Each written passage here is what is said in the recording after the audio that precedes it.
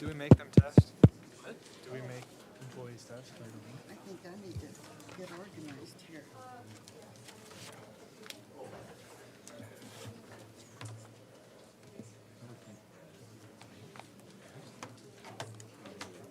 I just wasn't sure if we had a policy. We're ready. Ask Roz. Roz would know. Welcome, everybody. Happy New Year. I'm happy that you're here. Roll call? Mayor Brunner, Yes? Vice Mayor Rich, Here. Commissioner Clark, Here. Commissioner Collins, Here. and Commissioner McDonald. Here. And we have the invocation by Pastor Darrell Orman. And right after that, the Pledge of Allegiance. Would you all rise? Thank you.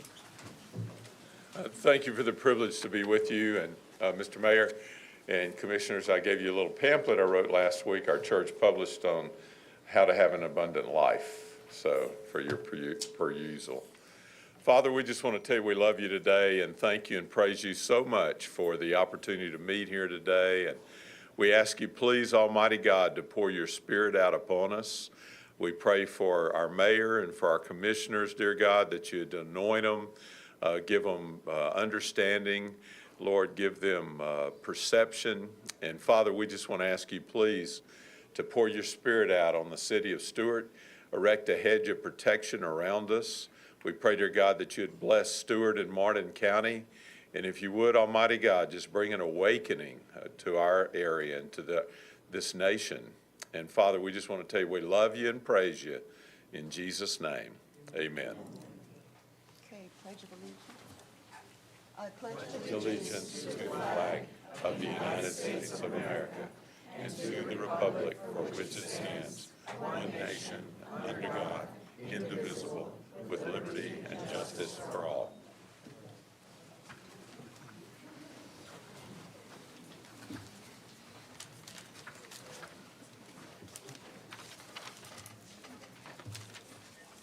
The arts moment lady is. Okay, perfect. Just in time. Where's my color?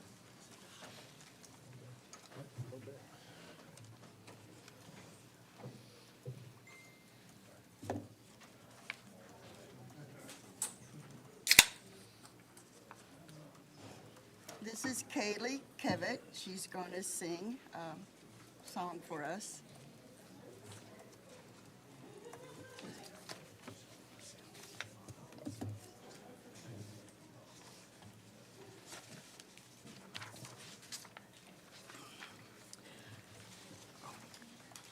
I don't know if you can hear me or if you're even there.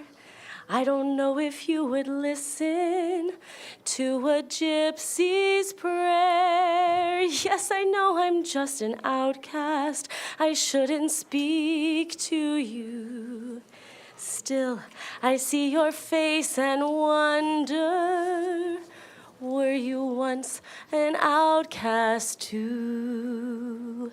God help the outcasts, hungry from birth. Show them the mercy they don't find on earth. God help my people, we look to you still.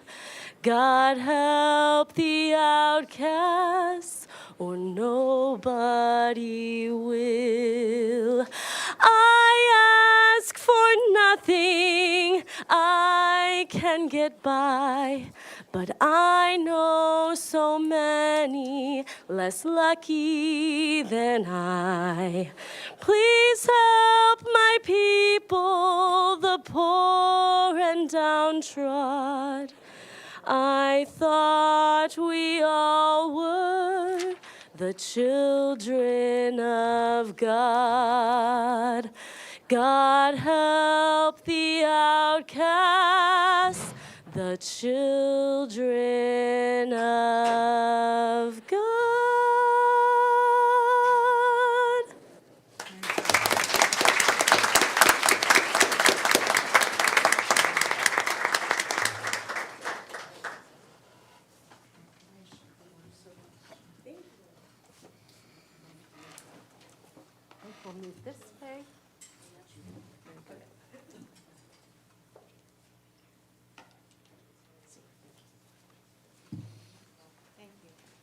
you.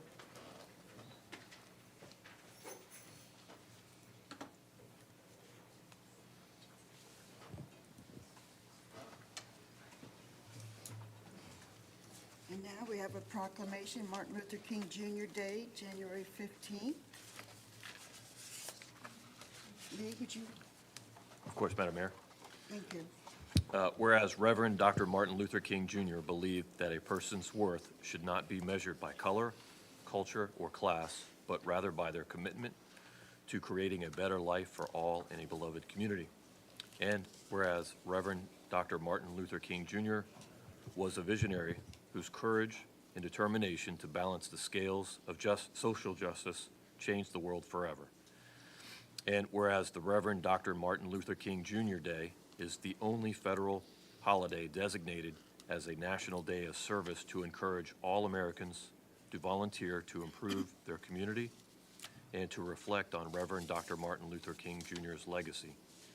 And whereas for the 16th year, the City of Stuart has joined the Afro-American Citizens of East Stuart, Inc., and other civic groups throughout Martin County to host a day of community, unity, and partnership honoring the legacy of Reverend Dr. Martin Luther King Jr. in Stuart, Martin County. Now therefore, I, Rebecca S. Bruner, Mayor of the City of Stuart, do hereby proclaim January 15th, 2024 as Reverend Martin Luther King Jr. Day celebration.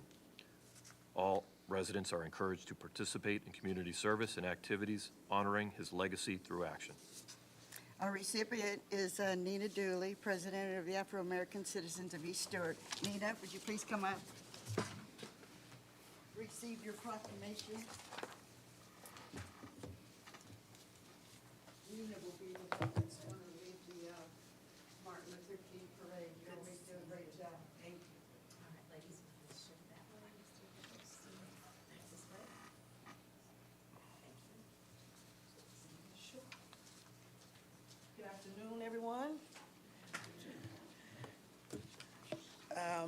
My name is Nina Dooley. I am the president of the Afro-American Citizens of East Stuart organization. Thank you to the City of Stuart for your partnership for the last 4 years and having this historic event here in the beautiful City of Stuart. We have a wonderful program planned this year at the 10th Street Recreation Center. We have the parade that starts at 11 o'clock. The lineup is at Stuart Middle School with the celebration kickoff at noon at Guy Davis Park.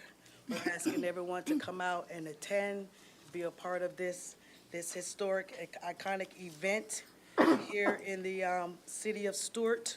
And like I said, I want to thank the commissioners for your support in this beautiful celebration. You got it. Thank you. Thank you.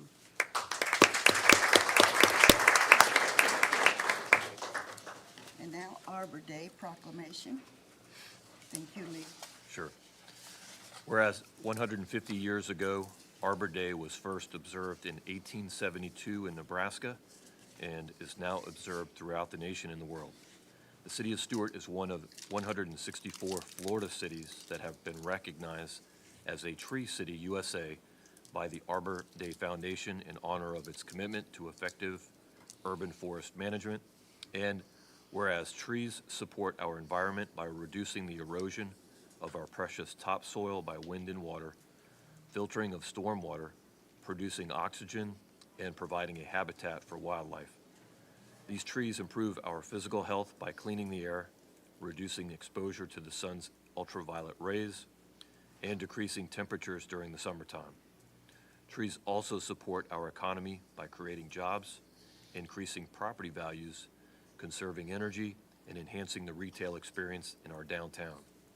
And whereas the Garden Club of Stuart provided 250 pine seedlings to local students in support of Arbor Day and has tirelessly encouraged the planting of trees and encouraged the care and protection of trees so that we can pass on an enduring heritage of a vital natural resource to succeeding generations. Now, therefore, I, Rebecca S. Bruner, as Mayor of the City of Stuart, Florida, do hereby proclaim January 19th, 2024 as Stuart Arbor Day. Thank you. Our recipient is Rosita Aristoff, President of the Garden Club of Stuart. Please come forward, receive your proclamation.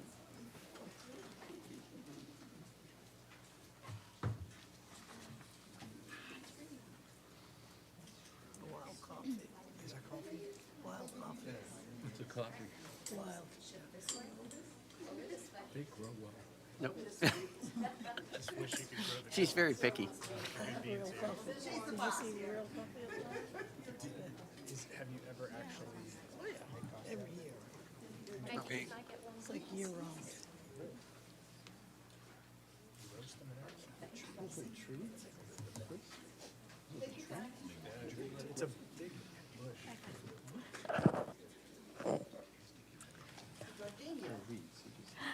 Good afternoon. For more than 85 years, the Garden Club of Stuart has been actively involved with the planting, upkeep, and preservation of trees. Our early trees-related projects included planting trees at the old entrances, Stuart, in the medium of US 1, in Memorial Park, and along Ocean Boulevard, to name a few. Our related activities continue today at the Audubon property on Hibiscus Street, at House of Refuge, and at Hospice on Indian Street. This year, we are also providing 250 Florida/pine seedling to members of the Boys and Girls Club to plant throughout the county. Throughout the Penny Pines program, we are also providing funding directed to the reforestation of Osceola National Forest in Northeast Florida. Throughout the state and across the nation, our affiliated garden clubs of the Florida Federation of Garden Clubs and the National Garden Clubs promote Arbor Day by informing the public of the necessity and value of conserving this elemental natural resource. On behalf of the Garden Club of Stuart, I thank the City Commission for recognizing us with this proclamation. And since the mayor is taking home a plant, since we are promoting Arbor Day, she's taking home Psychotria nervosa, commonly known as wild coffee. Wild coffee is a native fast-growing evergreen shrub or a small tree up to 10 feet tall. The red fruit looks like coffee beans, but do not contain caffeine. Although in the same family, they are a different species than the true coffee plants. Birds are attracted to the fruits, while the flowers are one of the nectar sources for the rare Atala butterfly. This easy-to-grow plant does best in shade and provides a nice tropical touch to our gardens. Thank you very Take much. care of it. Yes. Thank you. 70, got caught off guard there for a minute. The proclamation of the Halipati chapter of Daughters of the American Revolution. Whereas the National Society Daughters of the American Revolution was founded in 1890 in Washington, D.C. as a nonprofit, non-political volunteer women's service organization dedicated to promoting patriotism, preserving American history, and securing America's future through better education for our children. And whereas Thursday, January 20th, 1949, at the Sunrise Inn in Stuart, Florida, the Hal Patioki chapter of the National Society Daughters of the American Revolution was organized. The history of the name of the chapter was given by the regent, and the state regent welcomed the chapter into the national and state societies as the baby chapter of Florida. Presented two flags. One was the flag of the United States of America, and the other the flag of the National Society of the Daughters of the American Revolution. And whereas on Saturday, January 20th, 2024, Hal Patioki chapter of the National Society Daughters of the American Revolution celebrates its 75 years by dedicating a granite bench at the gravesite of organizing Regent Azelle Gober Lyons, and the 295 members further celebrate the anniversary and missions of historic preservation education, and patriotism to the national society, the state society, and this community. Now therefore, I, Rebecca S. Bruner, Mayor of the City of Stuart, do hereby congratulate the Hal Patioki Chapter National Society Daughters of the Revolution in celebrating its 75th anniversary and proclaim that January 20th, 2024 as the 75th anniversary of the Hal Patioki Chapter of Daughters of the American Revolution. 75 years, that's a big deal. For the, our recipient is Portia Scott. She's not here to receive this, but we'll make sure she gets it. Thank you.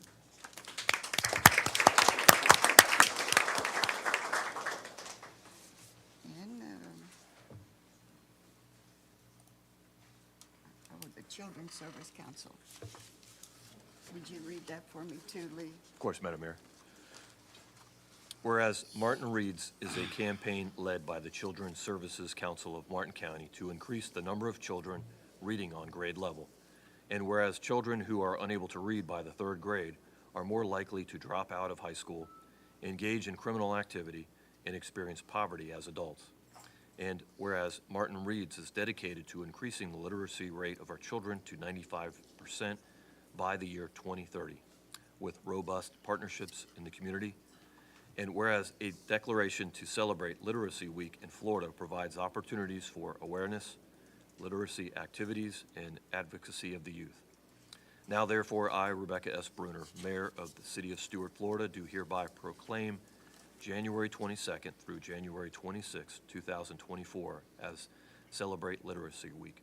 All residents are encouraged to join in the effort to increase literacy and support the youth of our community through advocacy. Thank you. And our recipient is Kiana Kelly. Would you come forward and accept this proclamation? Mayor, they would all like a picture together with all permission, if that's possible. Yes, please do. Damn, I'm not dressed for that. You want us all to come down? Yeah, please, if you don't mind.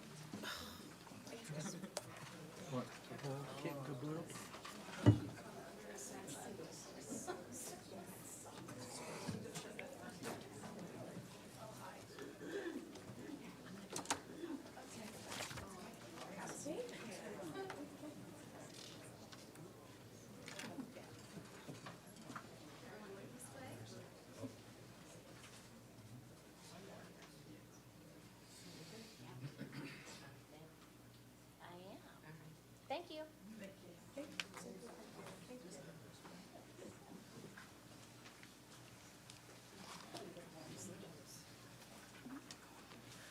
Good afternoon. On behalf of David Heaton, our Executive Director of the Children's Services Council, Laura Hayes, Director of Program Operations, and the CSC staff, I would like to thank you, Commission, for the Celebrate Literacy Proclamation. Although literacy is an essential life tool, only 40% of our learners at J.D. Parker are at or above grade level. Research indicates that children who are not able to read by the 3rd grade are more likely to drop out of school, end up in the judicial system, and experience poverty in adulthood.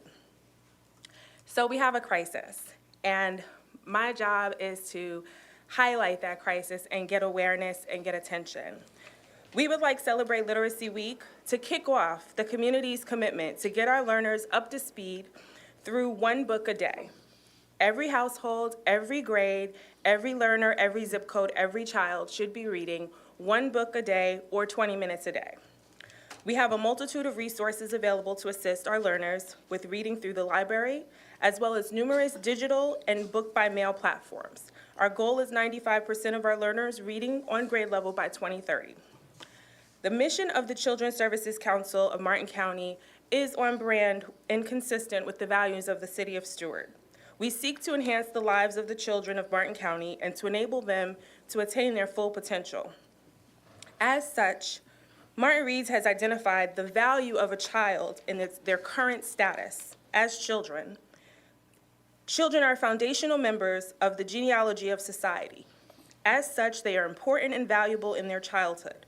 A child's ability to learn, their capacity for knowledge, and the ways in which that knowledge will be applied are indelible to the progression of humanity. In this regard, a child's value as a child is priceless, and CSC is committed to investing in our future today.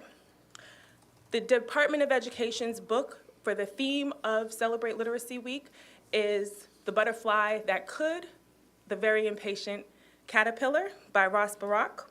And we are encouraging households everywhere to embrace the theme of butterflies, transformation, and birth. As we enter Celebrate Literacy Week, I invite the community to model this example of literacy through leadership. Put the screens down and seek opportunities to connect and expand through literature with your learners. Literacy skills begin in the home, and we have the resources available to help our families of all levels so no one has to be intimidated by learning. We want our children and our community to be one of excellence and progression. One book a day, every day, paves the way for lifelong success. Thank you. Thank you, Ms. Kelly.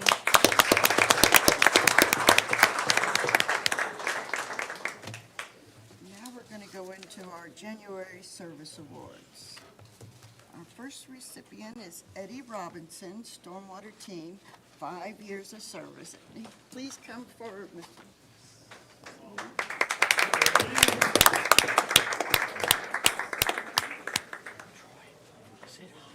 What's that? Is it? Yeah.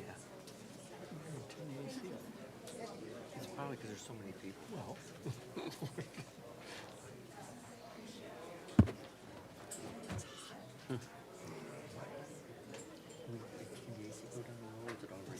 Turn it down.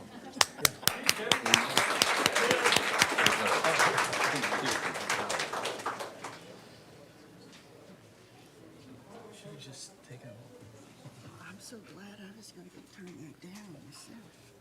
That's my job, Vice Mayor. Our next recipient is Joy Warren, 5 years of service. Joy, is she here? Oh, there she is.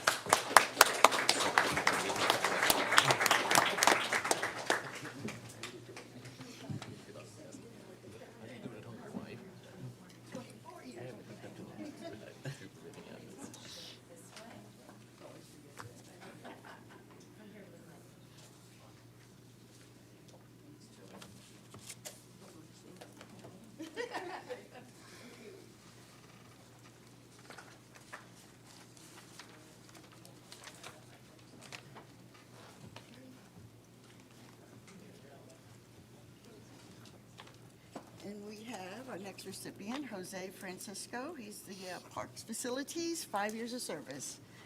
Please come forward.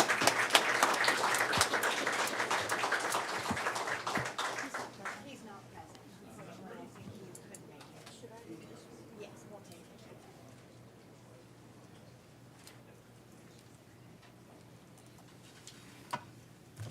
Well, that was it. That was all of them. All right. Do any of our commissioners have any comments? Yes. Go ahead, Mr. Collins. Commissioner Collins. Happy New Year. The city of Stuart is a very special place, one of the most charming and beautiful small towns in America. We are all blessed by God to live in a place surrounded by the St. Lucie River on 3 sides. And it wasn't that long ago in the 1880s that settlers started arriving here with the hope of a better life for their families. German immigrants, former slaves from the South, Jamaicans, Bahamians, all worked together and endured together disease, mosquitoes, farming pineapples, and the kind of labor that most of us in this room will never know in order to forge Stuart on the St. Lucie out of the wilderness. Over the last 140 years, which was not that long ago, Stuart has grown at a pace that allows that heritage to still be apparent. Not just in their last names being on roads or buildings, but in the living men and women who still live and work in the paradise that their great-grandparents labored to leave them. But there exists, and will continue to exist, a threat to that heritage. There are those men who, under the guise of progress, even summoning icons like Henry Flagler or Teddy Roosevelt, overlook Stuart's most valuable assets and cheapen her to a mere business opportunity. Instead of appreciating our home as a safe place to raise a family, a small downtown where you can park and go to dinner, a mostly single-story Colorado Avenue. These men see Excel spreadsheets and profit margins measured in units per acre. They are not ultimately concerned with deficient parking, flooding, traffic, car accidents, crime, or any other negative consequence associated with their investment, and they shouldn't be. It's not their job. It's ours. These men pay handsomely per hour to have land use attorneys, consultants, architects, and planners all present at these meetings advocating for them, representing their clients' interests. But in this representative republic, we have been elected by the residents of the city of Stuart to be present at these meetings, to advocate for them, to represent their interests in their absence. Men and women who cannot be here because they work hard to pay their mortgage, raise their children, and pay their taxes. We have been elected to be lawyers and judges on their behalf. But ultimately, it will be up to us who we represent. We've had a rich history of men and women who have protected our small town charm, who avoided the path of least resistance, who were pioneers just like their grandparents. Leaders who were unafraid to vote no on what did not belong. To the land prospectors and developers taking a shot, I don't blame you. Make money, this is America. But hopefully, as a board, this year, we will have the wisdom in deciding what does or does not belong. And if we guard her rural charm, Stuart has a unique opportunity over the next 50 years to become even more sought after and desirable as her neighbors mindlessly sprawl with concrete. The real estate around Central Park is some of the most valuable real estate in the world because of the park. We can continue in the heritage of past city and county leaders by holding the line, maintaining our height and density as we redevelop, investing into our parks and land, and only vote yes when it demonstratively adds to what makes us special and not just our tax base. What I am describing does not happen all at once, but one agenda item at a time, one parcel at a time, and one vote at a time. My hope is for this year that this body will join together around this kind of a vision for Stuart and, where appropriate, exercise the power of no. For Stuart, her pioneers, her current residents, and ultimately for our children's children. Thank you. Any other commissioners? Commissioner Good McDonald? afternoon, everyone. Happy New Year to everyone, and it's just been a pleasure coming into 2024 in our city of Stuart with our, what we consider our small town, although it's our urban area in Martin County. And I just want to say that it is so important that we continue to what we call embrace the past, embrace the future, and preserve the past.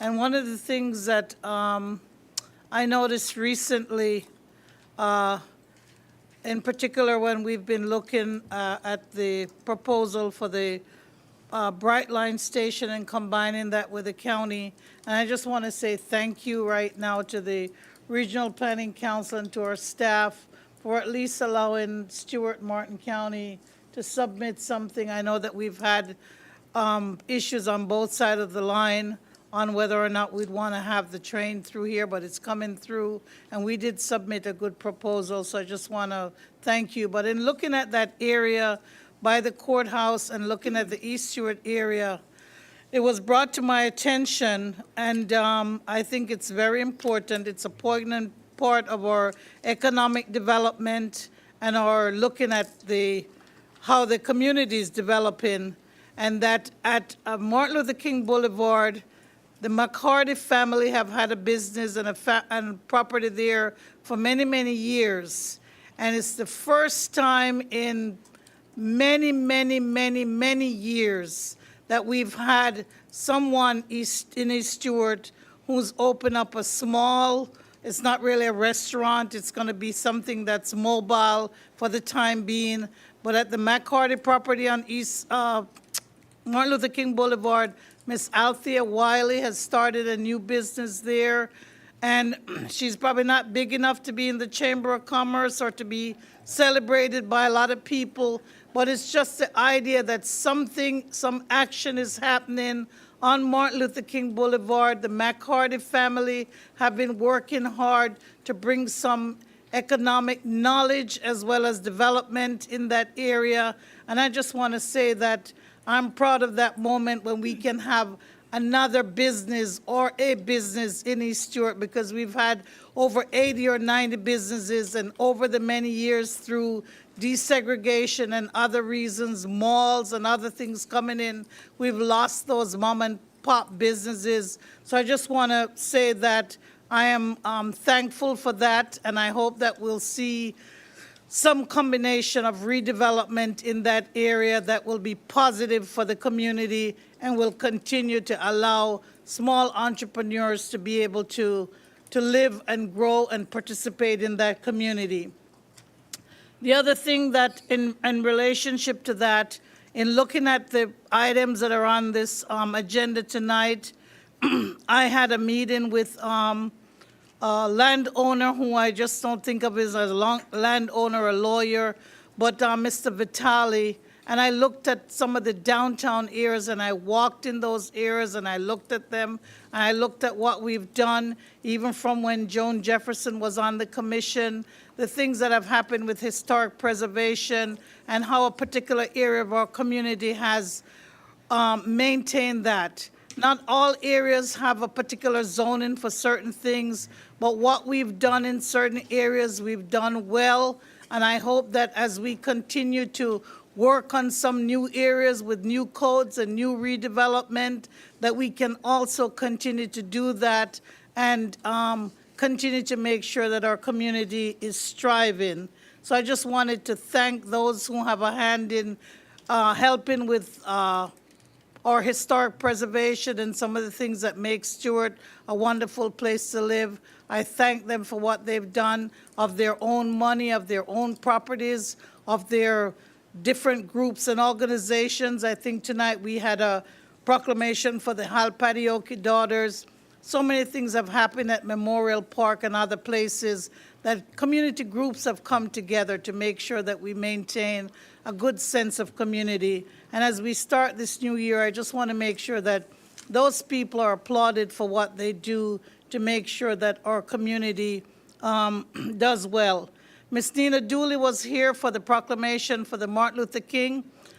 That weekend is coming up, and on the 11th, they're going to be in Jensen Beach. On the 12th, they're going to be in Port Salerno. But on the 15th and the 14th and 15th, activities will be here. And of course, on the 15th will be the Martin Luther King Day and Parade in Stewart. Please help our community, help our nation to deal with issues that we still have continuing with regard to racial segregation and the problems that occur in our community. Please participate if you can. Get to meet somebody, get to see another side of our community, and let us celebrate each other and celebrate our community. Thank you. Commissioner McDonald? Yes, thank you. Thank you, Madam Mayor. First, Happy New Year and welcome, everyone. Thank you for being here today. A couple things. One is this week it kicks off the boat show, the annual boat show, which is a big event here in Stewart and big for not only for bringing tourists into town, but also for our business community and for our boat manufacturing, the marine industries located in Stewart. But it just want to remind everybody the old bridge will be closed starting, I think, tomorrow throughout the boat show until they break it down on Monday. So there will be some traffic tie-ups, and I've already warned my wife about that, so she can't blame me. But the next thing is tomorrow kicks off the legislative session up in Tallahassee. which means that the legislators are all going to be up there looking to create new laws. Many of them, hopefully they'll have some new good law that will help our insurance rates. But they'll also be looking at creating laws that take away our ability to govern locally. And it's very important. I'm going to go up next week and try to convince members of the legislature not to preempt home rule, but I'm not too confident that that will happen. But there are a couple things that have been coming up lately, and one is involving a code enforcement dispute involving a property that's being used as an Airbnb, and the state has taken a lot of that regulation ability to deal with that away from us. And that's just one example that we have of the preemption of home rule. So hopefully the legislative session will go easy on us this year, but we'll have to see. We'll have to just make sure that we let the legislature know how we feel. Other than that, that's all I have today. Thank you for being here. Commissioner Rich. Thank you, Madam Mayor. Congratulations again, and Happy New Year to all of you. I will just echo now Commissioner McDonald's remarks. I will be heading up to Tallahassee tomorrow with the Treasure Coast Region, Florida League of Cities, and we will spend Wednesday and Thursday speaking to our legislators on the exact issues you mentioned. I'll give you a little good news. One of the most important issues for the Florida League of Cities is the updating of the 20-year-old stormwater rule. This may be a bit arcane to many of you, but this is essential to how we manage these now all too often 100-year precipitation events. I was just up in Fellsmere, and they had 14 inches in 12 hours. The prior week, they had water running down the streets that no one can ever remember seeing. So I know all the cities view this as essential. They're using 20-year-old data. So if you can imagine how inaccurate that is in dealing with these events we're experiencing, you'll understand. The other issue that was the most pressing concern, and is Jody here, is they want to force us to give permit approval in 3 days. And there's no municipality that can accommodate that. It's not a huge problem for Stuart. We don't get too many big developments anymore, but you can imagine somewhere like Port St. Lucie, the developer will come in with 10,000 applications in a single day. And it's very hard to process these. It's funny because the legislature said, okay, we'll change it. It used to be 3 calendar days, and they said, okay, we'll do 3 business days. So, I'm glad I get to mention the next item, and that's because for 30 years I was actively involved in providing organized recreational activity for children. And I was always amazed that the impact that opportunity to participate in organized sport had on children, not just while you're working with them, but I'm old enough now that the 30-year-olds come up to me and thank me for the opportunity I gave them when they were 10. And so the reason I mention that is sometimes, very often we get to do terrific stuff working with our city resources and working with groups. We can accomplish a great deal. And about 10 months ago, Scott, it wasn't that long ago, right? About 10 months ago, we were approached by a group that works in 10th Street, teaching children how to play baseball. And the appeal to the commission was that this group works primarily with the children who live right around there. And that's not the case always with all the recreational resources the city has, but that had a great deal of appeal to us. The commission voted unanimously to give them $50,000. They raised just over $25,000 on their own, and they're going to redo the ball field, the backstops, and, well, actually, Mr. Proctor will be up here, and he can speak specifically to what they're going to be able to accomplish with that. So I just wanted to thank the commission for making that vote last year, and I look forward to Mr. Proctor's acceptance soon. Okay, thank you, Madam Mayor. Well, I would like to speak about our annex building with the commissioners. I wrote this down to see if I can get it right. Speak up, Becky. Let me bring it forward. I want to say a few words about our annex building here on the corner.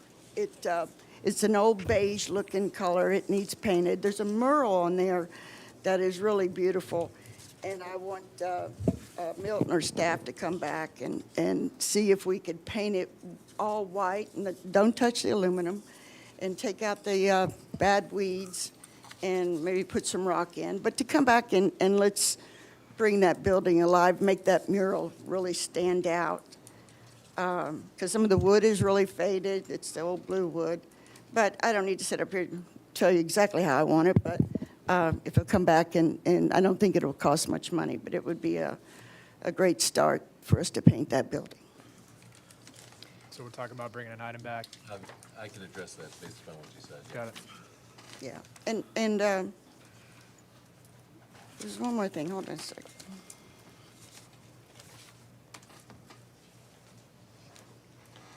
All right, that's it.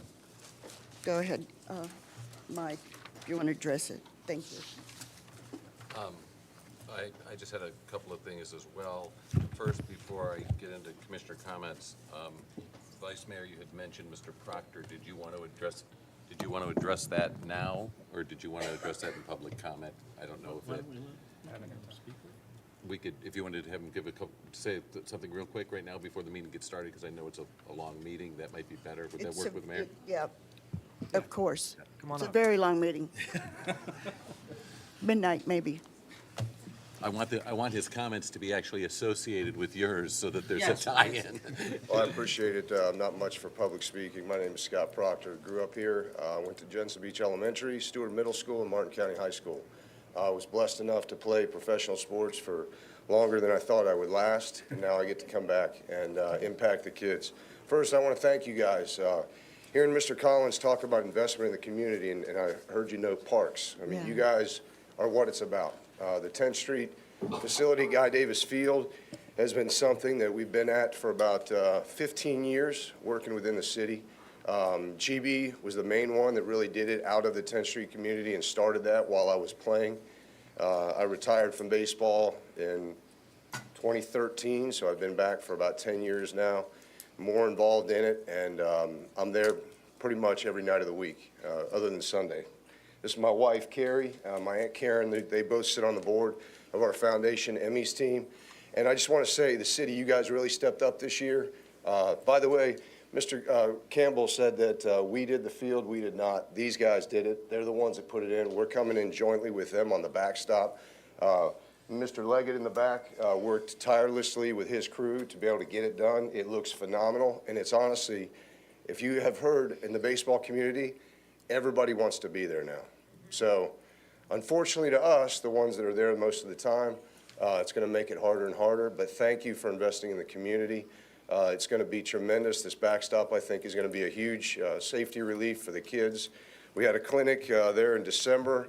We had 75 kids, not all of them from the community, but we're now running 2 teams for T-ball, a coach pitch team, a minors, and a majors team, all with jointly Martin County North Little League, all from kids in that community. And it's amazing to be able to work with them. The thing that I will say, as was noted here, the quote that I always hear is a coach will impact more kids in 1 year than most people, or coach will impact more kids in 1 year than most people will in a lifetime. And it is true. I got to play in 3 of the most storied organizations at the major league level, and the impact I get to have with the kids, it totally outweighs that. So thank you all very much.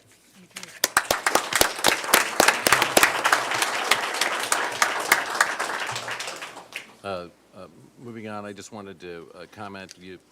someone had mentioned the Brightline submittal.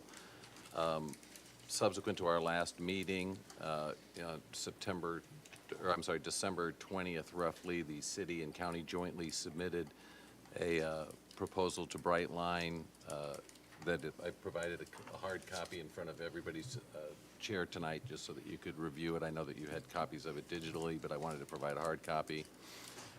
Along those lines, in late December, Congressman Mast also announced that Stuart's grant application was selected for the $131 million mega grant from the Federal Department of Transportation to assist in the reconstruction of the old railroad bridge. At such time as we get a formal letter from the Federal Department of Transportation awarding the grant, I will then put it on the agenda for the commission to actually ratify and approve at a more formal level. It's not on tonight's agenda because we haven't received the actual letter yet. Right. But it's my understanding from from Congressman Mast that it's a formality and that in fact it was awarded, and it's just a matter of the paperwork following up. I was contacted late last week by a gentleman that has a house for sale, and he was, before listing it to the public, wanted me to see if the city commission had any interest in purchasing the home. It happens to be on Baker Road, right in front of Felix Williams. It's literally about a 0.15 acre parcel, really in the heart of Haney. I don't think the city has much use for the house, but it does. It is centrally located in the Haney Creek watershed. If in fact there was a state agency that could use it as an office or something like that, it might work to that effect. I just wanted to get consensus from the commission that if you're interested, I will continue to discuss it with him and Did they give us a discuss the, price? not at this point, I don't have. As a long price as yet. we don't make it a car wash. Well, it would be likely that it would be annexed into the city and then placed in conservation, but that would be your discretion. Yeah. We'd also have to pay for it, obviously, it's not a gift. So I'll find out about that. Along the lines of Commissioner Clark's comments and Martin Luther King Boulevard, it's my understanding that this week the CRA will be closing on the property related to the CDBG grant that you as a commission acquired, which will be the first step in a significant project that's going to result in a 12,000 square foot building being built that will be in partnership with Project Lift and will provide training for 18 to 25-year-olds in several different trades and generate, first of all, a significant improvement to the property that's currently there, and then also hopefully create a lot of local jobs and train the folks for them. Also, between our last meeting and now, I was approached by a longtime member of our community that those of us that work at the city regularly see him. His name is Alan Marcus, and he had been on a cruise with his wife, and they had gone to Aruba, and I don't know if you had been to Aruba or anywhere like that, or like Cancun, and you go there and there's the signs that are made out of three-dimensional letters, and Alan has approached me and wanted me to see if the commission had interest in him donating a sign that said the word Stuart in three-dimensional letters that we would put in Flagler Park that would be kind of a photo opportunity, would highlight the community. I can tell you, after speaking with him about it, I started having Michelle do a little research to try and figure out kind of what it would look like, and I came across the Toronto three-dimensional sign, and there was an article that the Toronto sign, they figured that it would be a tourist site and that people would take pictures in front of it. In the first year that it was in place, it was posted in 120 million different social media posts. Wow. Which I think that's probably more than Stuart, but still thought it was an interesting number, but I also thought it was very generous on behalf of the Marcuses to pursue this and potentially donate this sign to the city. So if I don't hear an objection from the commission, I'll work with him toward that. Obviously, we would probably put some kind of design, location together, and then bring it back to the commission for ratification to make sure that it works out. But it sounds very interesting, and I suspect that it would be a tourist attraction, and people would take lots of pictures in front of it. In fact, I don't know if you noticed, but this year there was a Christmas decoration of a stocking right out in front of City Hall, and it wasn't bad, but it was just a stocking. It was wire during the day, and when it was lit up at night was the lights. But so many people took their picture in front of the stocking that the grass is dead over there by City. I could not believe the number of people that had their picture taken in front of that stocking. So maybe that'll be part of this. Lastly, I just wanted to mention also, in speaking as it relates to the tram, I am going to be adding a tram sign over by, I guess it's Johnson and Kindred Street. I haven't identified specifically where, but Vice Mayor was speaking to me, and others have contacted me. There's some new businesses in that plaza going in that area, and there's been some inquiries about how or when or where the tram would go to that area. And I know the tram historically had gone to the post office anyway, so it's right there as part of that plaza. And as a result, again, I'm just going to pursue it and start talking to the tram operators in Paula and make sure that it will work out, but I don't see any reason that it wouldn't. And as a result, the tram sign would be there so that people in that business could call and get a ride downtown, and vice versa. People from downtown could get a ride over there. And with that, let me just make sure. I think that's all I have for tonight. Do I get approval of agenda? Move to approve the agenda. Second. Approved. Yeah, all in favor? Aye. Thank you. Now I've got several comments from the public. Now, this is non-agenda. Ones who want to speak about Agenda 12. Mayor, with regard to item 14 being continued to a future date, is that something we should do now in case there are people who have come to speak to that item? Or can we do that when we get there? Oh, that's a good idea. Who made the motion? Yeah, to bring it up next meeting. We're continuing that, correct, Mike? By request. Item 13 is a motion, 14. 14 requires a motion to continue to a date certain. I think you need to adopt the agenda, and you can move 14 to the beginning if that's your inclination. Okay. Yeah, let's do that. I'll make a motion that we move 14 to right now so that we can just dispose of it. All right, we've got a Second. motion. Second. All right, everyone, all in favor? Aye. Aye.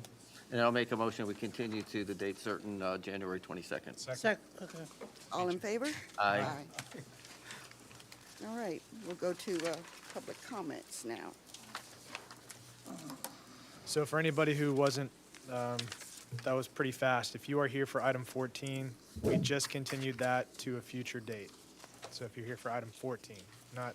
That's the pre-cited, restaurant. but the restaurant. Apparently not. All right, we will move forward. Our first one is Inez Ravenswaki. I never say that right. Inez, I apologize. I'm known as Inez anyways. Thank you very much for allowing public comment today. I am here today as a longtime resident and a longtime volunteer for the city of Stuart, not here at an official capacity. I volunteered for Stuart Main Street for many years, and currently I am a new board member. I am here representing Candace Callahan. She is the executive director of the organization you know, and she is out of town at the moment in Tallahassee. So I have been anointed her emissary for the evening. Just to let you all know and give you an update on the workshop that she is having in Tallahassee in the moment. It is one of many workshops that Main Street America and Florida Main Street hosts. They do them quarterly. And it's very important for all of us to be aware of the workshops because they really help us in the program be the best possible program that they can be. And in doing so, she spends a fair deal of time doing these workshops, and that work sort of pays dividends in how we see and view our community. And one of the great things about these workshops over the years, they've resulted in us being a accredited National Main Street organization. And that's something as a volunteer I'm incredibly proud of, because it means the work that we're doing as volunteers and that you're doing as City Commission and the people in this room behind me who are rallying together, Annie McMillan comes to mind, who put the work for Stuart Main Street in. It really does pay, and we should all be very proud of that.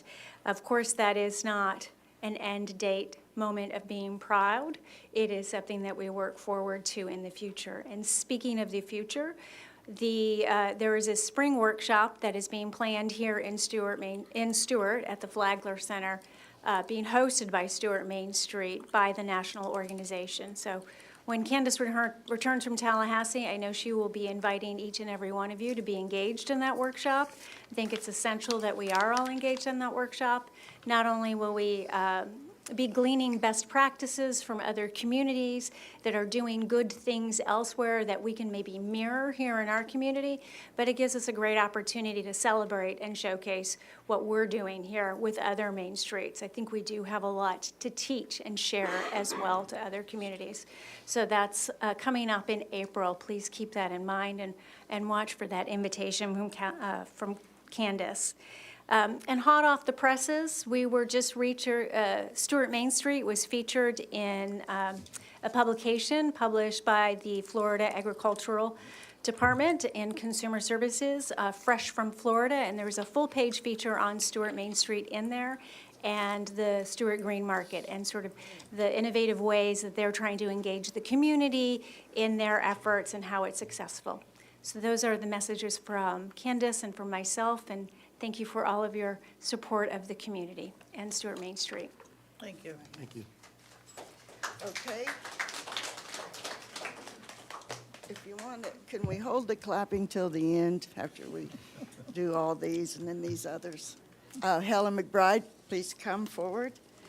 I forgot to mention 3 minutes. Or time everyone 3 minutes. I know. Helen McBride, Flamingo Avenue. I couldn't come to the last meeting because I had the flu, but this lovely young lady did speak, and I'm here to back her up what she had said. We are very concerned about what's going to happen to this property. Now, I come to all the meetings, and I've gone to, I think, at least 3 or 4 city managers, and they always said how this building is falling down around us, and it would be so expensive to rebuild it. So I guess a lot of us are under the impression this building was going to be eventually torn down. But lately, I do hear the comment, well, what are we going to do? What are we going to do with this building?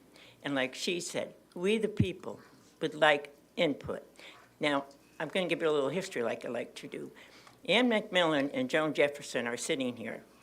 But they started, when I came to this town, it was a ghost town. You couldn't walk downtown. It was so dangerous. But because of the foresight of these 2 lovely young ladies, they made, with their own money and their own time and energy, made the historical downtown. And I definitely would hope that someone would ask them to be on a committee because, as I said, I went to those meetings that they had. I kind of thought, they're biting off too much. But look what we have today. We don't want to lose historical downtown. And the way things are going, it looks like we're going to be losing it. We're losing different areas. The people are not happy. So all I want to say is, I know the business people want their input, Stuart Main Street, but we, the people that have lived here a good many years, I'm not going to say how many because it makes me old, but we want our input on what's going to happen to downtown Stuart. Thank you. Thank you, Helen. Miss Virginia Sherlock.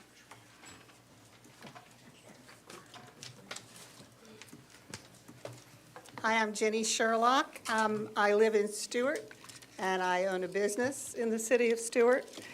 And I've given you some photographs. I don't know, people probably can't see them very well from back there, but I'm asking you to take another look at the property owned by the city of Stuart on Southeast Ocean Boulevard across from the park near the courthouse. It's an entire block. The property is vacant and it's derelict.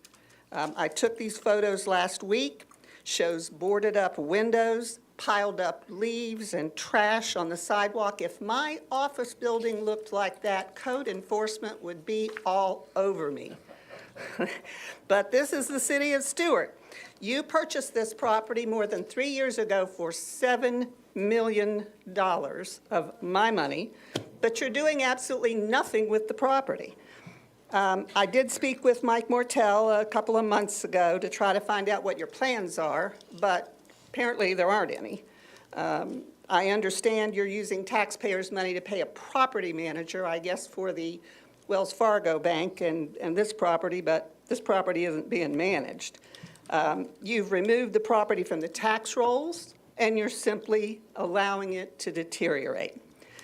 I understand that the purchase was part of the Wells Fargo Bank building purchase, but I don't understand why this entire block of buildings owned by the city of Stuart has been allowed to stand vacant and to become blighted due to lack of maintenance. As I drive to the courthouse, I sometimes see homeless people leaning against the side of the building to try to get shelter from the rain. I can't help but wonder why the city owns an entire block of empty buildings that you won't open up to provide even temporary shelter to some people in need. This is prime property in downtown Stuart. We're all talking about how much we love downtown Stuart. You're allowing it to sit vacant and unrepaired. There's plywood on the windows. This is what you can see, but it doesn't even cover up the holes in the glass. Please take a closer look at this property. Either use it, fix it, or sell it. You are the stewards of our tax dollars, and you're the stewards of our property. Taxpayers of the city of Stuart deserve better. Thank you. And on Creekside, I'm a no.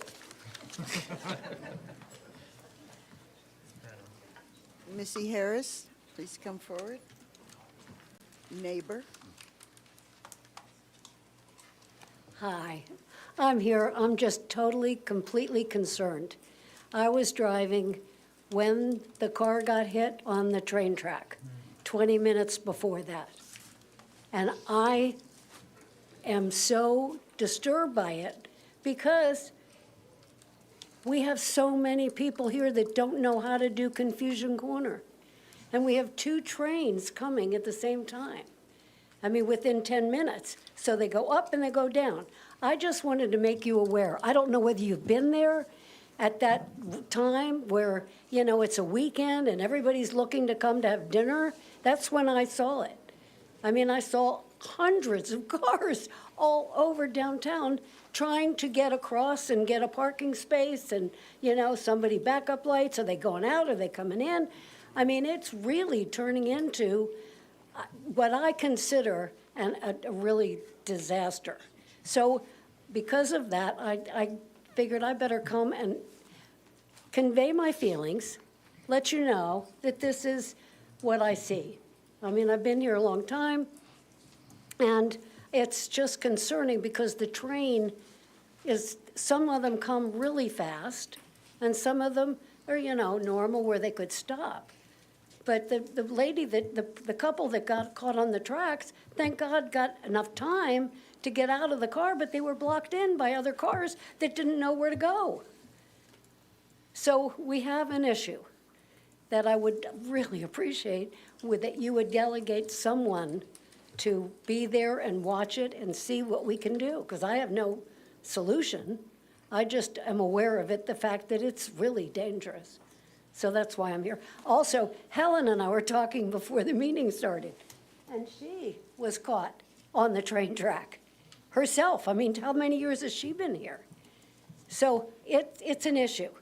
So I'm here just to make you aware of it and say that, you know, if we could just find somehow, somebody could oversee it for a while and just see what the solution would be. Thank you. Ms. Annie McMillan?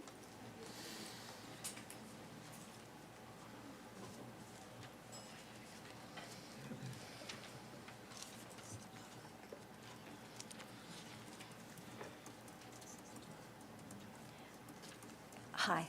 I apologize. Yes, ma'am. Annie McMillan, Stuart, Florida.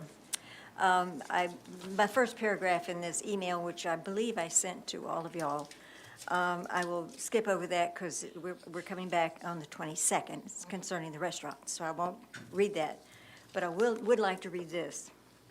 Sadly, we have all repeatedly heard that these recent unsatisfactory and disruptive proposals for additional development in the city of Stuart are unavoidable and in line with our codes and regulations for development. If that is truly the case, then the time is now, and was actually before now, to carefully scrutinize our codes, our regulations that allow this to continue with the dissatisfaction of the friends and family that live here. It is imperative that our elected leaders arrange for forums and town halls to explain what our current codes and regulations allow and receive input from the taxpayers, voters, and residents on what is acceptable and what is concerning. As we enter the winter season, and it's here, this is perfect time to begin these conversations. I am a longtime resident, community volunteer, and supporter of improving the city of Stuart for over 50 years. And I am willing, here we go, once again, willing to and able to assist in whatever you need me to do to help make this happen. Thank you. Thank you. Thank you, Ms. McMillan. Ms. Robin Cartwright?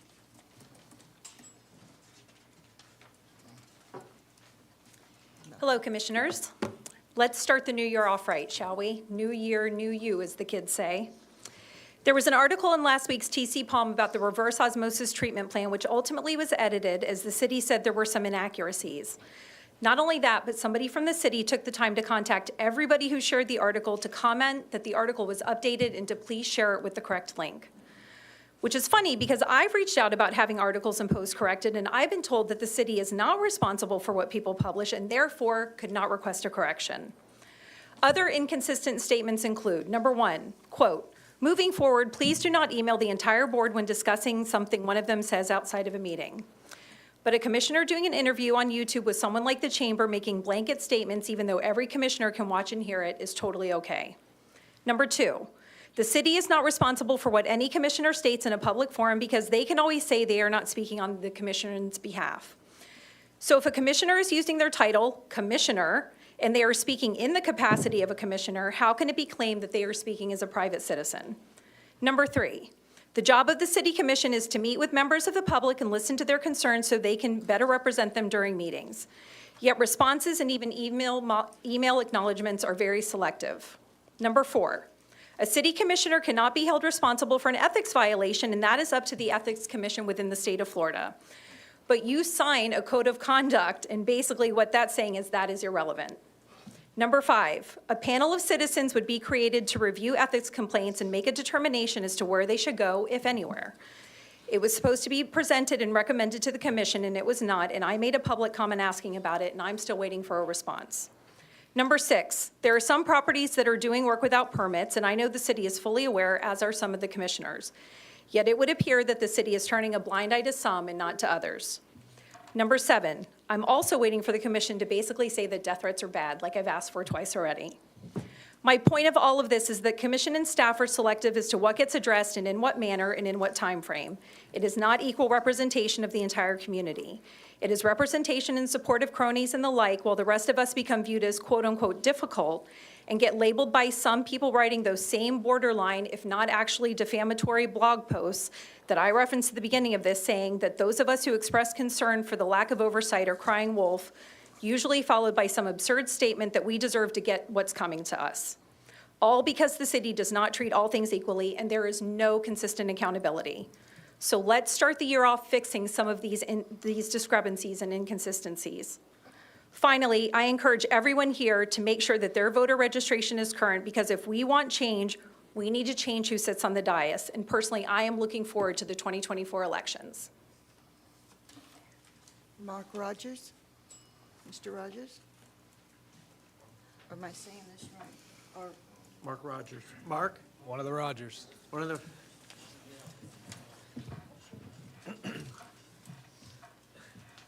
Afternoon, everybody. So, my name is Mark Rogers, owner of RDI Kitchens. I'm here today to speak behalf about the beauty of our downtown Stuart that everybody loves. So, I've been living here for 26 years of my life, and what interests me, my wife, and my children is downtown Stuart. We love coming here.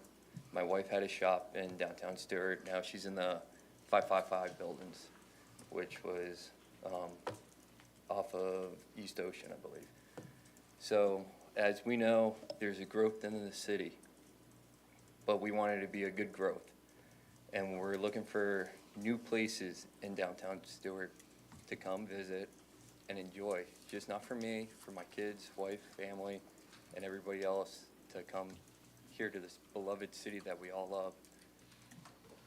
That's it. Thank you. Thank you. Lloyd Rogers?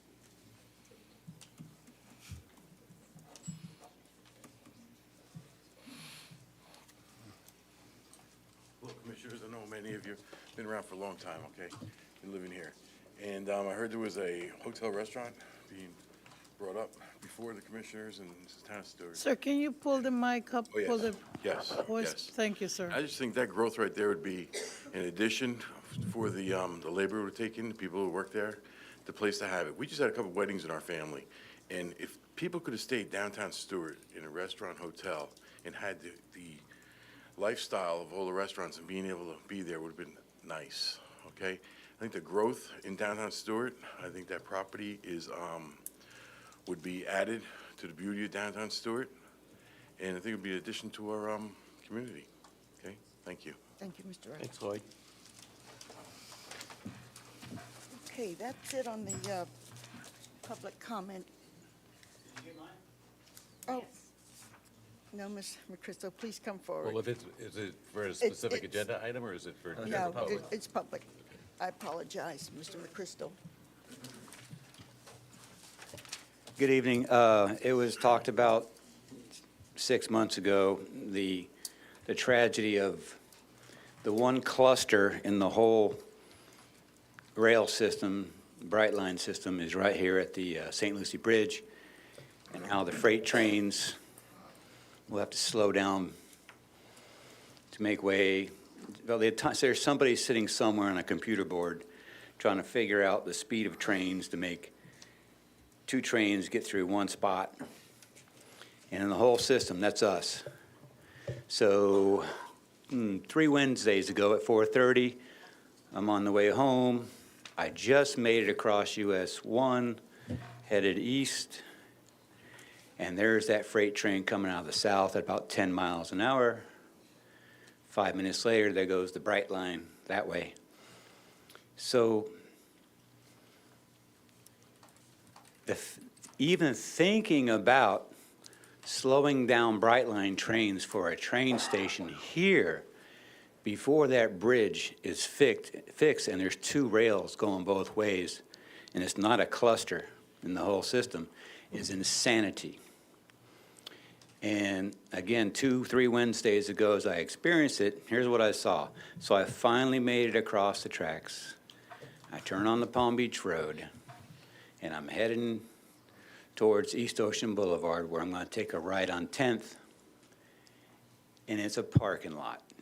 And I look as far as I can down to East Ocean Boulevard, it's still a parking lot, okay? So this is just the start of things to come. It seems like every decision made is something that is either, I don't know, people. I don't know how you think anymore. It seems like no decisions are made thinking about the residents that live here now. It seems like every decision you go after is something that's going to make our quality of life a little bit worse, okay? And I just don't know why. And I can get real dark about it, but I won't, all right? So I want you to think twice about inviting and trying to chase after a train station, okay, and making things absolutely way worse before that bridge, that new bridge is in. And it's going to be, we know it's going to be at least 8 years from the time they get started, okay? We're already in for 8 or 10 years of hell. Please don't make it worse. If you decide on the train station, you need to negotiate and say, we don't want it. We don't want it until that bridge is fixed, because it's ridiculous. What I saw 2 Wednesdays ago, we don't deserve that. Thank you.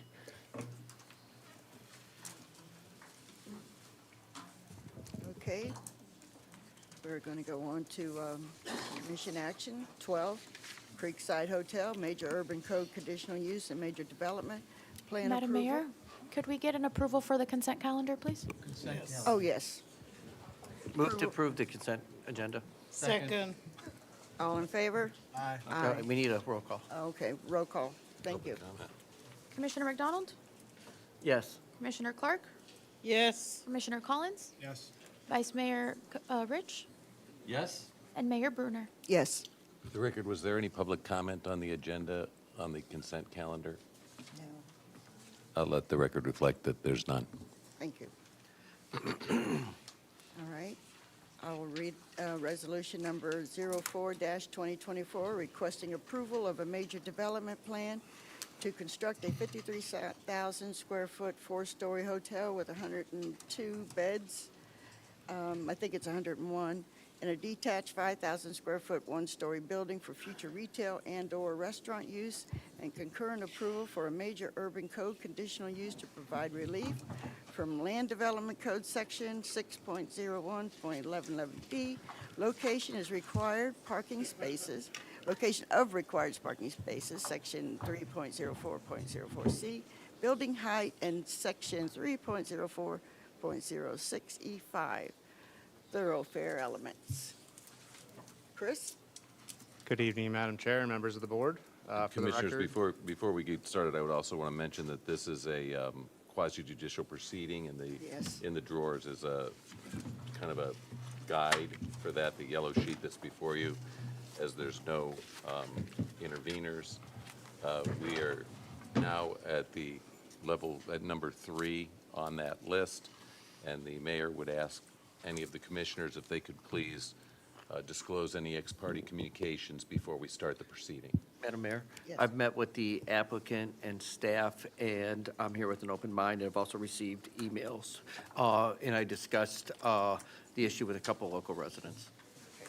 Madam Mayor, I've met with staff, the applicant, and residents in the community, and I'm here with an open mind on this matter of the Creekside Hotel.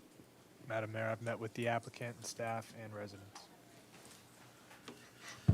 Madam Mayor, I also have met with the applicant and staff repeatedly and spoken with many local residents regarding this, this application, but I have an open mind. Okay. I have spoken with staff and members, citizens of this community, and the Mr. Roz, the owner of the Creek Hotel. Madam Mayor, I'm not sure if I'd mentioned that I did meet with residents, and I've also received emails. Okay. All right, Chris, proceed. are we Madam swearing Mayor, in? I need to place any potential witnesses under oath. If you follow number 5 on Oh, the sheet. yeah. I apologize.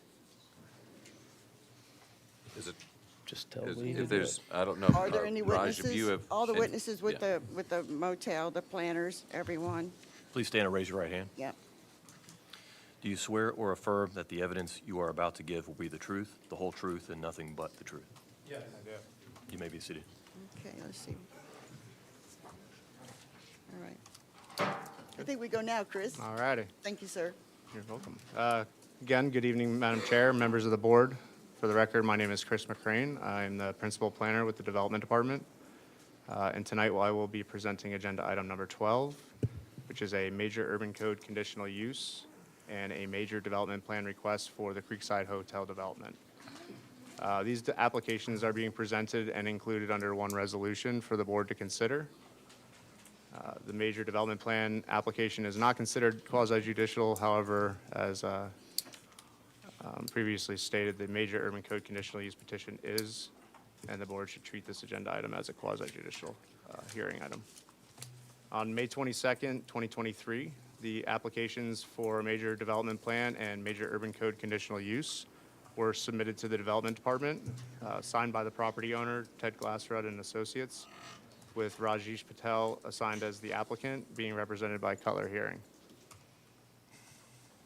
In accordance with public notice requirements, the applicant was required to mail notice to adjacent property owners located within 300 feet of the subject parcel, providing detail of the requested petitions and a date and time of tonight's meeting. Additionally, a sign was placed on the property along Southeast Colorado Avenue with the same information.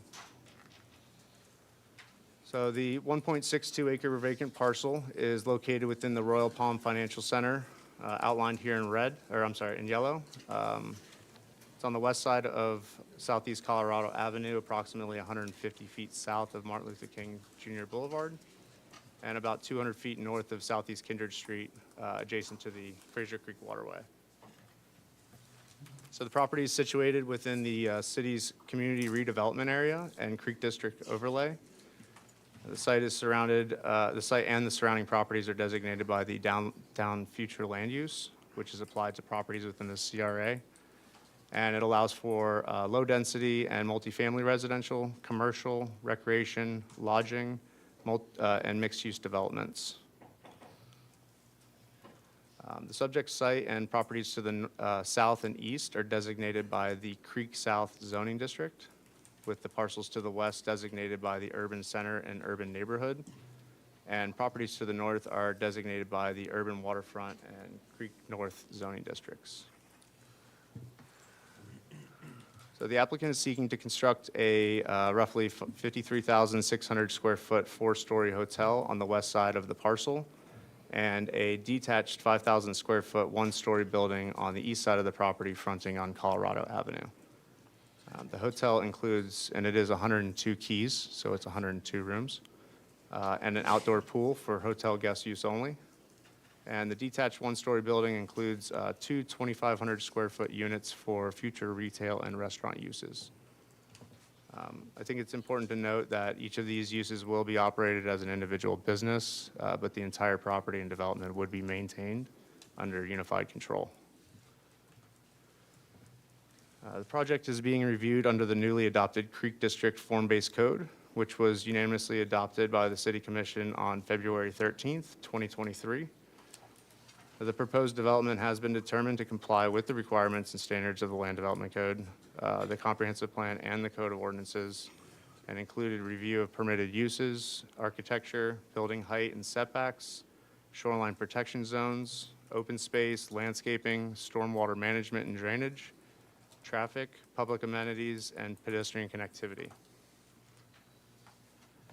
According to the Creek District Code, hotels and motels are identified as permitted uses within the Creek District zoning designations, with an allowable maximum height of 4 stories or 45 feet. The code also allows a developer to increase building height up to 15 extra feet for structures with pitched roofs, which would provide a maximum height of 60 feet. It should be noted that our code does not include parapets when calculating building height, and this is to allow for developers to conceal rooftop equipment. So the proposed 1-story building has a flat roof design, with a portion of it being peaked roof, with a maximum building height at the roof level of 16 feet, denoted in like a yellowish orange there, and a maximum parapet height of 20 feet. The peak of the pitched roof measures approximately 24 to 30 feet in height.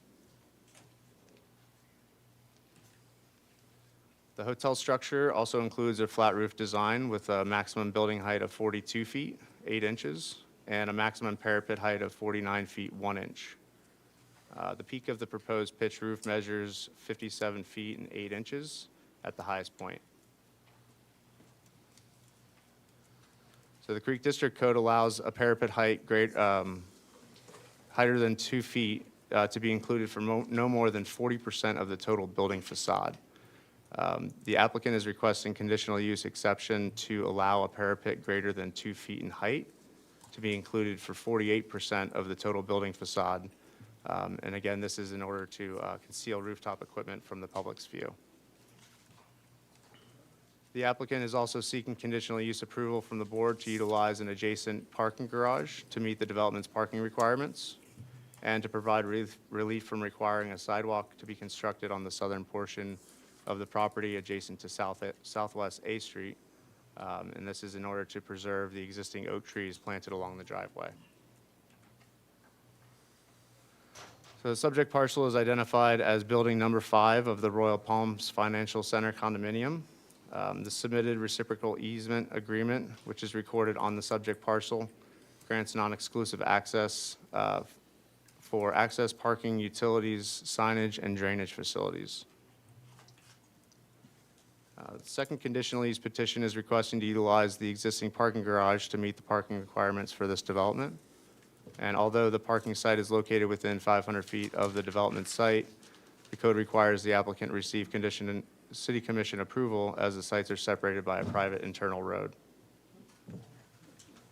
The applicant has also secured agreements with property owners to allow for the placement of 3 ADA parking spaces within the adjacent construction journal site and required electric vehicle charging infrastructure to be installed adjacent to the parking garage. And these agreements are available in the agenda packet. So parking calculation requirements, the Royal Palm Financial Center contains 4 existing 3-story professional office buildings, each with a self-serving underground parking garage. It also has a 1-story building known as the Construction Journal Site and a 3-story enclosed parking garage. After review, the entire Royal Palm Financial Center development contains approximately 660 existing parking spaces, with the existing and proposed uses requiring a minimum of 626 parking spaces. And this is per the parking requirements outlined in the Urban Code as well as the Creek District Code. So per these calculations, it would provide approximately 34 excess parking spaces upon approval of this proposed hotel development. The third conditional use petition is requesting relief from requiring a sidewalk to be constructed on the southern portion of the property adjacent to Southwest A Street in order to preserve these existing oak trees planted along the driveway. The strip of land in question is situated to the south of the property, adjacent to the Shops on Colorado Commercial Plaza. And there are currently 5 live oaks planted within this strip of land that the applicant would like to preserve.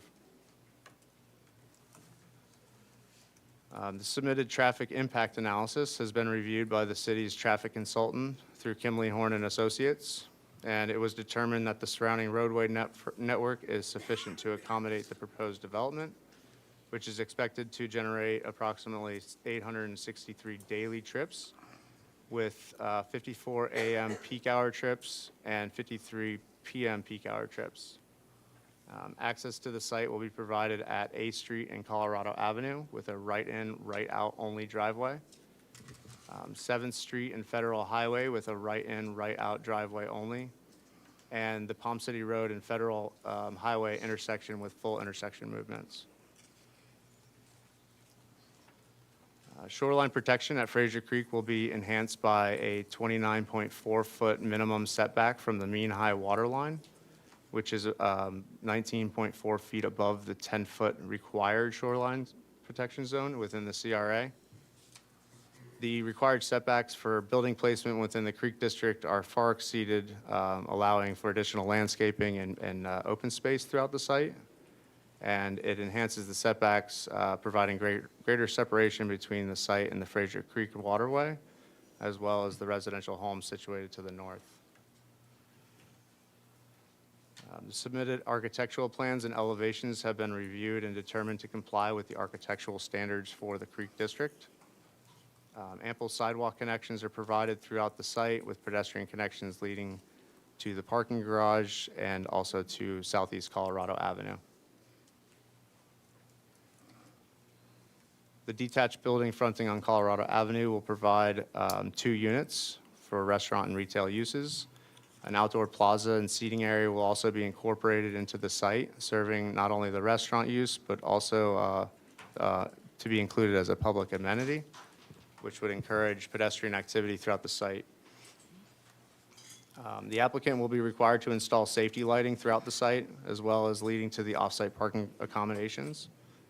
And as a condition of approval, the applicant will be required to provide sufficient pedestrian lighting throughout, as well as being required to update the parking garage lighting and signage and ensuring that the elevator is accessible 24 hours a day, 7 days a week. To meet the CRA's public art requirements, the applicant is proposing to install a mosaic sailfish within the sidewalk located at the southwest corner of the site. Additionally, the applicant has expressed an interest in creating a mural along the retaining wall adjacent to Southwest A Street in Colorado, as well as the installation of a History of Stuart mural to be included within the lobby of the hotel. At this time, all designs are conceptual, and they will be finalized under a minor urban code conditional use application, which would require separate approval by the Community Redevelopment Board upon approval of this development. The applicant held a community meeting on March 14th, 2023, at the City of Stuart Commission Chambers to discuss the proposed development packet.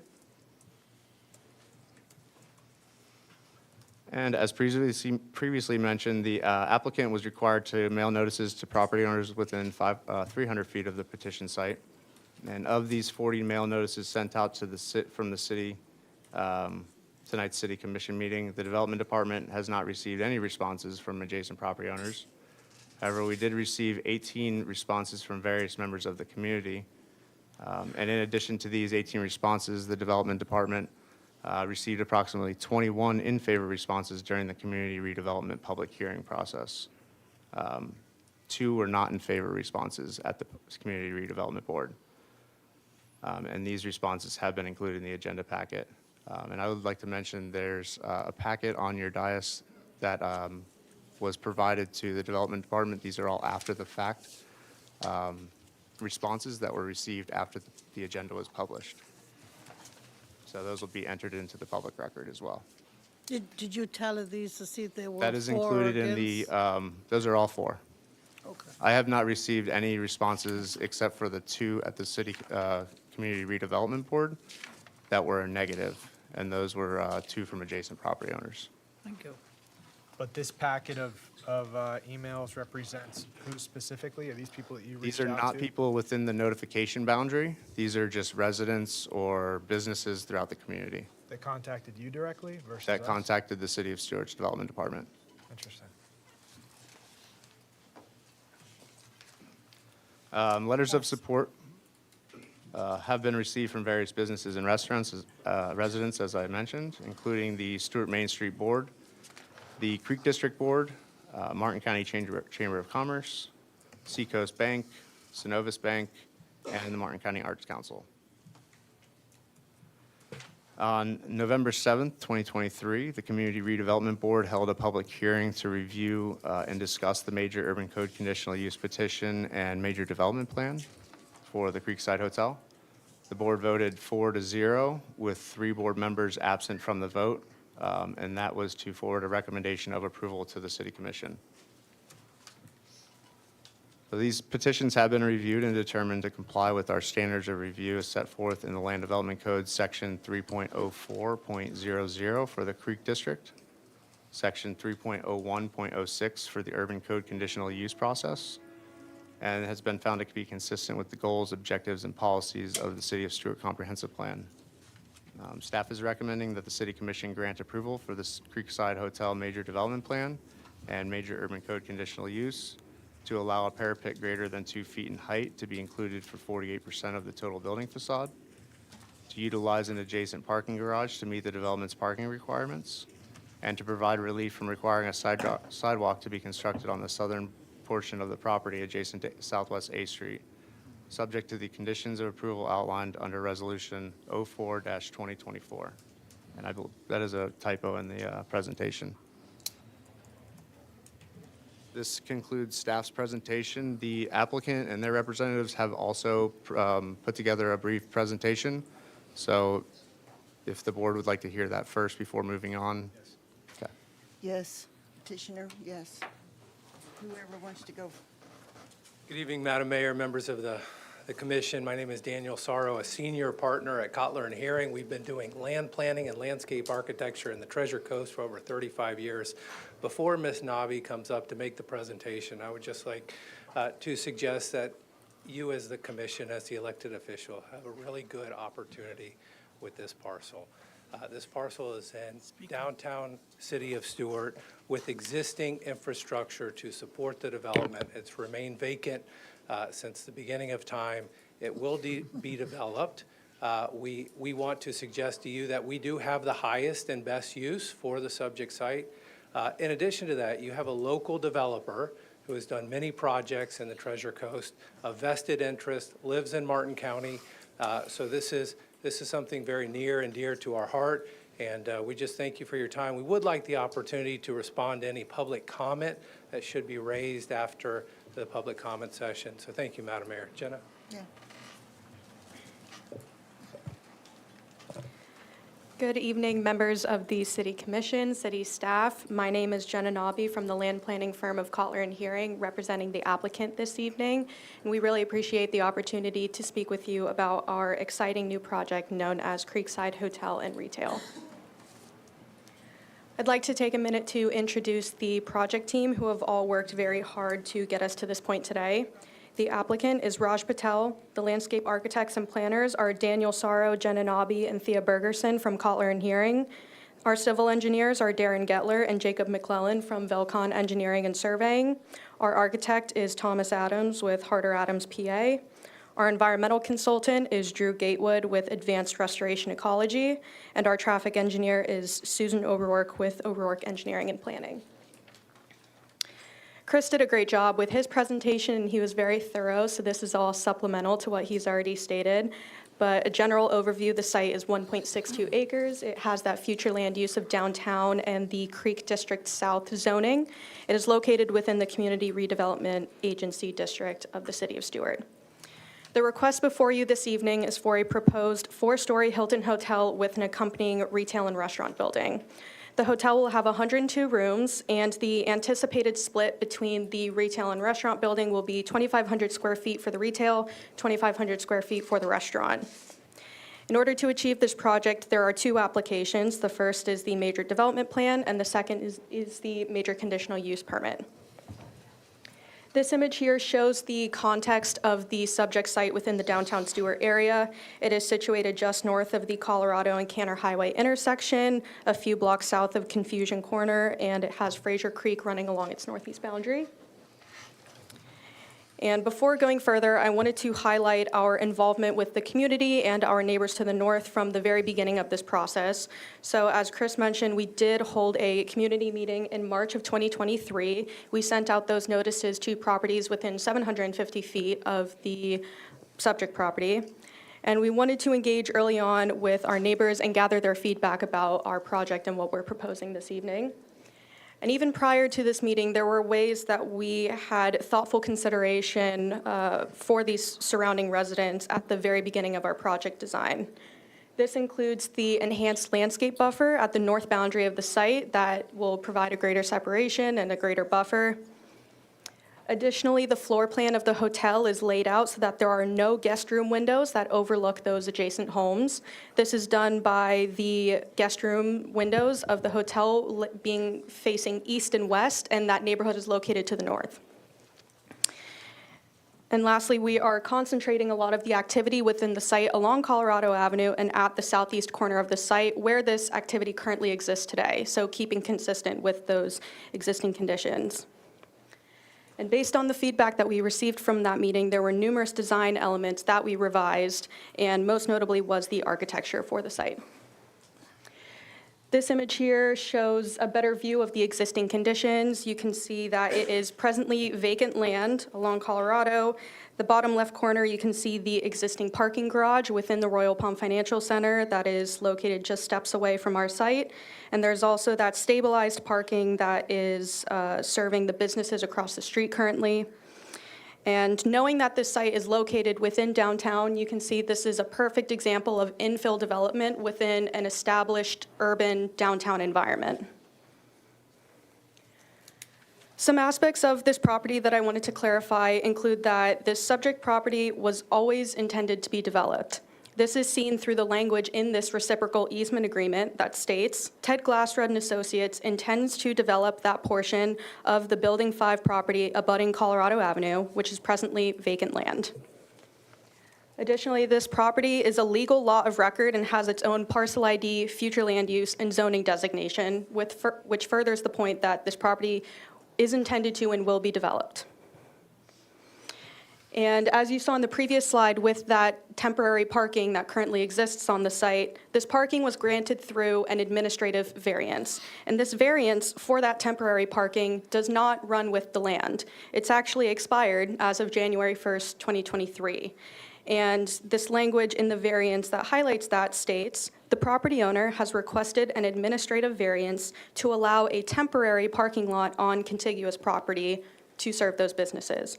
So just goes to show this was always intended to be a temporary solution. The property owner did not want this parking to hinder or become an encumbrance upon this land because it was always intended to be developed.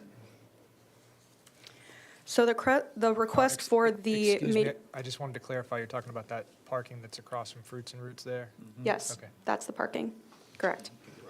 So the request for the major development plan is a site plan application for that 102-room hotel and the adjacent retail and restaurant building. The site will include a public plaza, decorative pavers, landscaping, electric vehicle charging, and all the improvements and infrastructure that goes to support a development. And the Creek South zoning district permits hotels and commercial development, meaning there is no rezoning required for these proposed uses before you this evening. This image here is a graphic rendering of our site plan that we submitted to the city for review. Starting at Colorado Avenue, you can see that public plaza. We would love for it to be a gathering amenity and increase foot traffic and pedestrian activity to the site.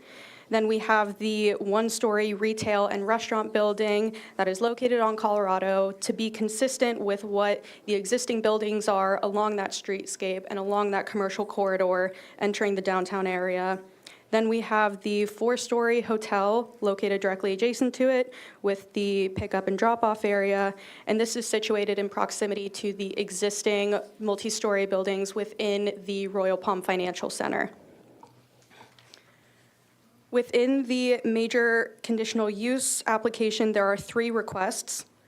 The first is to locate the required parking spaces within that existing parking garage and within the existing surface parking that is directly adjacent to the site.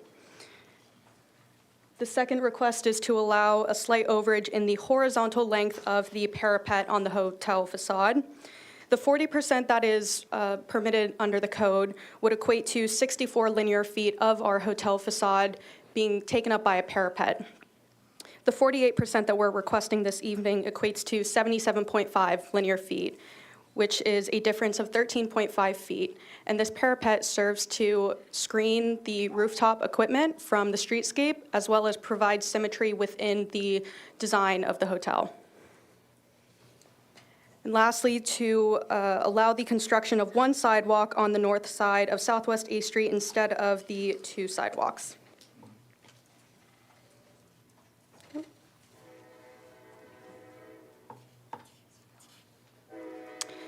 So this graphic here depicts the proximity of the off-site parking to our subject site. This existing parking garage is part of the Royal Palm Financial Center, as well as our property. And there is that reciprocal easement agreement that does run with the land and does run in perpetuity that allows us the legal right to utilize this parking garage for the property's needs. We did submit a parking analysis as part of the major development plan that demonstrates this garage is underutilized and does have capacity to park our proposed project as well as serve the existing needs of the financial center. And then directly south of the parking garage is the proposed location of those electric vehicle charging parking spaces. This is consistent with the requirements of the City of Stuart Code that all new development provide a specific number of electric vehicle charging spaces based on whatever their total number required is. And further to the off-site parking, shared parking and the utilization of this existing infrastructure really exemplifies smart planning practices when you can concentrate development where the infrastructure currently exists to serve it, and you don't have to build it from the ground up. And this is seen in the Stuart Comprehensive Plan. These policies are actually encouraged through this comp plan with these types of shared parking arrangements when possible. Policy 2.A15.3 states, "The city shall promote the use of shared parking arrangements throughout its jurisdiction in order to reduce vehicular movement on roadways, thereby reducing congestion and increasing the amount of land available for building or attractive landscaping." So our shared parking arrangement is consistent with the goals, policies, and objectives of the Stuart Comprehensive Plan. This image here highlights the third request within the major conditional use, which is the request for one sidewalk instead of two on the streetscape of Southwest A Street. So as Chris had mentioned earlier, the trees within that sodded median are within our property boundary, and by the code, we would be required to build a sidewalk exactly where that sodded median is. However, we feel it is in the most benefit of the residents of this city and with this project to keep this as it currently exists. And our landscape plan proposes to enhance this area with decorative planting beds and some additional material. With the connections that we're making to those existing sidewalks and what we are building on our site, there is no loss of connectivity in the pedestrian environment by not having a sidewalk here. So just wanted to highlight this aspect. And some features within the project design that really exemplify the low-impact design features and the aesthetic features we've incorporated into the design include permeable pavers that are seen in the plaza, the sidewalk, and the parking stalls, the enhanced landscaping to create better aesthetics. We all know that landscaping can make or break a site, and so we feel that our landscape plan has really highlighted and beautified what this proposed development could be. The preservation of the mature live oak shade trees along Colorado Avenue. We knew from the very beginning that we wanted to keep these trees in their existing location. So when we were consulting with our engineers, we told them to make it work. We're going to keep those trees there. So we're proposing to build the retaining wall around those trees and keep them in their current location because we know the value that they add to this streetscape. Additionally, we have an increased shoreline protection setback from Fraser Creek. The code with the CRA is a 10-foot setback for that shoreline protection zone, and we are proposing a 29.4-foot setback, which is a difference of 19.4 feet. And then lastly, the utilization of that existing parking infrastructure. This is huge because we're able to reduce the heat island effect through the reduction of all of that additional pavement and hardscape we would need to build in order to accommodate the sole purpose of parking cars. This image here shows the oak trees along Colorado that we're proposing to keep in their current location, and that retaining wall that's built around them on Colorado is the perfect place for our additional aspect of public art, which is that mural along Colorado. There's already murals that exist along Colorado, and we would love to have a mural done by a local artist to be consistent with the existing public art that's in this area of Colorado and in the Creek District. This image here shows some of the pedestrian amenities within that retaining wall, such as the seat benches, and then also highlights the unified architecture between the retail and restaurant building as well as the hotel. Even though these buildings are not structurally connected, we wanted them to feel like they were one piece, essentially. This project will provide numerous benefits to the city of Stuart. The first of which is providing downtown Stuart with a nationally recognized hotel brand that will promote tourism in the area. We feel that this would be a great place for friends and family to stay in downtown whenever they come and visit us in the city. And Hilton has very high standards when it comes to customer service and customer experience and cleanliness. So we know that those standards will be maintained at this establishment and would be a wonderful addition to the downtown area. This project will stimulate economic activity through providing jobs with the construction of this site, as well as all of the full-time staff that work at the hotel and the retail and the restaurant, and additionally, all of the maintenance workers that will be coming in on a consistent basis to make sure that everything is up and running as it should. This project will add a new customer base for these local businesses in the area. When we have new guests coming from out of town and staying in the city, they're going to be patrons and they're going to be guests to all of the businesses downtown. So that external money that they're bringing into this area will be really beneficial for not only downtown, but all the other local businesses that are in this area. And additionally, this project will encourage consumer spending within the community. It's been shown that people spend a little more when they're on vacation, and we would love for the city and its local businesses to see that benefit with these additional visitors that the hotel will bring in. This project will promote alternate modes of transportation to downtown through the tram stop that's located out front of the hotel. We would love for guests of the hotel to park their car at the garage, leave it there for the majority of their visit, and then utilize the tram and the tram stop right out front to go and explore downtown and see all of the great things that it has to offer.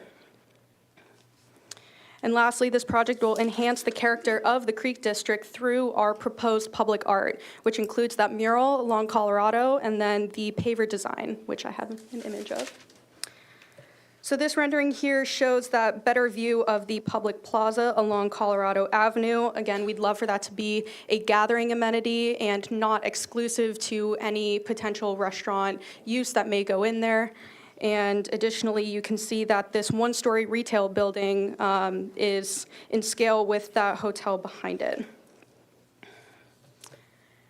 This image highlights one of our aspects of the public art, which is that proposed paver design. We wanted it to be a sailfish to be representative and characteristic to the city of Stuart.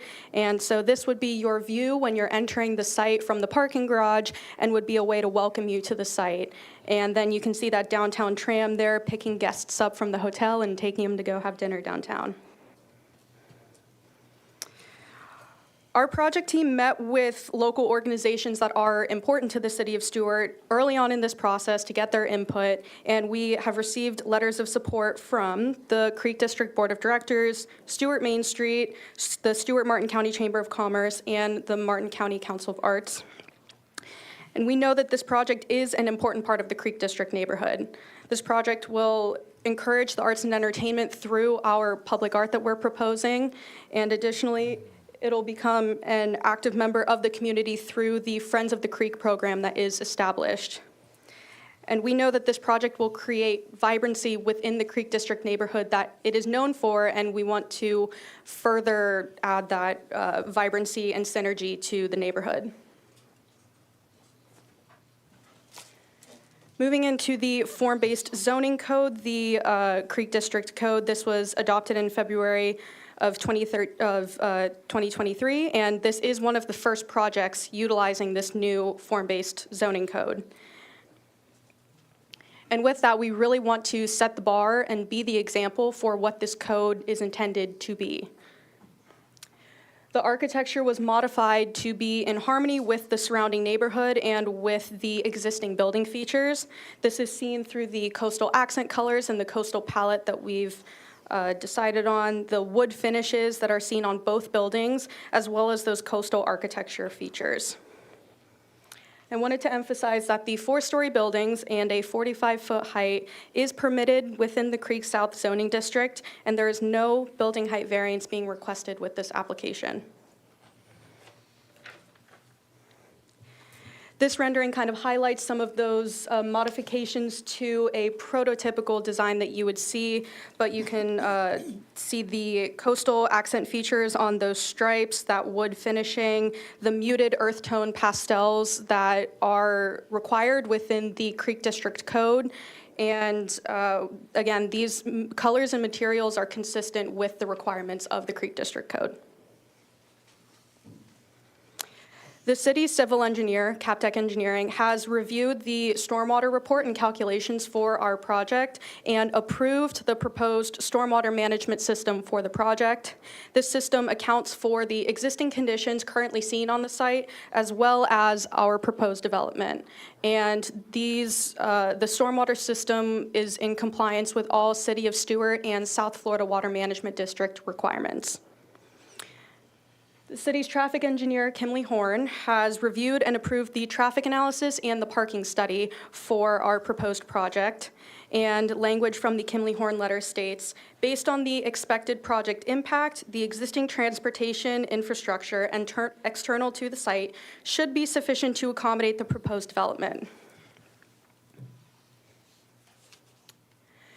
This project has received a recommendation of approval from city staff and all reviewing departments that have taken a deep dive into our plans. This project went before the Community Redevelopment Board on November 7th, 2023, and the CRB takes the place of the local planning agency when a site is located within the CRA, such as ours.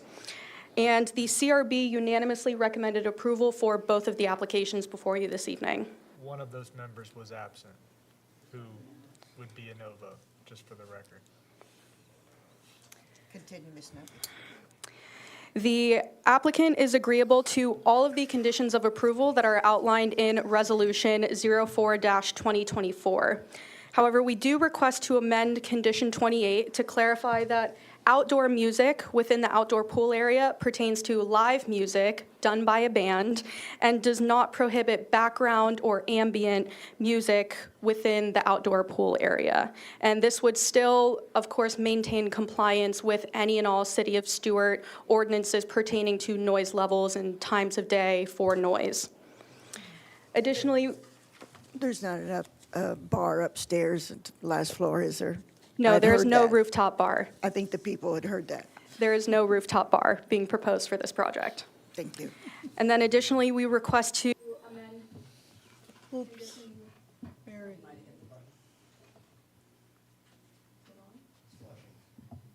Low battery.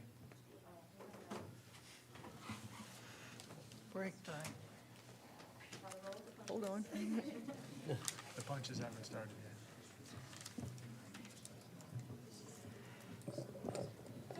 Turn green. That's weird, it's green. All right. All right.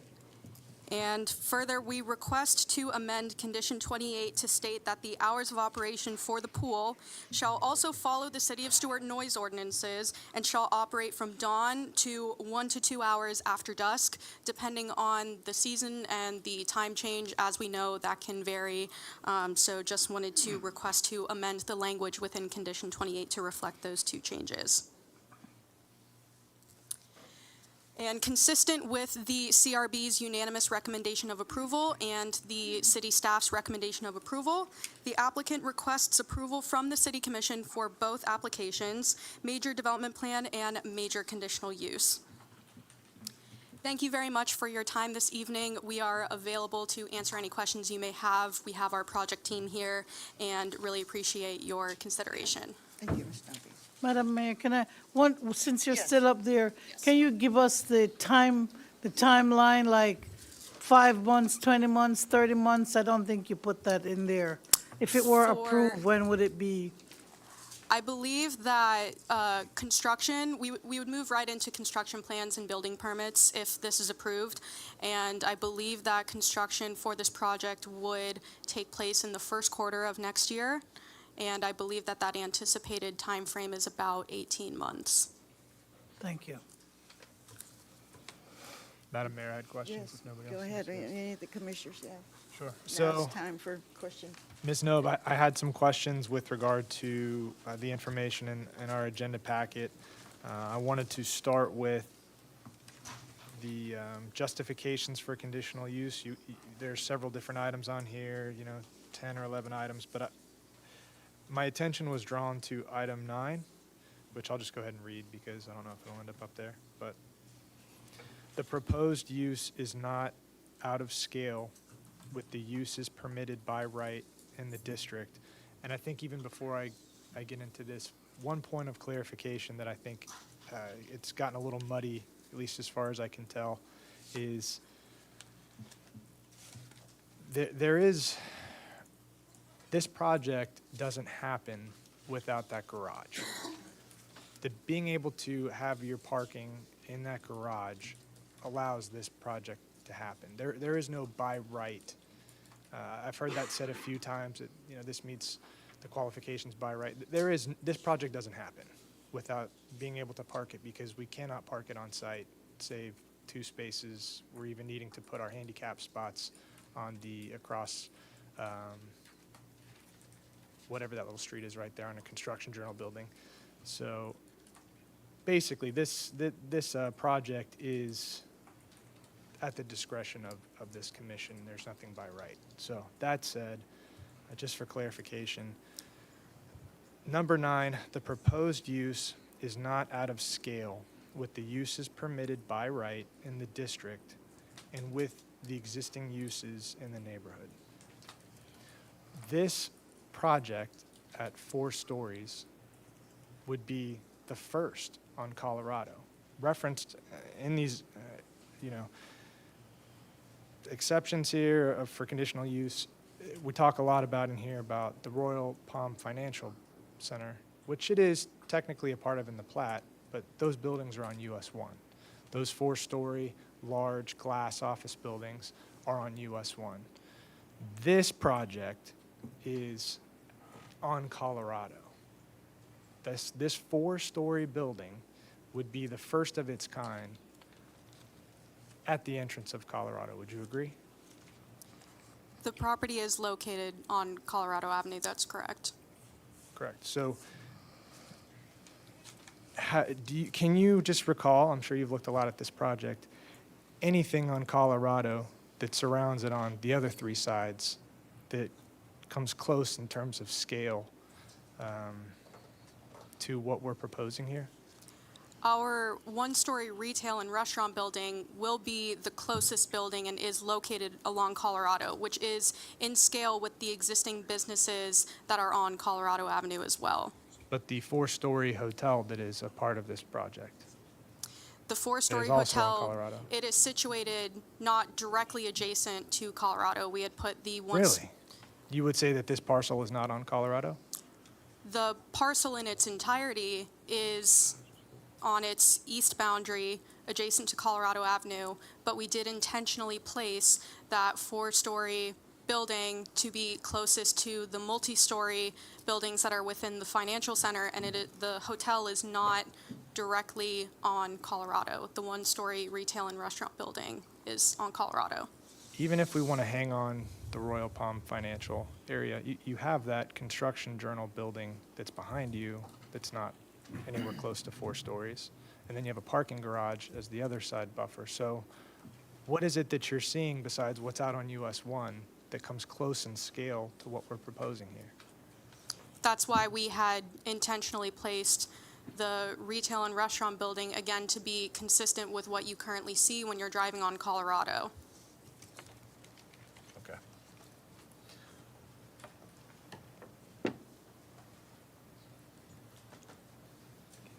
Anything else? Yes, absolutely. And Commissioner, if I may, before you move forward, just a point of clarification about the parking garage.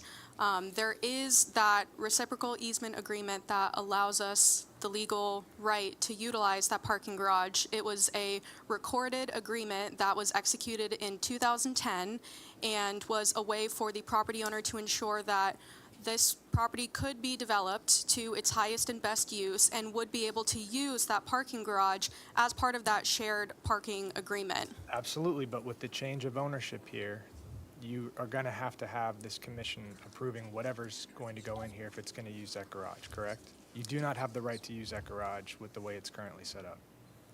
The property boundaries and that private roadway that Chris mentioned does separate our site from the parking garage. Correct. However, that agreement does run with the land and does run in perpetuity, so there are no parties that would be able to change use of the parking garage without all parties abandoning that easement agreement.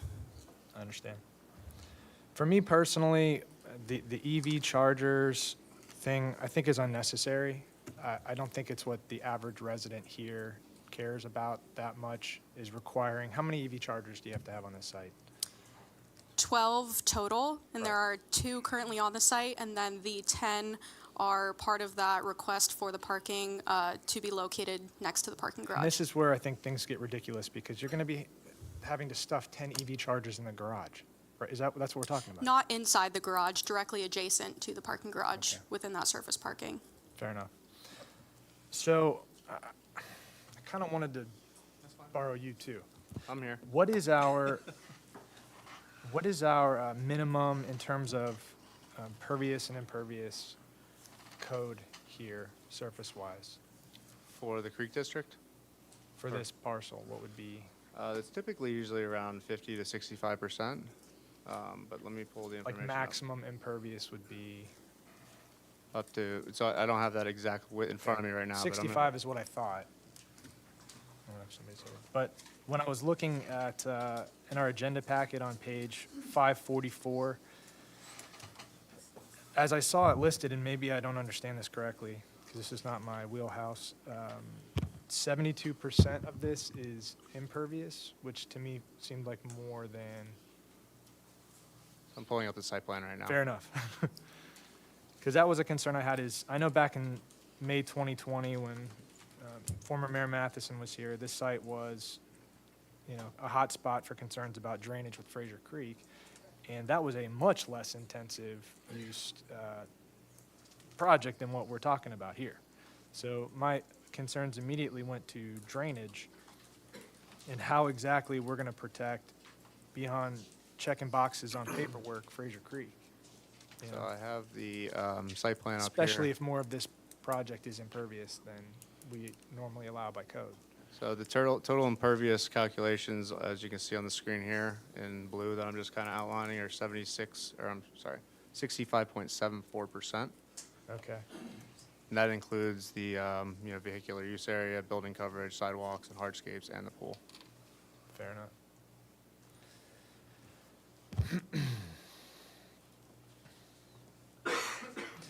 The other point that came up in your presentation was this being a benefit for small business, right? Which I understand. We're bringing people into the area. They're going to go out and frequent businesses. My concerns would be more for the immediate businesses that are right around here, particularly this plaza that contains Fruits and Roots and Honey. So I think of my family, right? Like all I can do is reference my experience in the city. And my concern is if my wife and kids cannot easily park in front of that building, because maybe there's competition with the people who are staying in this hotel. There's a lot more demand for parking spaces. Now we've lost some of the overflow parking for their staff, which I understand is not guaranteed based on those agreements. My concern is if we're forcing patrons into that garage, which I've never even been in, to be honest with you, if we're forcing patrons into that garage, that might damage the ability for small businesses, specifically that plaza, that are right there, to operate in the same way they have historically.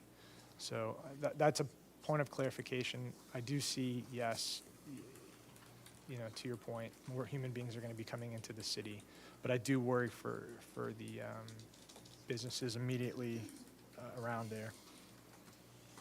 And then I do think that point that you quoted from Kimley Horn was mildly alarming, which is the infrastructure, the traffic infrastructure, the roads should be sufficient.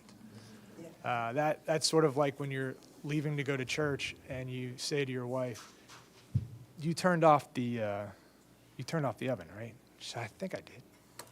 Doesn't inspire confidence, but I'll save my traffic questions for Ms. O'Rourke. But thank you. Thank you. Any more? Madam Mayor? Yeah. Do you want to? Oh, Oh, go ahead, Eula. Commissioner Mc. No, go ahead, Eula. Let Commissioner McDonald No, go ahead. Okay, so Mr. Clark. I'm not going to ask you any questions. I wasn't sure if Jessica Seymour had been sworn in or if I could ask Jessica a question as just an addition to our planner's presentation. We want to So, some of the. I don't believe that she's under oath or a witness, but we guess can start calling witnesses. I'd be happy to raise, I stood up late because I'm not with the applicant, so I wanted to ensure if I should stand at that moment, but I'd be happy to if that's helpful to the process. Okay.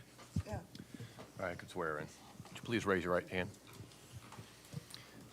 In regards to the evidence you're about to provide, do you swear or affirm that you will tell the truth, the whole truth, and nothing but the truth? Absolutely, yes. Thank you. So what I'm trying to do here is I've heard a lot of discussion from people who are very used to or what we call our historic downtown area. And those are old buildings that we're trying to preserve or even not new buildings being built. So I want you to, for people who haven't been here, who have not participated in the past year, with our form-based code, and just tell us a little bit about what's happening with that so that people are quite aware of those 2 or 3 streets that we have downtown on Seminole and where the Colorado Inn and other places are located. What's the other street? Seminole and Osceola, sorry. And we've had new buildings on Osceola Street.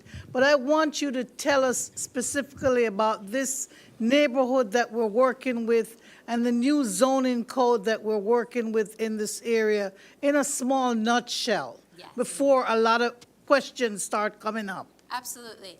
So Jessica Seymour from Treasure Coast Regional Planning Council. We worked very closely with the City of Stuart staff to update the code for this area. That was adopted in February, as mentioned. We actually kicked off that effort in October of 2021. Very briefly, though, the urban center was historically what that zoning district had previously. When it was updated and adopted to be the Creek South, it included several outreach efforts along the way. One of the key points I wanted to bring up or mention is that we did not increase height.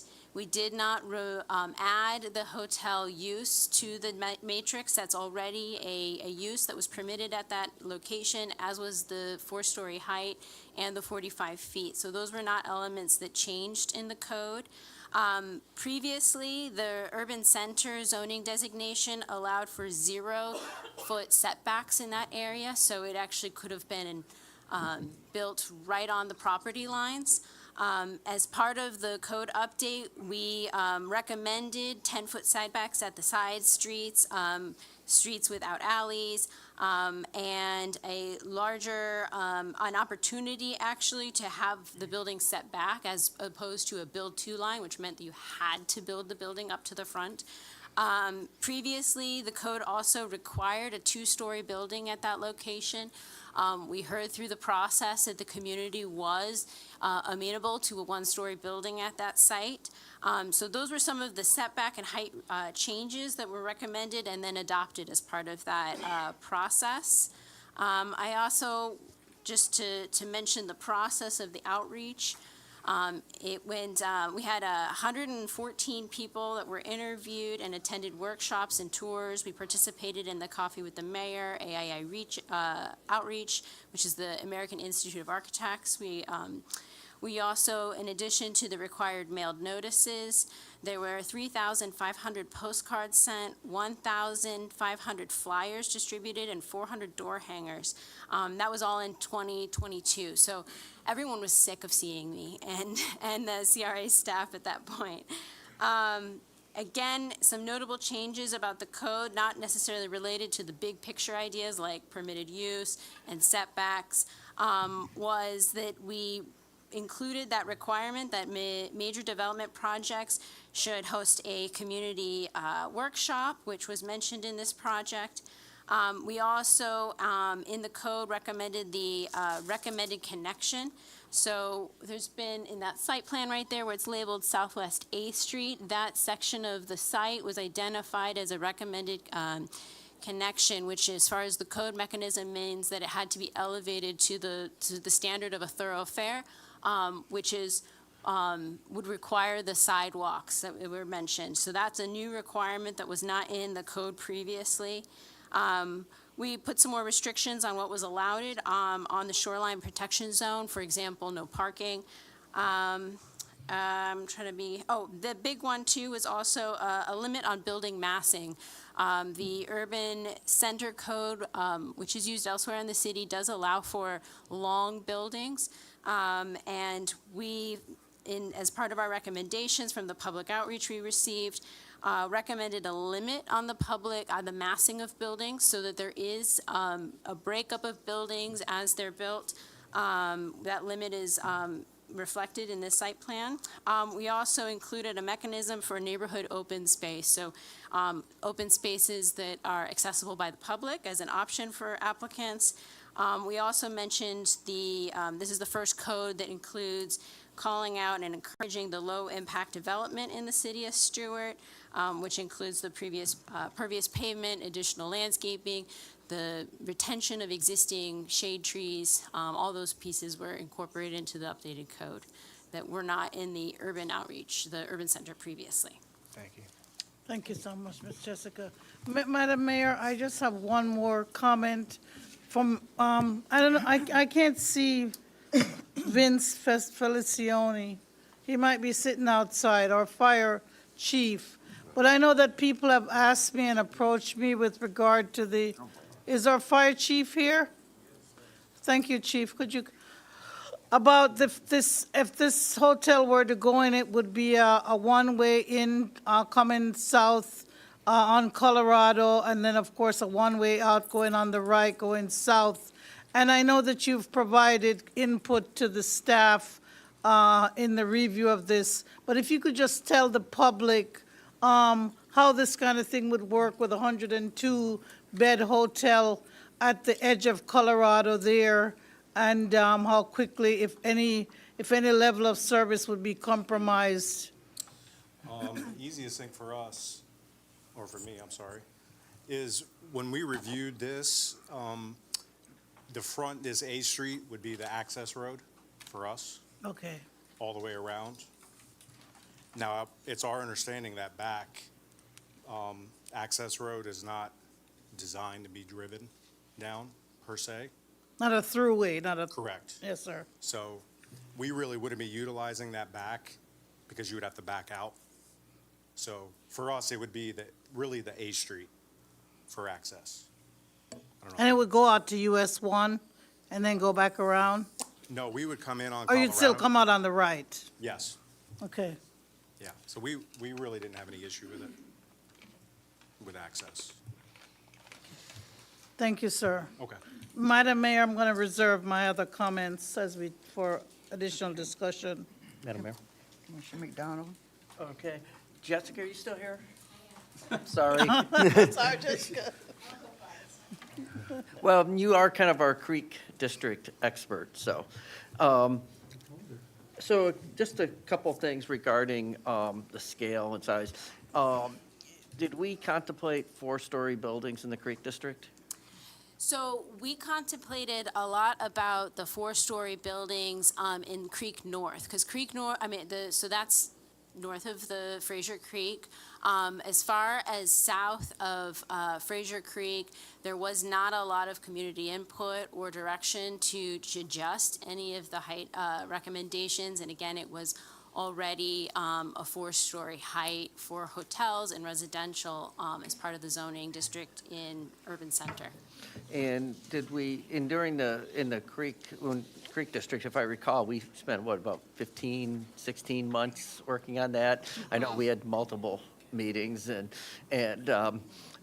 so we, you know, I know when we, at the same time we did the Creek District, we also did East Stewart form-based code, and in East Stewart, we required the commission approval for anything over 3 stories, but we didn't do that in the Creek North. Not in the Creek What North. about the Creek South?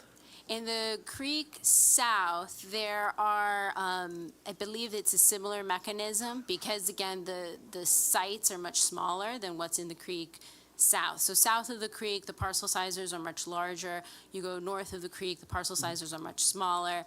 And we wanted to, you know, again, keep in attention to that historic fabric of the scale of the buildings to the north of the creek. Yeah, and when we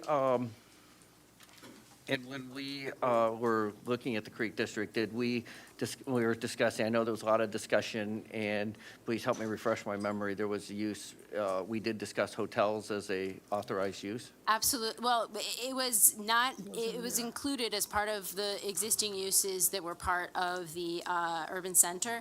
We had a lot of discussion about uses, but those were primarily in adjusting for the area that's called now the Creek Industrial, Right. because that was a lot of concern for what those existing uses are and making it compatible with the vision for the downtown of the Creek District. Was there any discussion about this site in particular as far as the use, or? I don't know it, because again, it was a long process. Yeah. So one of the important things, especially when talking about uses, is we have to recognize any investment-backed expectations through that process. We don't want to create a taking by removing uses or heights just because, you know, there's if there's a live application or a live process.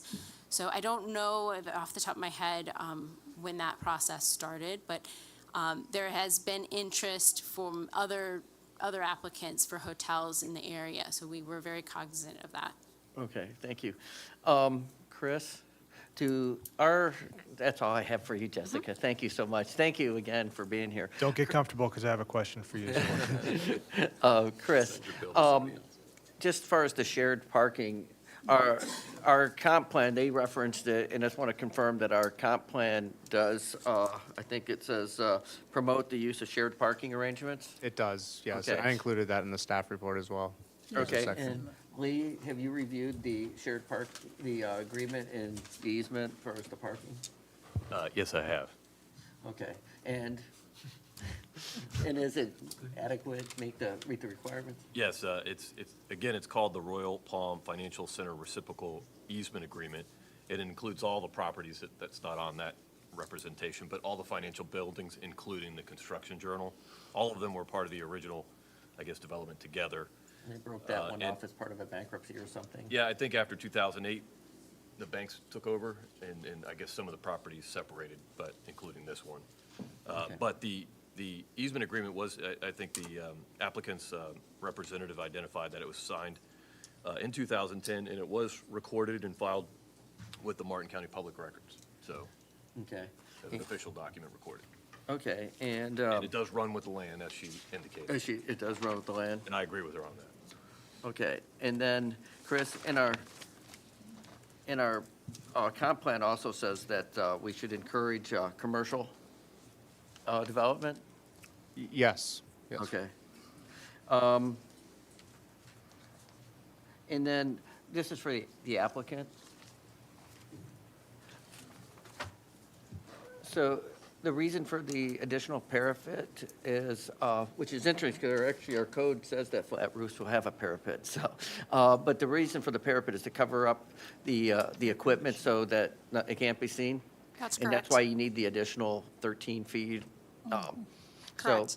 So, and on the sidewalk issue, the problem with the sidewalk is that it'll take out the oak trees and the landscaping, which I guess we don't want to do. You don't want to do that. I don't want to take out oak trees. And then finally, I'm going to just say something I agree with Commissioner Collins on is I think that as far as the EV chargers, I think that that we should identify the location of them, but maybe initially only require a lesser number, because once they become an EV, I think they'll find actually good use, not just with the hotel, but with non-hotel users from the Royal Palm Financial Center. But I think that we should require a lesser number, but initially putting in the infrastructure, because once you make them an EV charger, they can't be used by other people, but I think the infrastructure should be in, and if they start seeing a lot of use, then the applicant should be required to put them in at that time. And I think it probably should be reviewed on an annual basis to see when they need them as more electric cars come into use, because they're not going anywhere, but they're also not selling as fast as I think people thought they would. So, but those are the questions I have right now. I'll reserve any additional comments for later.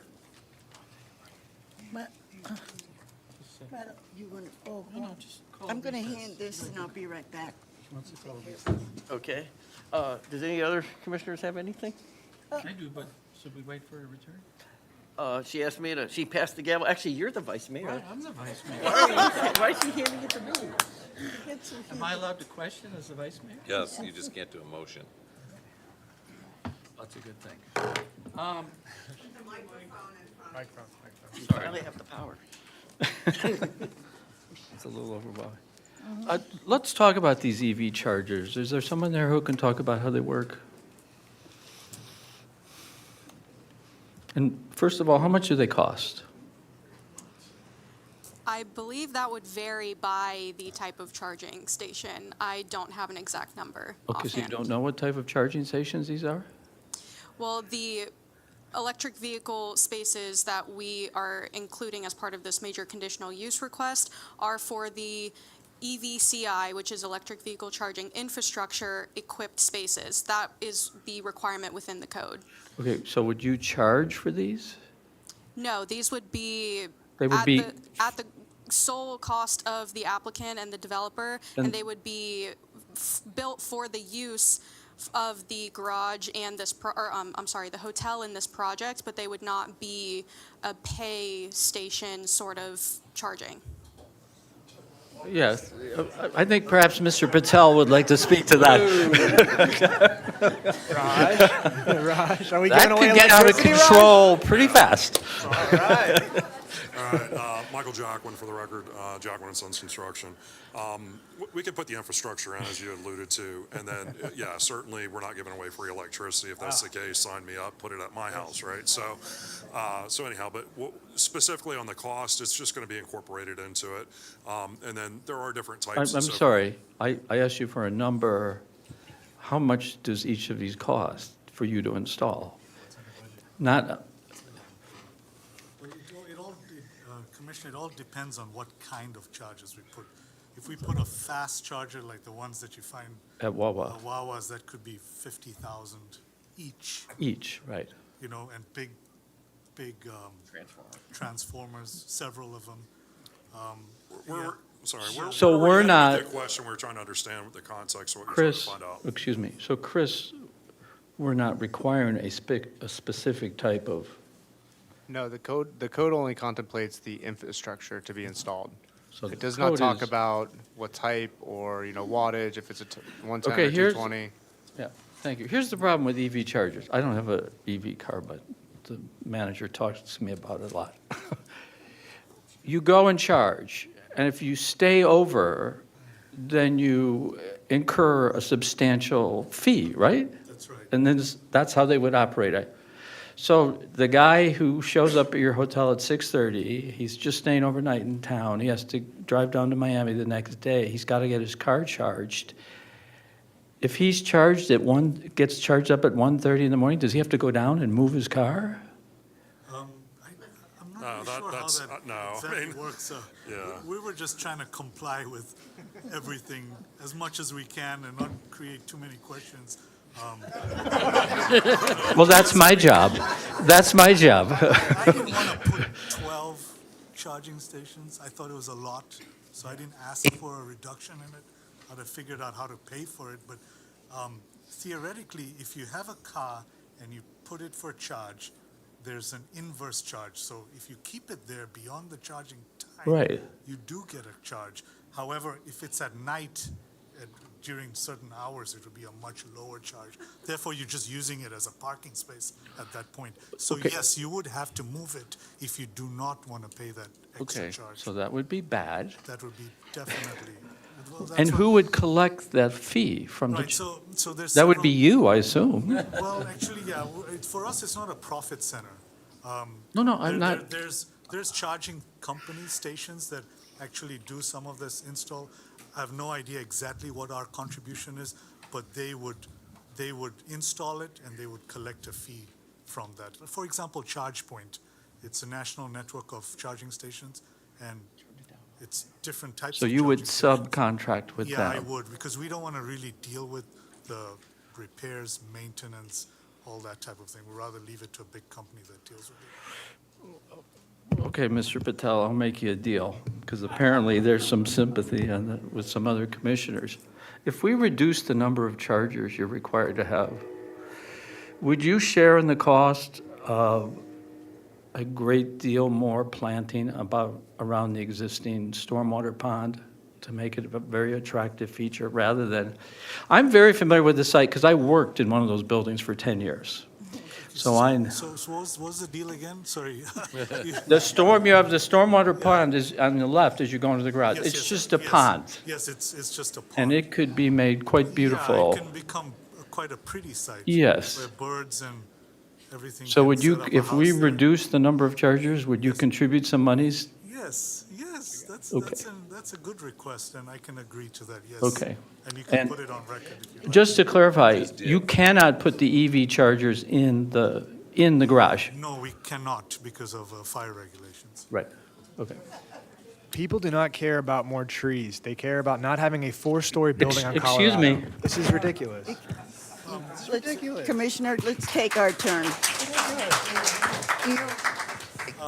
One other comment about that, in that specific area, because there's drainage and stuff that'll have to be coordinated as well, because you can't just plant them right in the middle. So it's No, gonna no. be, it's gonna be on the perimeter, so Yeah, you're yeah. still gonna have similar to what you have, but you can shield it and create a nice looking area there. So just, I wanted to make sure that we, No, you didn't figure like it's all just gonna turn into trees, because. no, I realize that. Yeah, okay. Commissioner Collins, we kindly listen to you, and we'll kindly listen to each other. I don't, if you have something to say, then when it's your turn, you can say all you want, all right? I can't promise that I won't interject when Well- I feel compelled.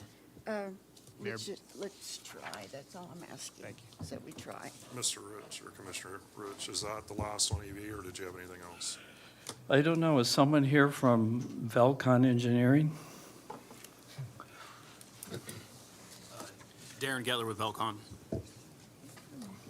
I'm sorry, what's your last name? Gettler. Gettler, okay. Mr. Gettler, on page 538, under proposed system, it says the proposed improvements for the project include the construction of a 3-story hotel. Please tell me you knew this was a 4-story hotel.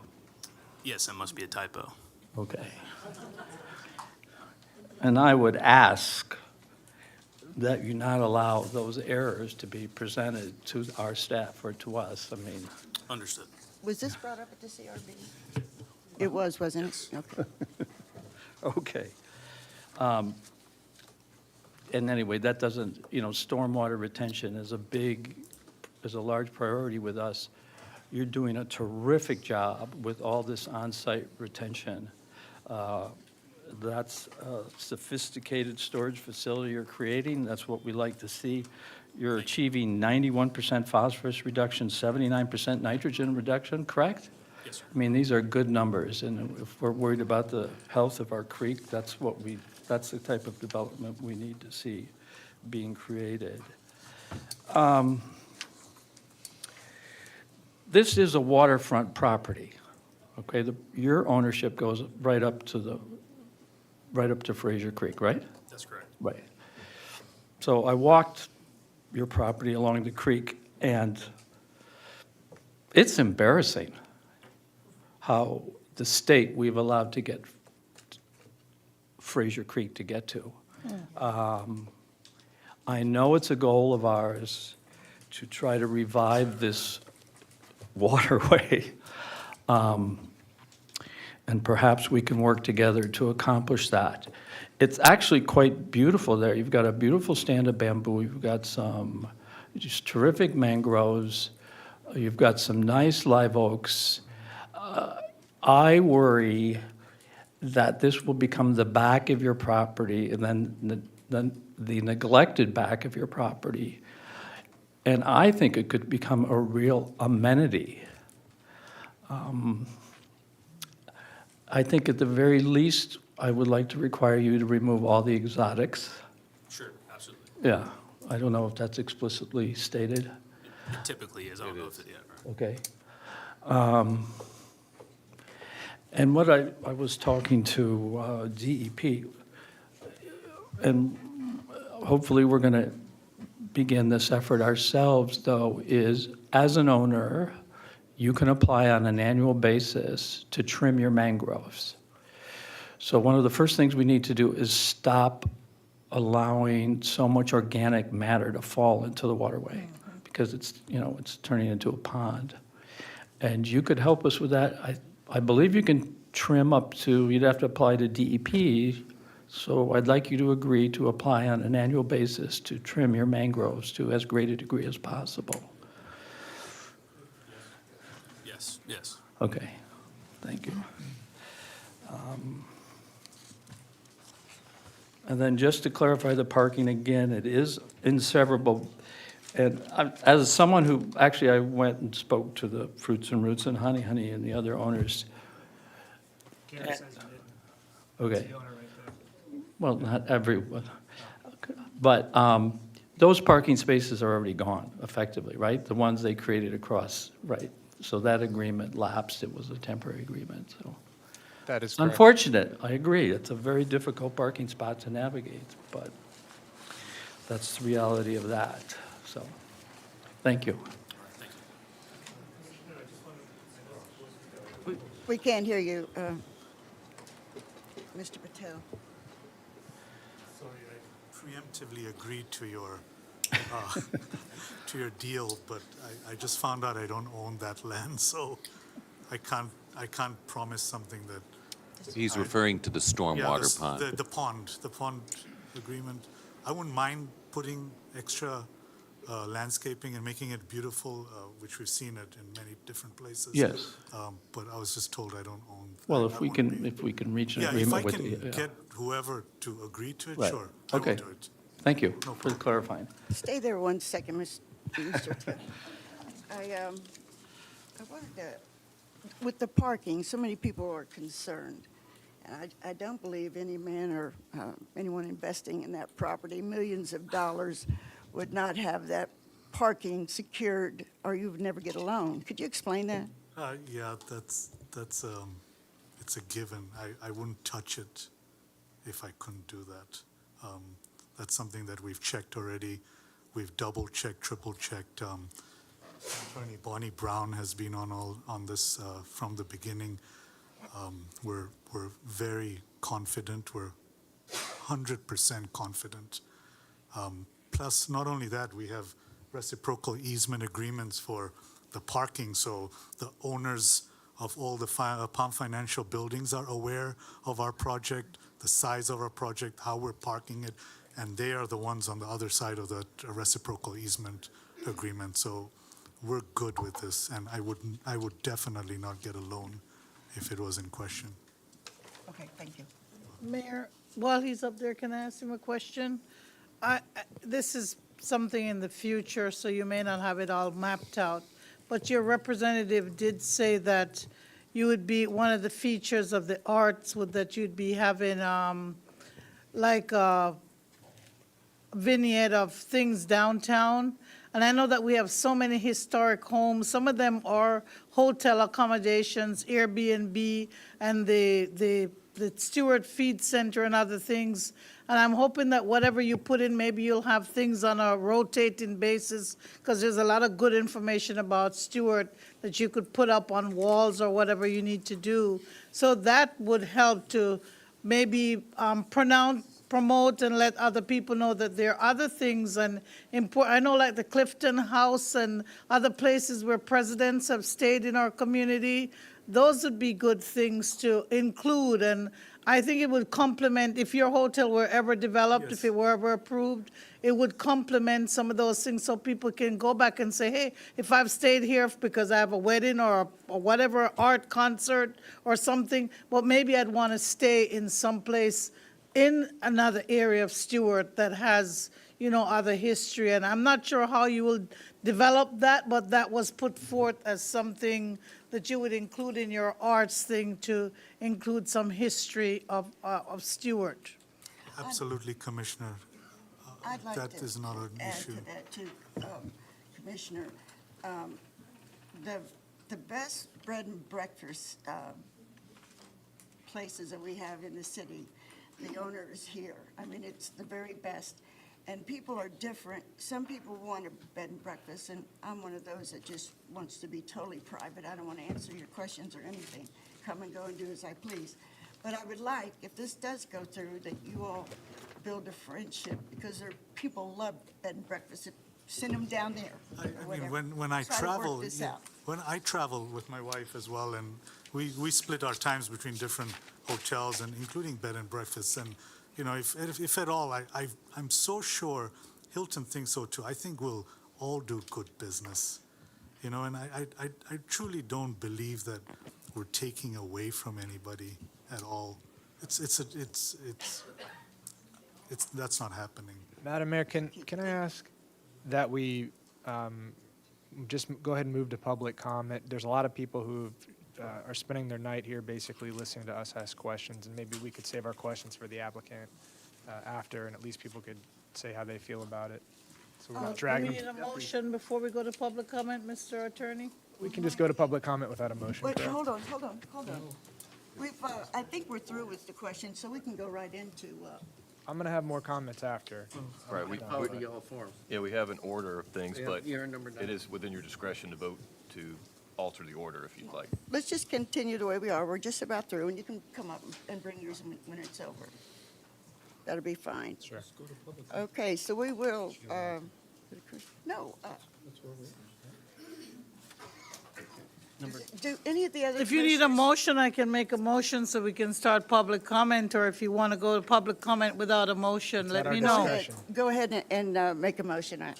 It's at our discretion, right, Mike, to just go to public comment? I'm going to make a motion. Yes, please, because it's the chair's, As to item number 12, resolution number 04-2024, yes. I'm making a motion that we accept the staff recommendation with regard to the project that's put forward to us. For purposes of comment, Yes, public comment.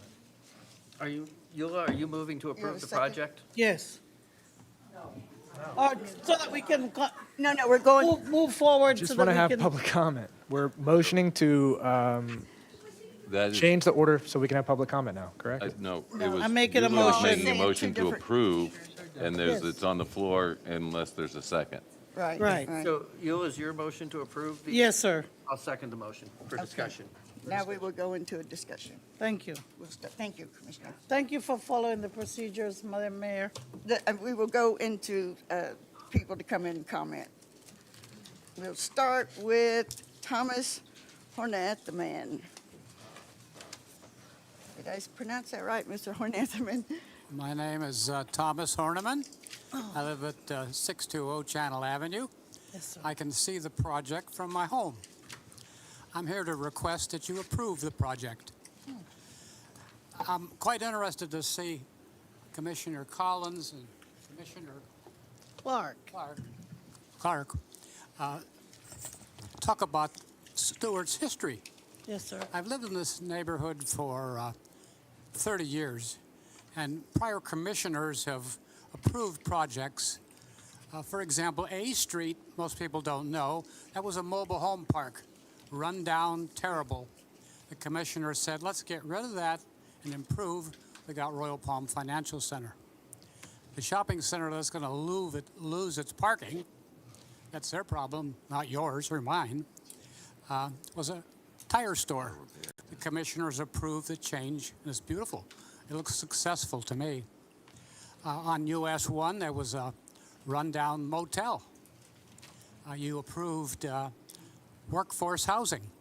My mechanic lives there. The building next to the parking garage, you didn't approve doggy daycare, but you approved children daycare. So the history of that neighborhood has been improvements with change. Change is inevitable. What the prior commissioners, and hopefully you, will see that the neighborhood has to change. And you're very concerned, and citizens are concerned, that it be done properly. I've met with Mr. Patel, like you have, and I'm impressed. He's a professional. He has a Hilton franchise. Hilton is a global company.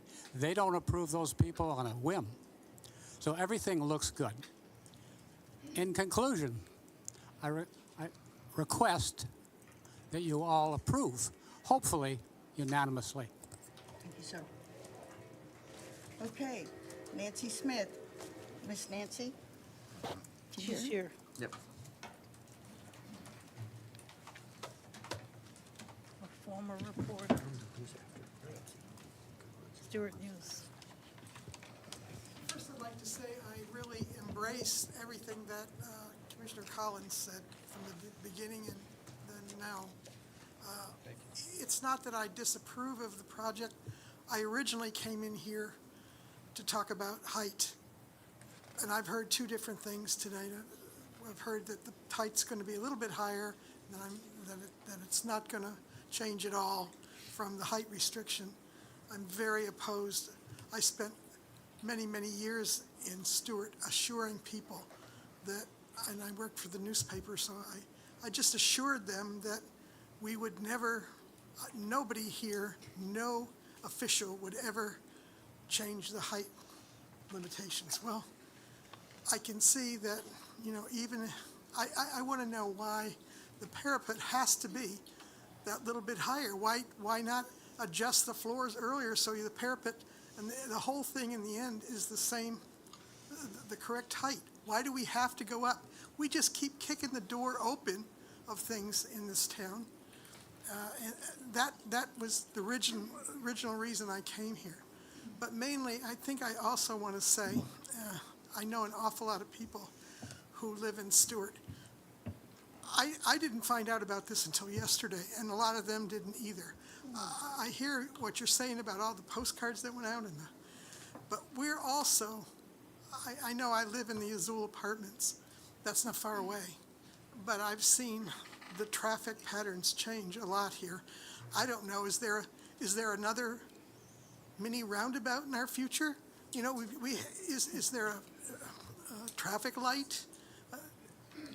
All I know is that years ago, when there were 3 or 4 newspapers in this town, we would have been all over this project. You guys wouldn't have been able to go to bed at night without getting a call from somebody and some reporter. It's not that, I just think that you guys have to do it all yourself now, and I kind of sympathize with you, but I'm also worried that we are going to miss things that the ordinary citizens in this city, as Commissioner Collins was saying, are going to find out later have been problems. Maybe this project can be approved and some of these things can be caught earlier.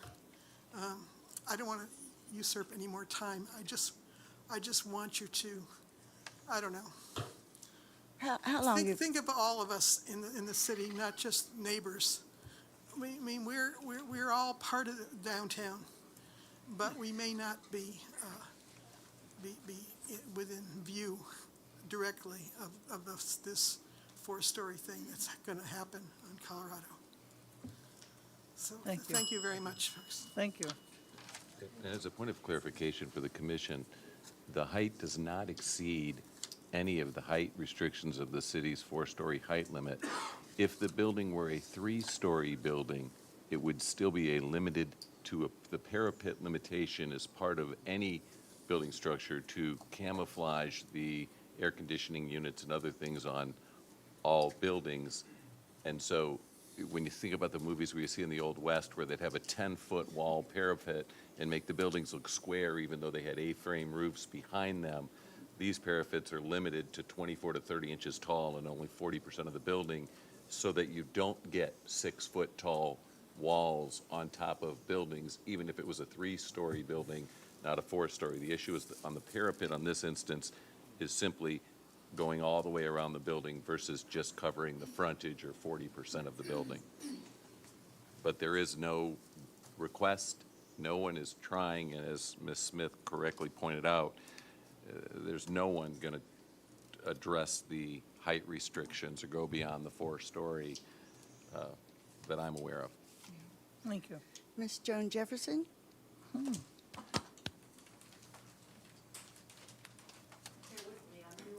Take your time, please, please.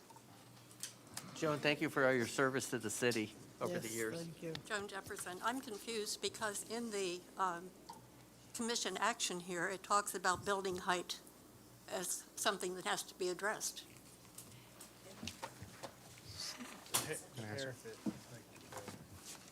Becky, I'm not, he wants to say something. Chris, well, if, So just to clarify, that title is in the Land Development Code under that section of code titled Building Height.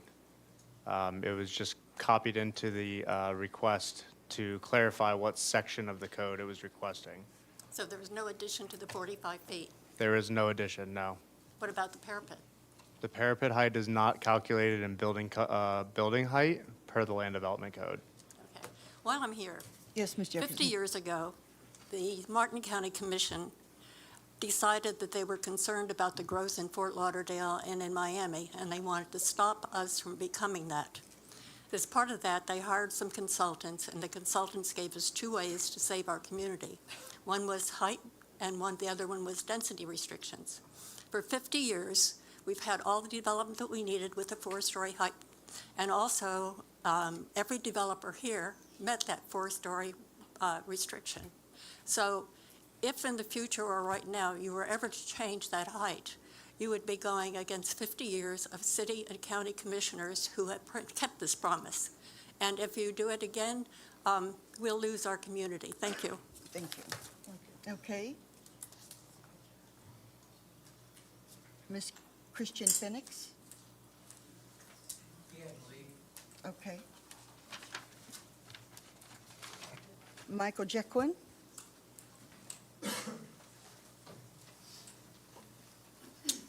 Good evening again, Michael Jacquin for the record. I'm going to keep my comments brief. I have friends for it. I have friends against it. I agree with my friends. Sounds like a fortune cookie, right? Well, I think the point that when you get faced with these, whether you are for it or against it, I think the thing that gets lost is who's doing it. You know, as I get older, I do more with my heart than my head. And I just want you guys to consider that. Mr. Patel's a great person. He lives in the community, and he wants the best. So please take that into consideration. Thank you. Is it public comment if they work for the applicant? Next is Brad Gilman? No offense. No, no. We're not answering any Well, questions. if he's asking the city attorney the Oh, question, I mean, Commissioner Collins. yeah, I mean, anybody has the right to sign up for public comment. So I thought he had a we've question. had, when Paul ran the computer system before, we actually had a city staff member get up during a meeting and sign up for public comment. So public comment is public comment. Now, the weight the commission gives the comment probably is different if it's the applicant versus a member of the public, but that's still legitimate. Brad Hi, Brad Gilman. Gilman. Yeah. So the one thing I'd ask you to focus on is when you come down Canner going north. Sir, how can you many speak ti- into the mic? I can't hear you at all. Sure. As you go north on Canner and you cross US 1, how many times do you get stuck at the traffic light because traffic on Colorado is backed up? Right. Okay? When you do this, the traffic pattern, if it's right to right, goes up around the circle, has to come back and make a right turn, if I understand what they're suggesting. Which, by the way, I'm sure what they're doing meets all your codes. Exactly. So this is not about whether this is good, bad. it meets your codes, they have the right to do it, let them do it. But that traffic is going to be a disaster. Yeah. So I didn't hear how they're going to solve that, but that is a mess. Thank you, sir. Alan Marcus? Mr. Marcus?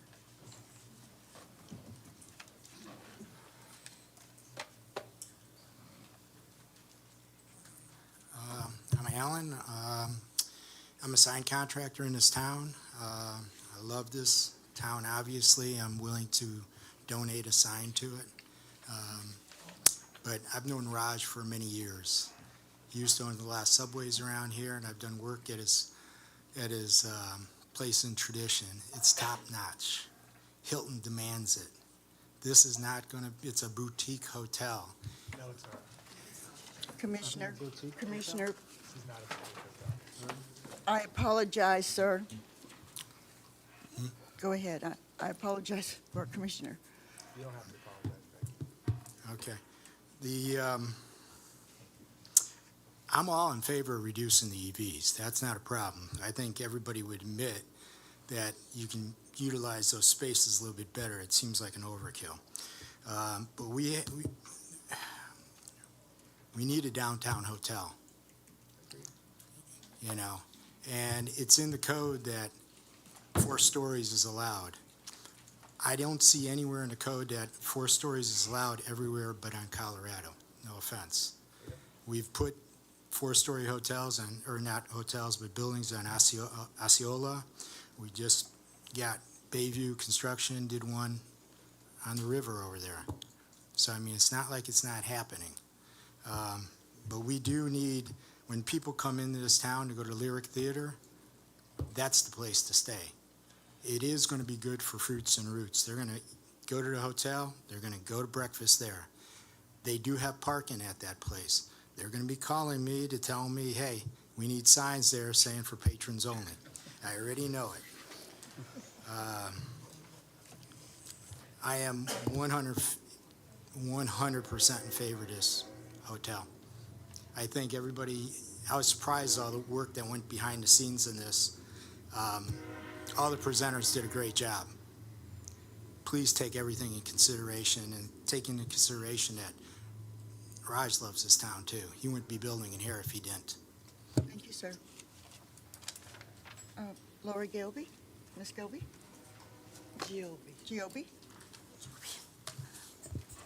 Hello, Commissioners. Happy New Year. Good to see everybody. My name is Laura Joby. I live at 2950 Southeast Ocean Boulevard, Stuart, Florida. First, I want to say I commend the Commissioners. You guys are always doing commendations for the Arbor, for noting associations that want to preserve historic downtown, going up to Tallahassee to hopefully amend SB 102, which you don't think will happen. And those are all good things for Stuart. But on the flip side, we now come to something like this, where here we are again. We are here where the community is trying to save a little bit of the Stuart charm, and our community redevelopment members want to change the character. And they want our commissioners to approve it. I have nothing against Raj. I'm sure he's a wonderful man, and I'm sure he does a great job. I'll get to the fact of the Hilton Hotel. That's something else. I just want to ask the commissioners to take into consideration the people who live in Stuart, live in the surrounding towns, who basically support the downtown 12 months out of the year. And what we continue to do is placate to the people who will be seasonal and visitors. You just might find yourself at a point where all you will have are the seasonal and the people from out of town, because the people who live here might start to not support downtown for the other months of the year. All right?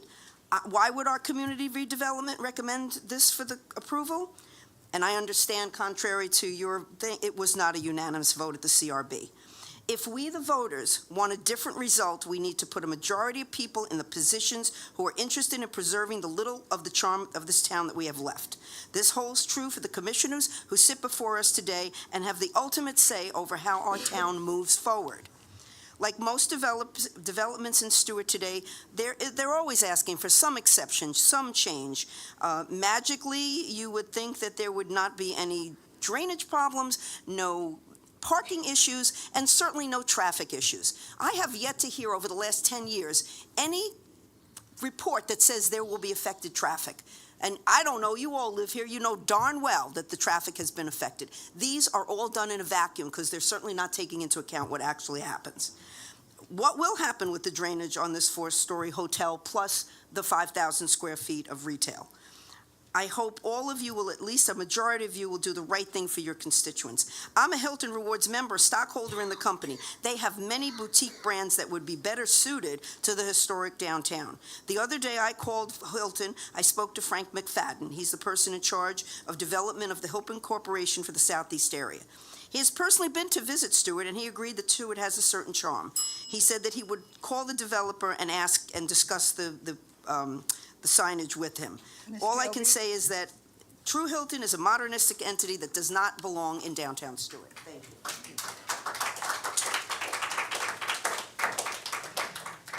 you. Deanna Peterson? Is there Ms. Peterson? Not here. We can hear Michael better. Okay, sorry. John Larry, or is it Don Larry? No? Mr. Larry? Yes. First of all, thank y'all for all the hard work y'all do, many hours, and we do appreciate it. The two ladies that left earlier have put in a lot of time in the Stuart Main Street, and their work speaks for itself. I was pleased that I got to serve on the Stuart Main Street for some time, and we often wondered when we would get a nice hotel in downtown Stuart. We have that option now, and it's been well thought out, well planned, and y'all have scrutinized it well, and we appreciate that. But I recommend that you approve it and move forward with the project, and I don't think we could have anybody better than Raj to do it. Thank you. Thank you, sir. Mike Stepling? No? How you doing? To go right after Larry, that's good. He's a pretty smart man.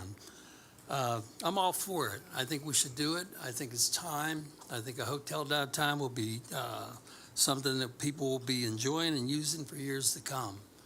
It won't be just for the short term. You turn to the experts, the Creekside Association, the CRB, they all approved it. CRB was unanimous, 4-0. I think it speaks for itself. I think it's something you guys can vote for and vote for tonight. Thank you, sir. Thank you. Bill West? Mr. West? There you are. New man in town. Good evening. Thank you all. I've been a business owner in Stuart for 20 years, operated businesses in Stuart for 20 years. For 10 years, I was directly across Colorado from this site. I've seen underutilized is the wrong word for this parking garage. It is never utilized. It is completely empty most of the time. It is never ever utilized. This site is the right site for our community, for a hotel. A hotel, you already heard the others speaking, hotels need to be here. I have known Raj for 20 years. Raj has been a small business owner in the same footprint. He deeply cares about our community. He's the right person doing the right project. I'd ask you to approve it. Thank you, sir. Douglas Legler?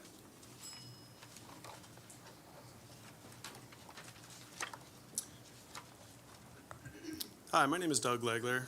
I'm a partner and a property owner in downtown Stuart with, I'm a partner in some businesses and some properties in downtown Stuart. You know, downtown has needed a hotel for a long time. That's a fact. I recently went to a seminar over here in the Flagler Center, and all of the people that came from as far away as Alaska all lamented that there was no good lodging downtown and that we really needed a nice hotel nearby. I also now own 734 through 744 Colorado, which is basically the property that abuts Fruits and Roots. All of my tenants are for this hotel. I am for this hotel. I know about 5 property owners that are in that immediate vicinity. Every single one of them wants this hotel. Not a single one of them has complained about the height. So I don't think you really have to worry about the height and, you know, feel that it's your desire to protect us. We appreciate that, but It's really not an issue. No one's complained about it. Everybody wants this hotel, including myself, and I guess that's about all I can say. Thank you, sir. Joshua Stepling?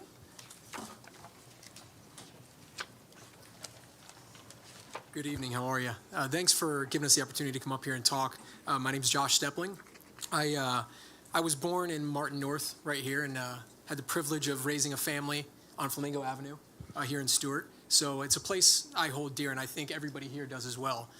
I have a business here in the city of Stuart. I used to have it in the Royal Palm Center, so I definitely saw firsthand the underutilization that goes into that parking garage. I mean, it's essentially empty. It's creepy how empty it is. As Commissioner Collins said himself, he's never even been in it.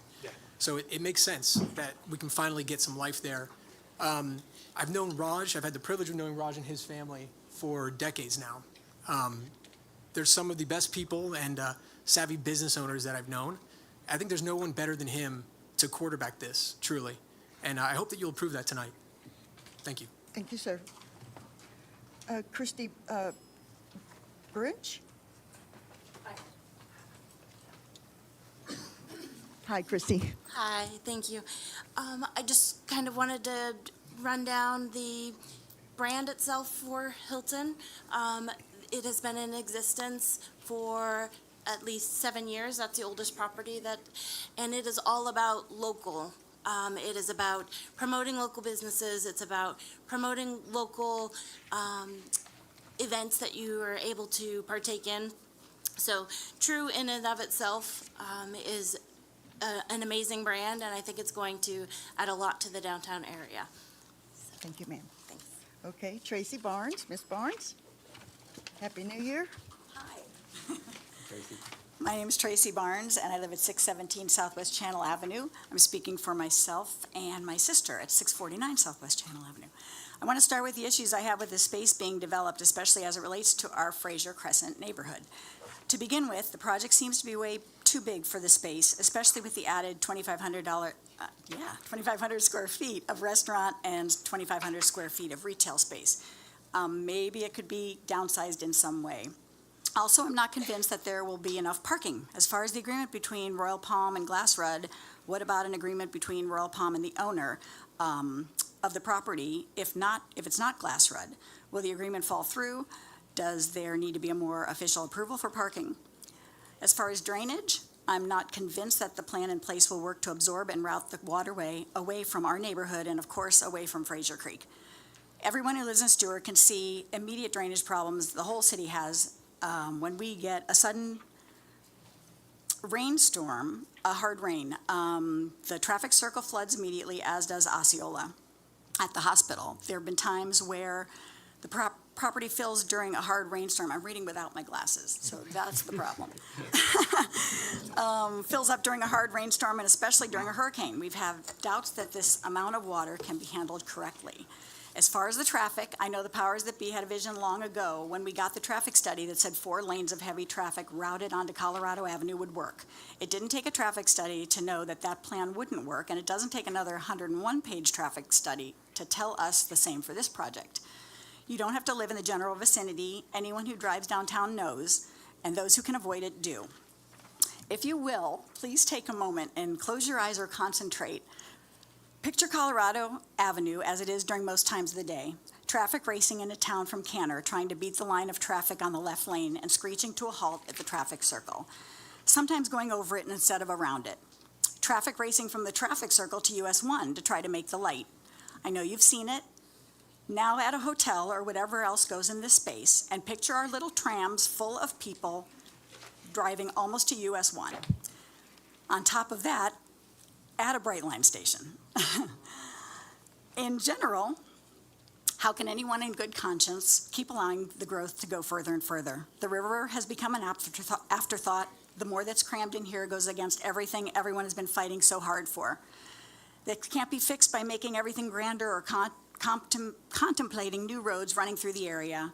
You and we are losing our grasp on our quaint downtown, and the ship has long since sailed regarding any past plan to have a peaceful downtown with people walking and taking the tram to their destination. In closing, We do appreciate the concessions that Mr. Patel has made regarding our neighborhood. Whatever's developed on this property, we would just want it done correctly while taking into our consideration our thoughts and concerns. Thank you. Thank you. Gonzalo Hernandez?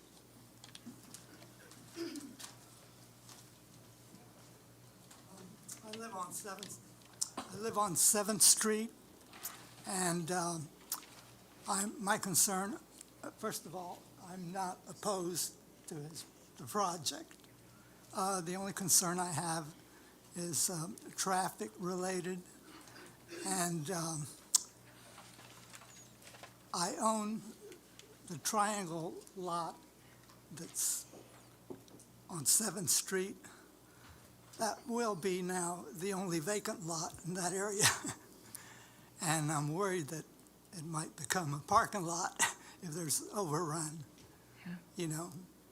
But I'm hoping that doesn't happen. I don't think he'll let it happen, but traffic is my main concern.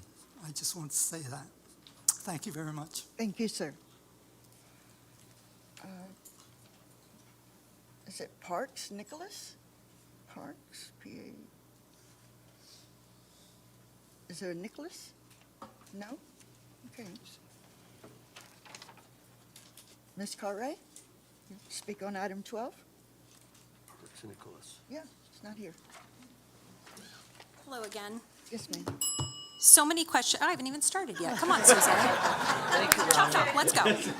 I know you don't like me, but let's keep it above board. So many questions and so few pertinent to the actual site plan. Yet a lot of justifications that make sound you've already approved it. And I'm sure Mr. Patel is very nice, but it's completely irrelevant. So here are some questions that you need to get answered for your constituents before you vote. Why are there fewer than required ADA parking spaces on site, and why are they 500 feet away? How is this not an ADA violation? Are you setting the stage that now any developer can have off-site parking, including ADA parking off-site? Why present the parking variance for, I think, 16 spaces from 2017 that expired January 1st of 2023, when now you're virtually moving all parking off-site? What happens if Glass Red sells the financial center? What happens to the parking? How will you guarantee that the parking will convey to the new owner? The renderings show a staired elevation. Are there sufficient ramps and other accesses for things like wheelchairs? If that rendering is correct, where is the drainage?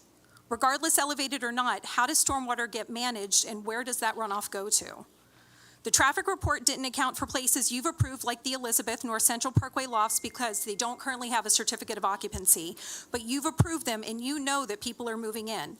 FYI, both of these projects and many others have parking variances for deficiencies, and while the city manager will say it's not required, you, as the commissioners, must consider the impact of those developments when you are voting, making your decision. I didn't see any statements limiting the number of administrative changes that the applicant can make. As a reminder, Bridgeview, now Indigo of Stuart, was approved at 42 feet. There were 6 administrative changes, and now the project is 60 feet of living space, plus the parapets, and looks absolutely nothing like the rendering. How will you control what happens with this project, either the hotel or the one-story building? What about adding a rooftop bar to the one-story building? Is there a prohibition in your approval for that? I got an email from the former city attorney expressing concern and asking to help address the height limit as it relates to Senate Bill 102. If there is no stipulation limiting the number of administrative changes, are you then creating a position that this hotel could potentially be the tallest building, and therefore the ridiculousness of SB 102, that now there's a new highest project that can be used to leverage building height for this area since there is a variance request for the parapet height? Why is the 5,000 square foot detached building even needed? If this is like the Cantor CPUD where the developer said he can't make a profit without the residential side, why do you feel an obligation to make the developer money when that is not your job? Yes, a developer has rights, but they only have rights to build what's allowed, and it could be worse is not a proper justification for approval. You can say no. Allow what's permitted and what's fit, including parking, nothing more. Thank you, ma'am. Joe Hooker? Mr. Hooker?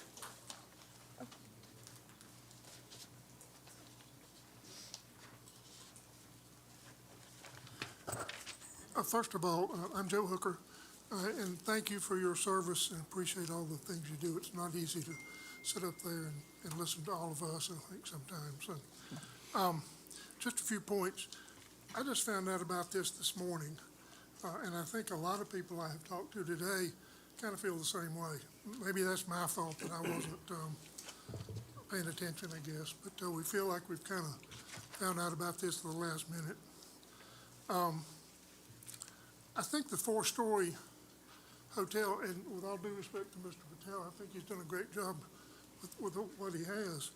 But do we really need a four-story building on Colorado?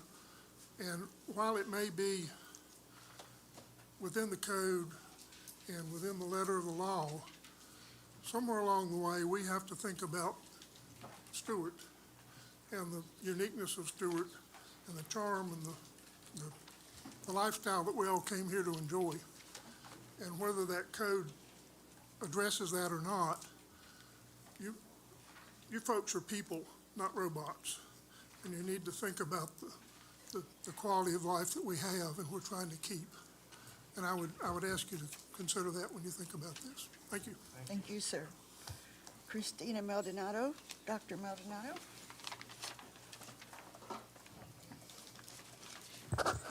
Christina Maldonado. I haven't been here in a while, so I'm a little rusty, but Take your time. I'm hoping that when you guys vote, you can really think about Stuart. And I know Commissioner Collins, thank you. The rest of you, you guys have been here forever. The charm of Stuart is all the small private businesses that line all the Colorado, all of downtown Stuart. Everything there is a small business. Maybe Duffy's is a chain because there's 4 or 5 of them, but everything is homegrown. It's all Stuart. It's all our friends that own all those businesses. We don't need a Hilton. We've got hotels down the street on Roosevelt. You're going to tell me this tram is going to get everyone back and forth happily with all this traffic? It's not going to work. You guys aren't thinking. You forgot about Stuart. You all have lived here forever. You forgot. It's our hometown. The other thing, if you're going to approve it, you guys, make sure they don't spray pesticides and herbicides on that waterway, because that water, if you don't, I know you guys remember in 18 or 16 or whichever one of those blooms, that creek was fluorescent. It doesn't need chemicals in it. It's already half dead. And we can't stop that. But these guys, if they're going to build there, you guys have to put something in there that they cannot spray. We can't do more damage to the water. And you guys, please think. Come on. Thank you. Thank you. Kurt Melingrach, I never pronounced that right. Could you? By now. I know. I feel like I should have some ribbons for I being call here. you by your first name. Kurt Muhlengrad on McPherson Street. Been living on McPherson Street for just over 30 years. Had a business for 38 years in the city of Stuart. I've lived in the city of Stuart since 1972, and I want to get to this now. Creekside, the thing that bothers me a lot is that this is a huge development on a small piece of property on a fragile creek, and it's requiring 100%, nearly 100% of their parking to be shared in a hotel, in a parking garage. Is anybody else going to be sharing parking with the hotel? I don't think so. So how is this shared parking? Okay, the building is out of character and way too high and too big for this area. I'm going to make this quick because, and here's another issue I've got that nobody's mentioned right now is that this is a 4-story hotel being proposed on one end of Channel Avenue, and then we've got another one, a Marriott, that's going, or is it it's a Marriott that's going at the other end of Channel Avenue, 4-story hotel. What's the city going to do? Run trams up and down Channel Avenue? We don't even have sidewalks. We got a little 2-lane street that's been there. Most of the people that have been there as long as I have, some even longer. And you guys keep closing in on us. Okay, the dumpsters by the creek, and I think I sent letters to y'all, but the dumpsters by the creek, I think is a bad idea. The traffic congestion, I was late getting here because Colorado Avenue, bam, bam, bam, bumper to bumper, trying to get to Colorado Avenue for my doctor's appointment. It's a mess. You couldn't get here. They said something about people parking in the garage and then taking the tram and going wherever they want. They're not going to do that. They're going to park in the garage and they're going to go to the beach in their cars. Or they're going to come and they're going to park in the garage and they're going to get on Brightline and leave the car in the garage and then just rent the room for 2 nights, and then that car's going to sit in the garage. support letters, you got lots of support letters from people, but not people that have been living here. My hometown is Jupiter. I have seen this coast go down the toilet. We don't need to do that in Stuart. We just don't need to. We need to, Becky, you know it, and Troy, you know it, we have held, and Eula, we have held our grounds as far as screwing this town up. But why do we want to do this? 2 4-story hotels within 2 blocks? That's not right. That's not right. The one on US 1, we got to live with it. It's by code. It's built by code. This one's coming in here. If they didn't need permission from you 5 people on this dais right here, this wouldn't fly. They're here begging for the right to make this hotel fly. So let's keep that in mind. Okay, what else I got here? So the other one was built to code. There's also an empty parcel. I'm sorry, but there's another empty parcel of land that hasn't been addressed real close to this. Thank you. Ms. Linda K. Richards?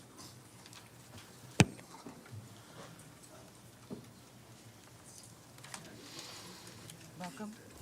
I might be a little rusty too. It's been a while since I've been here. Linda K. Richards, Cabana Point Circle. I just want to talk about the True brand for a minute. Boutique, it is not. I have stayed in a True hotel. First time I stayed in, it was brand new. Went in, I was like, wow, this is a brand new hotel. Very, very low frills, fine, great. It's like not so bad, very, you know. And then I went into one that was 4 years old. And I was amazed by how dilapidated it was. So when a new hotel, a new brand, and it's brand new, you go into it, you think it's really great. But this brand is not a luxury brand. It is Hilton's actually pretty low-end brand. It's maybe a little bit up over like a, you know, Motel 6, Motel 8 kind of thing, and that's really what it is. So that's what I want to say about the actual brand. I'm so sad to see what's going on with our city. The fact that, you know, we're already looking at, you know, you come in over the Palm City Bridge is what we're going to be seeing.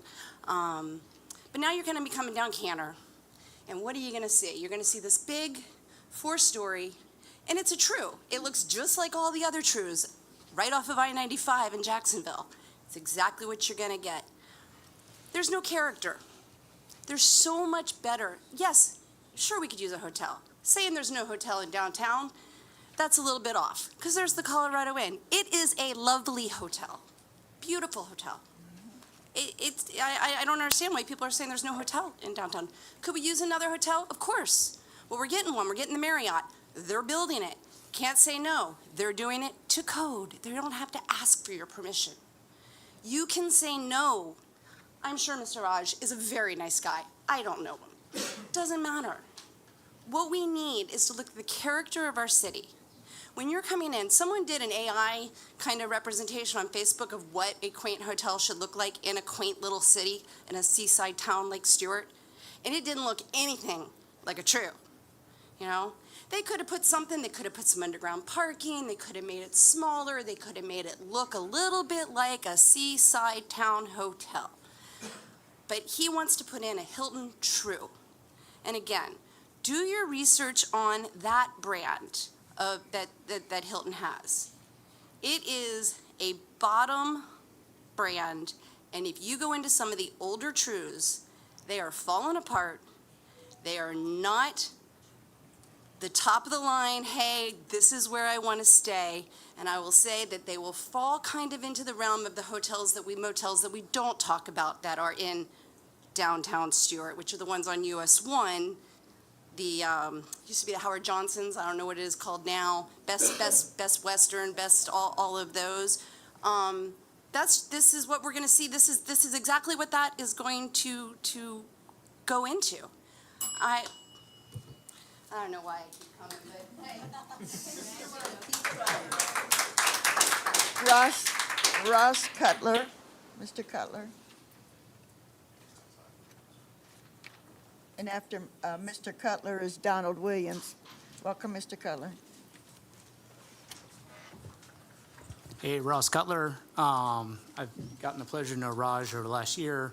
I have my office here off of Osceola, adjacent property owner to this property.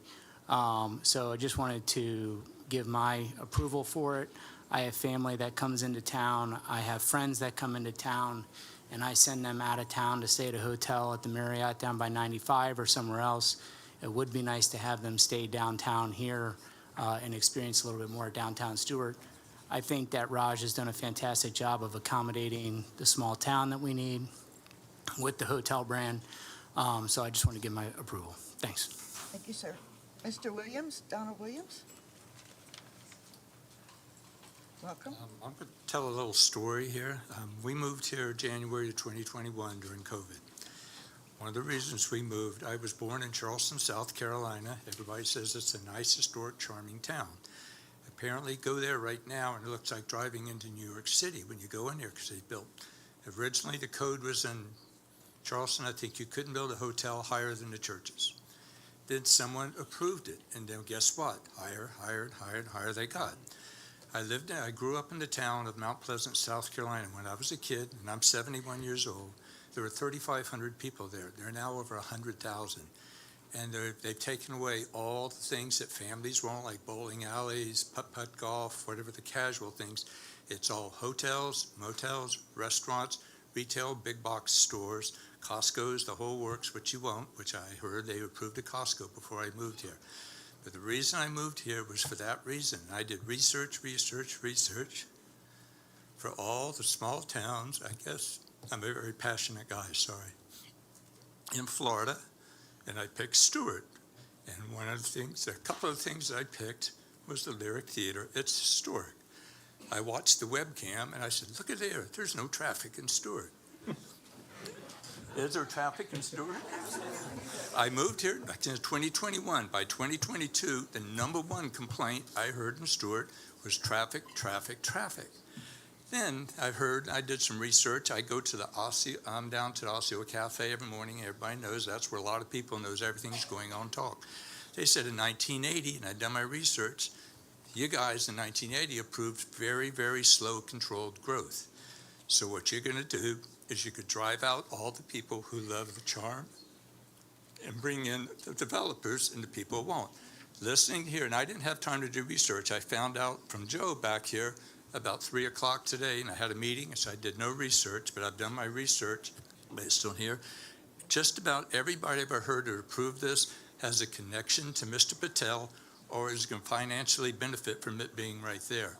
And the final thing is they did research. You know, I've lived here 3.5 years. I found about this today. Why not, anytime there's a major project like this, do a mailing to every single resident in Stuart? And then you can put up a website and let them vote on it and see how the residents feel, not the people who benefit financially from theirs. So I ask you reconsider this, and I'll pick an Edison quote. Yes, the property probably looks pretty bad over there, but knowing what not to do is halfway getting to the right decision of what to really do there. I don't have that answer, but at least I know building a hotel there is not it, especially for the entrance to the Colorado Inn. And one final thing, through the little research I heard someone on the board received 13 letters that no one, disapproved of this. 13 people making a decision to affect 17,000 does not seem reasonable. I thank you for your time. Bye-bye. Thank you, sir. Frank McChrystal, please come forward. I want to apologize. I'm on the CRB board and I missed that meeting. I made the attempt to Zoom, but was told it was not available to CRB members. I guess I was lucky. I was lucky enough to live in Newport, Rhode Island in the early 70s. I was lucky enough to live in the Carmel, Pebble Beach area in the late 70s, early 80s. And they're gone. They're gone now, okay? So here's where we're at. We need to draw that line of demarcation for the 4-story and above in the future to US 1, all right? So the same old playbook, it's just getting boring. Engineers, they're going to tell you they're going to beat Mother Nature when we get those 3 or 4 storms where you get 7 inches in 4 hours. We're going to beat Mother Nature. Traffic engineers that tell you, it's really not going to be any worse. Here's why. Okay? And what I would like you to really consider for future developments, and this holds true also, They take out vegetation and trees, and then, to meet the requirements, they pack trees into a third of the land that any healthy tree would need to grow and keep going. So what you end up with 5 to 10 years later is not much, some very unhealthy vegetation, because you pack the requirements into a convenient spot that's going to make it look like the development does not even exist. Okay? That's how proud you are. So in conclusion, you know what? You've got 4 stories on US 1. Let's talk about a transition zone. Let's talk about what would be wrong with a 3-story hotel room right there, hotel building, okay? Why do you have to give every developer the max, okay? Why? When you know that does not help the majority of the citizens in Stuart. And of course, everyone who lives near, who has a business there is going to support it, and they fill up this room. Well, guess what? Your citizens of Stuart, they don't have time or even the knowledge to fill up this room, but they would, okay? And that idea of the traffic circle, taking a right-hand turn, I didn't even think about that aspect of it. Anyways, the same old playbook is just bogus, all right? Engineers that tell you you don't need any more drainage, landscape architects that throw all these plants into a little spot where they're not even gonna survive, okay, to meet the requirements, and bogus traffic reports that tell us you can develop all you want. It's okay. You're just imagining that your quality of life is going down the crapper. All right, thank you for your time. Stephen Vitale. After Stephen Vitale is Christopher Vitale.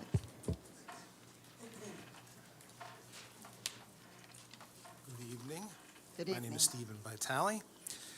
My family owns and operates the Old Colorado Inn, which is the only existing boutique hotel in downtown Stuart. I would like to start out by acknowledging the commissioners, the staff, and all of your predecessors who worked so hard to make this town special. Likewise, I am very proud that the Vitale family has spent the last 25 years restoring so many important structures in historic downtown, such as the Post Office Arcade, the Haney Circle Building, the Coventry Hotel, the Old Colorado Building, the Owl House, the Lions House, the Clifton Guest and Fishing Lodge, the Barnes House, Ground Floor Farm, and many others. We can all be proud of our amazing town, which has been receiving recognition all over the world as one of the best small towns in America. Longtime former commissioner Jeffrey Krauskopf once said that we have to be very wise about our development strategy in downtown Stuart, balancing necessary growth with our quaintness, but that we would never, ever want to kill the goose which laid the golden egg, which is our historic small town charm. Unfortunately, we all know this, the character of our town has been gradually eroding over the past few years.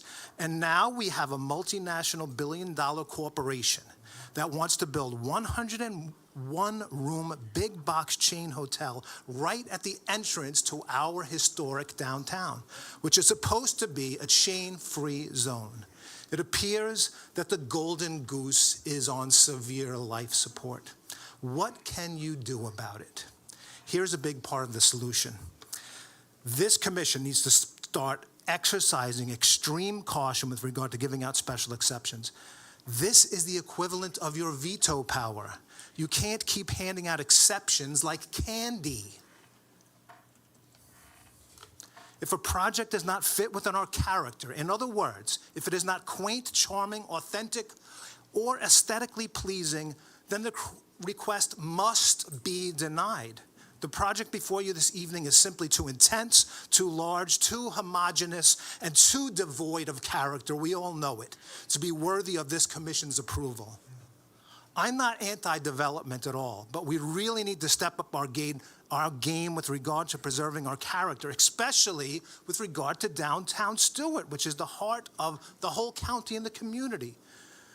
Please note that this is not even close to being a by right project. Without this commission's approval tonight of an exception to allow the use of the off-site parking garage, which will provide almost all of the required parking, the project cannot go forward. The Vitale family is prepared to continue operating a large chunk of historic downtown Stuart in its current state because we love this town, and right now we can make enough money to pay for all the rising expenses, even the increased taxes due to the multi-million-dollar four-story condos recently built on both sides of our properties. My son Christopher is here this evening, who is training to take over the management of our properties. However, if this project is approved, we may have to start building out our properties in order to compete, which would only further deteriorate the character of our town. I don't even want to think what would happen if I had to sell. About 2 blocks of historic downtown would probably become 4-story new construction with about 10 years. But let's not even think about that. Instead, let's continue to work together to preserve and enhance our treasured downtown as much as possible. You have the power to start that process tonight. Please don't let the golden goose die. I am terribly, terribly disappointed, is all I have to say. But you know what? I'm not going to get hurt. When I sell in the future, I'll be sitting pretty. I'm sitting on Boardwalk and Park Place. But these people and this whole town and this county is what's going to suffer because you are killing our city. That's all I have to say. Thank you and have a good evening. And please do the right thing. You can still change your mind. Christopher?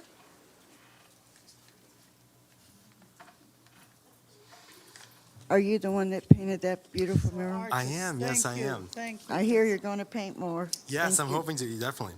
Good evening. My name is Christopher Vitale. I'm the son of Stephen and Ashley Vitale, the owners of the Old Colorado Inn here in Stuart. I'm also the artist who painted the mural downtown of the House of Refuge at Sunrise on the back of the DeHome building, just off of Haney Circle. I'm currently being trained, as my dad just mentioned, as a manager of our boutique hotel, and it's my hope that I can continue the work that my family has done over many years to preserve pivotal historic structures in the heart of our downtown for years to come.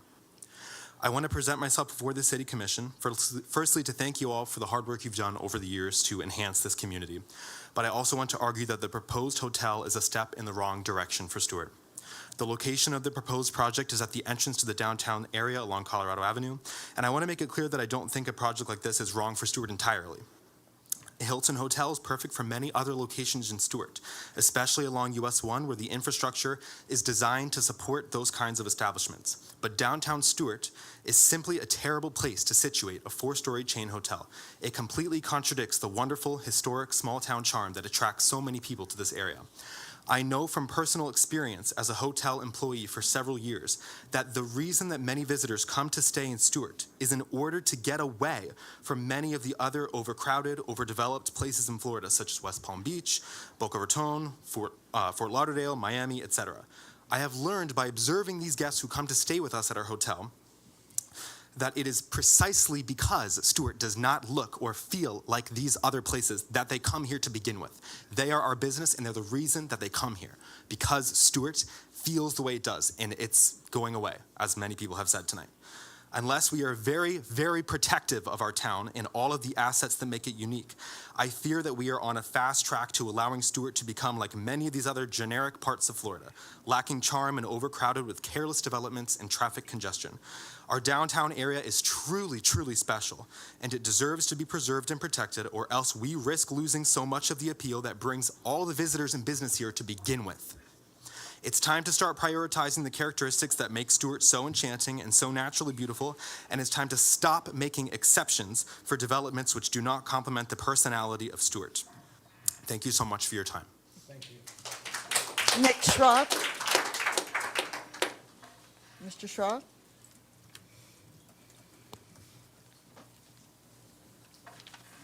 Good evening, commissioners, staff, community. My name is Nick Schroth. I'm a resident of the city of Stuart. I also own several businesses in the city of Stuart. I'm also a member of the CRB. I was absent the day of the vote. I was also conflicted because our firm does represent Raj on several, our firm NAI South Coast does represent Raj in several transactions. So would have abstained, had talked to Mike Mortel about abstaining, but I am here today as a resident, as a business owner, and I'm here to speak in support of this project. It wasn't that long ago that Colorado Avenue was 4 lanes. The center, the strip center where Fruits and Roots is, was a Goodyear. The center across the street to the east was developed as a Food Line. So, this project would not be before you today if it was on the site of Old Colorado Inn or the Post Office Arcade or the very City Hall that we sit in today. So I just want you all to know that and consider Colorado for what it was. When Colorado was slated to be reduced from 4 lanes to 2 lanes, that was serious, and people were enraged, and nobody thought it would work out.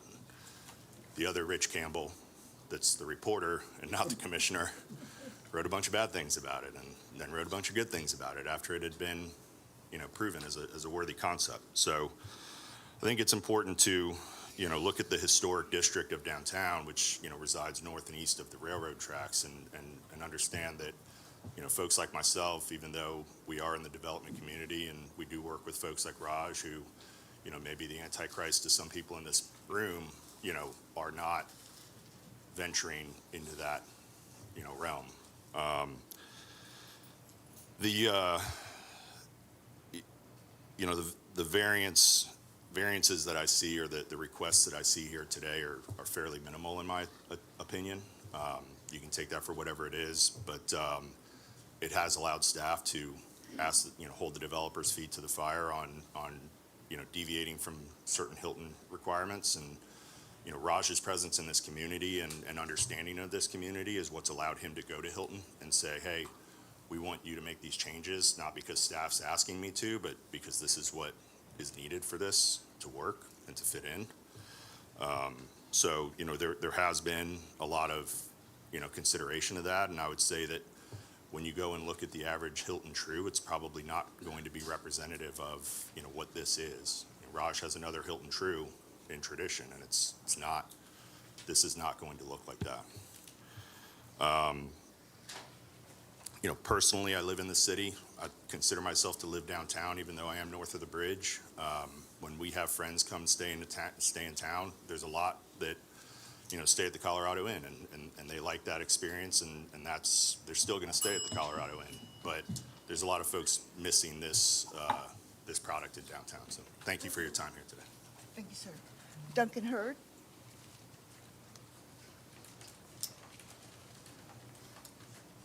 Good evening. My name is Duncan Hurd. I'm a resident of the city of Stuart. My wife and I own the Gilt Complex located at 608 Colorado Avenue in the Creek District. I'm also the president of the board of the Creek District of Arts and Entertainment nonprofit. Raj and his team approached our board last spring with this idea, and because I, as a board member of this nonprofit, which exists to promote the district, the businesses within it, we were interested in hearing about it, and we were quickly convinced of the sincerity of the principals, their approach to the project, and we believe it would have a very positive impact within the city, but also in the Creek District in particular. This board created the Creek District as an area to promote art and entertainment,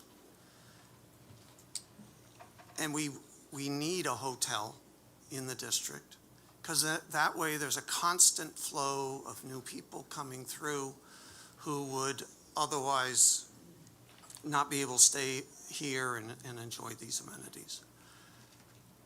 As an individual, not speaking for the Creek District, not speaking as a business owner, it strikes me as odd that the commission had an opportunity when they approved the new code for the district, that they didn't, that now there's all these complaints about the height in this particular location, but it was approved previously by this commission, whether you all were members of it or not.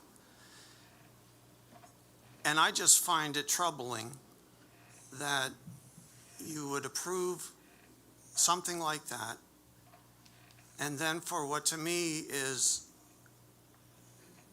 rather specious arguments, suddenly consider not approving a project of this nature, which falls within the guidelines. I respect everybody who is against this project. I don't want an increase in the height limit. I complain about the traffic every day. But we exist as residents, as business owners, as people who love this city to promote its wise growth. And I have not heard anything tonight that would cause me the alarm that some people have expressed. Thank you. Thank you, sir. Paula Hoff? No, Ms. Paula Hoff? Welcome. I'm Paula Hoff. I live in the city off of Stafford Drive. We've lived here for 30 years, and I just want to reiterate the same that some of the other people have said, that nobody in my neighborhood that I have talked to, any of my neighbors, knew anything about this until recently. Like the woman with the newspaper said, that the way our socialization is now, we don't have newspapers, we don't read the newspapers. I heard about this on Facebook. Had I not been on Facebook, I would have never even known about it. That's not your problem, it's just the facts of the world we live in today. My main concerns, I don't have anything new to say. I agree with everybody who has voiced their concerns.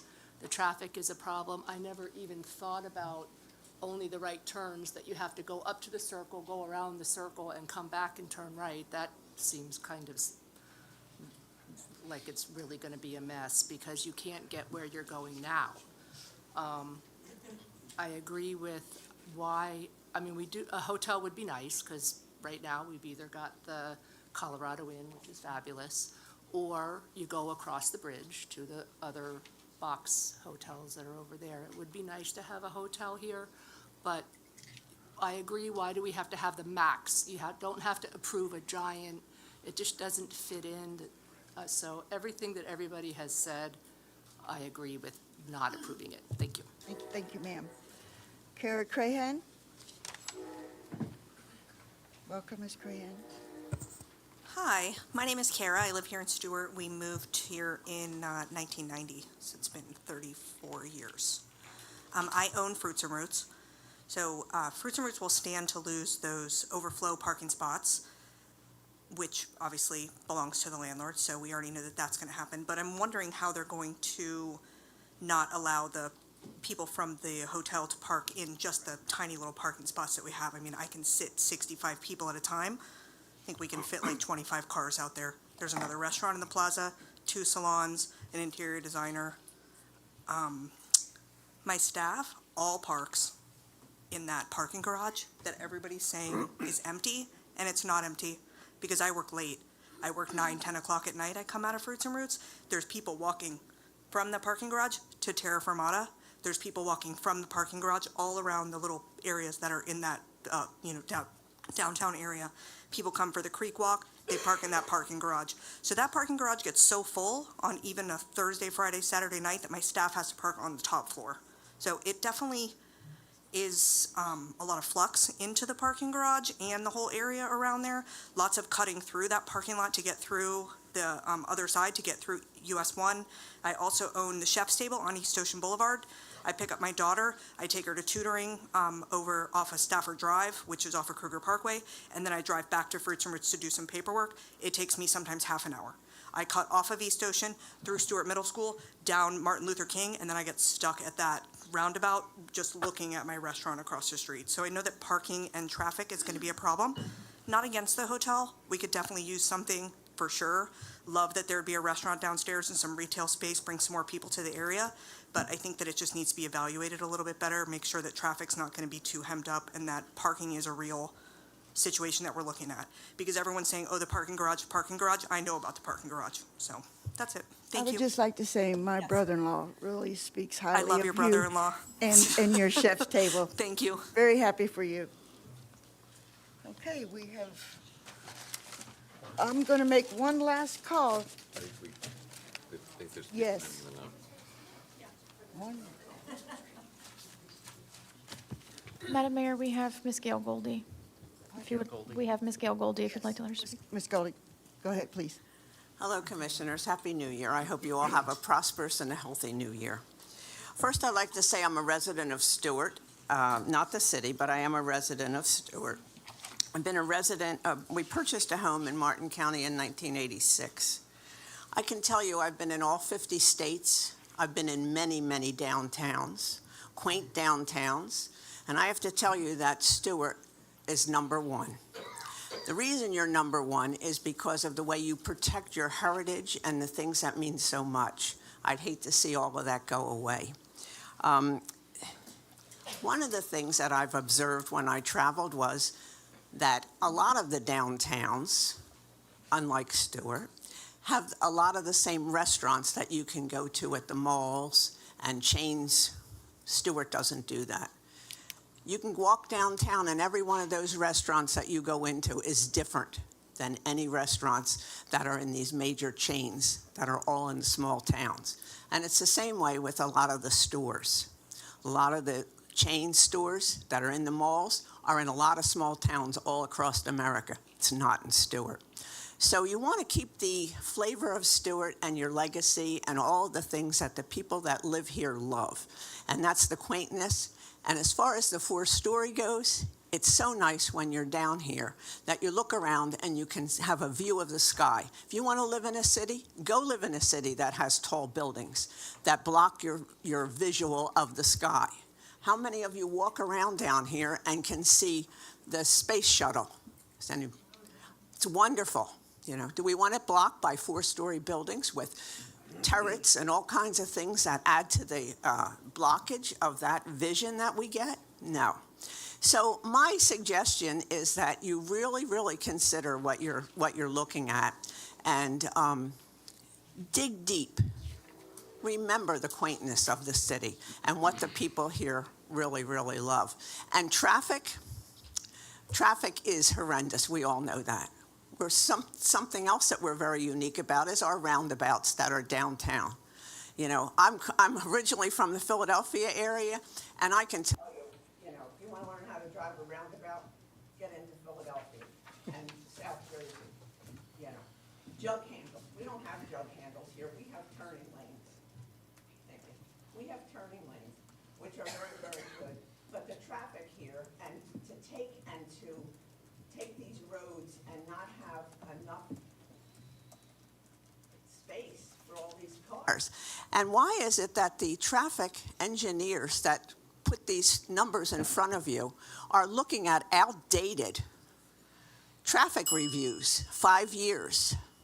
They should be updated, should be. So thank you. But please, whatever your vote is, keep in mind what the real residents here love about this city. Thank you. Ms. Helen? Yes, Helen McBride, Flamingo Avenue. I'm no expert, but I can tell you a few things that have been brought up here. This empty land, it has the indentation, so when it does rain, there is a place for the water to go. Well, I live on Flamingo Avenue. We used to have that. Of course, Flamingo Avenue was half county, half the city owned. Half the houses were in the city, half the houses were in the county.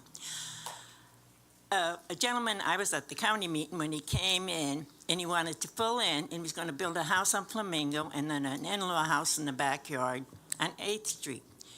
Well, he brought all this dirt in, and since he brought all that dirt and built those, and he didn't build a mother-in-law house, he built a regular house. It's on the same lot.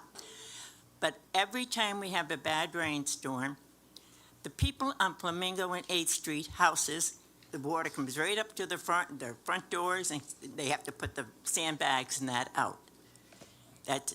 So that's the same problem you're going to have on Colorado. Now, I also remember, probably 10 years ago, when we were saying about the traffic on Kenner Highway and US 1. We wanted to go over the new Roosevelt Bridge. That's how far back I'm going.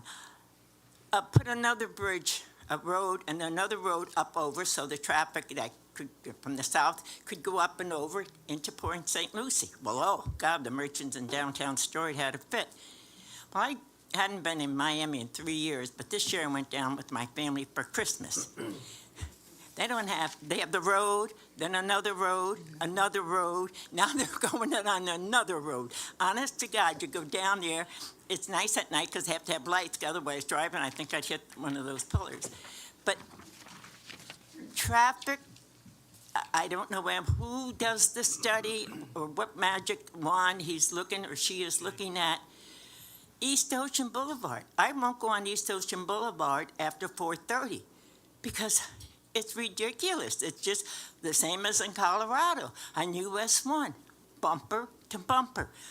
My children on Flamingo Avenue played in the road. The kids on Flamingo Avenue now can't play in the road or ride their bikes. So that's what you try to take into consideration. The safety and the welfare of we the people. Thank you. Thank you, Helen, very much. Okay. I think that is it. Grab my, Right there. over here. Do we want to get back into questions for the applicant? If you have any questions, yes. And then we'll, if there's no more questions, we'll take a vote. I have a question after Mr. Yes. Go ahead. Commissioner. Yes. I actually wanted to pull the drainage person up. I don't know if CapTech is here.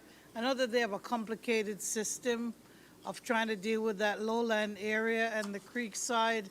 And I listened to that maybe, I don't know, a long time, some time ago. I listened to that whole presentation, but maybe it's a good thing for the public to know and for us to refresh as to what's going on with that system. Thank you, Commissioner. So good evening, Commissioners. I'm Joe Capper with CapTech Engineering, and so everybody knows I was hired, as I normally am, to review development plans in the city of Stuart, and one of the areas that I look at is stormwater management. And I've been keeping track. I've probably been insulted about 12 times tonight relative to roundabouts and drainage and so forth.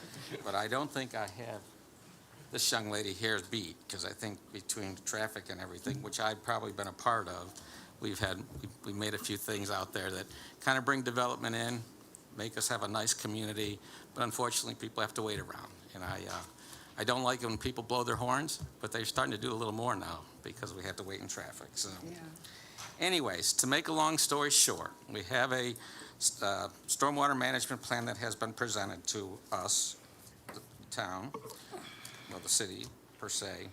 And I will tell you that when I first heard about development on this property, I was very reluctant to let anything happen to it. It was right at the same time we had a lot of flooding.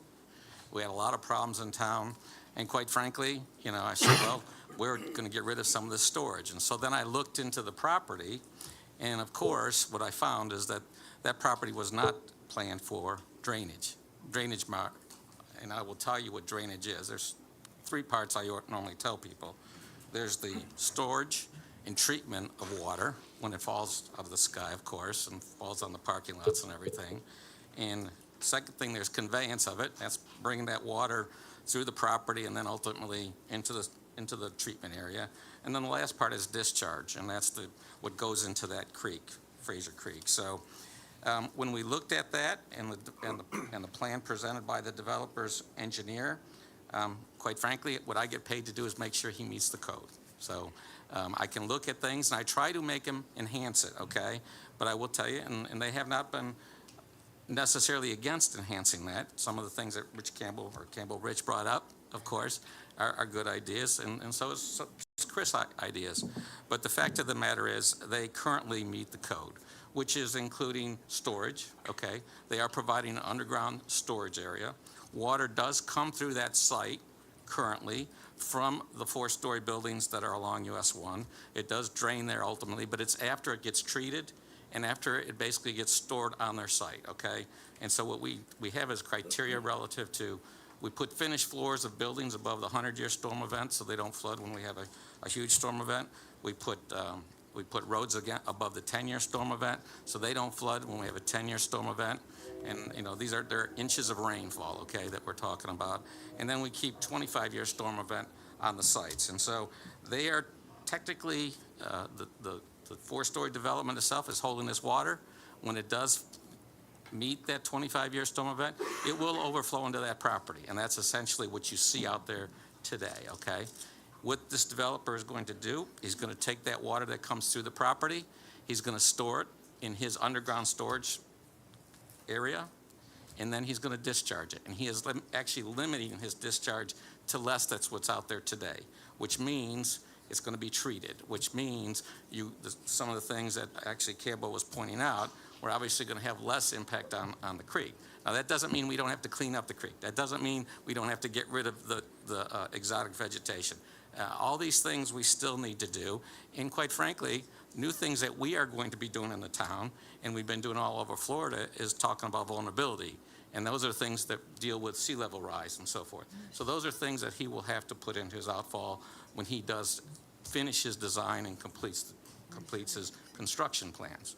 So to answer your question in short order, he's meeting the criteria we have. He will have to do some improvements, as we know. He actually is doing a little bit better than what's in the code, but of course, as we have heavy rainfall events more often and so forth, you're going to see a need for more stormwater improvements. And that goes everywhere, okay? But again, he does comply with the code criteria. Did I answer your question? Yeah, I won't, there's some issues with Poppleton Creek and other things and going on the US 1, but that's okay. I think I've looked at the plan in detail and I've talked to people, but I just wanted the public to know that we did look at it, and it is a difficult area. I remember a long time ago, I don't know if it was this particular person or somebody else, and it's very wet, very low area, and it was almost like a throwaway area. I didn't know that somebody would want to come in and develop it, but then we've seen where they have come in and they brought the plans, and they're working to comply and to make some things better. So, yeah, thank you. Thank you. Thank you, Joe.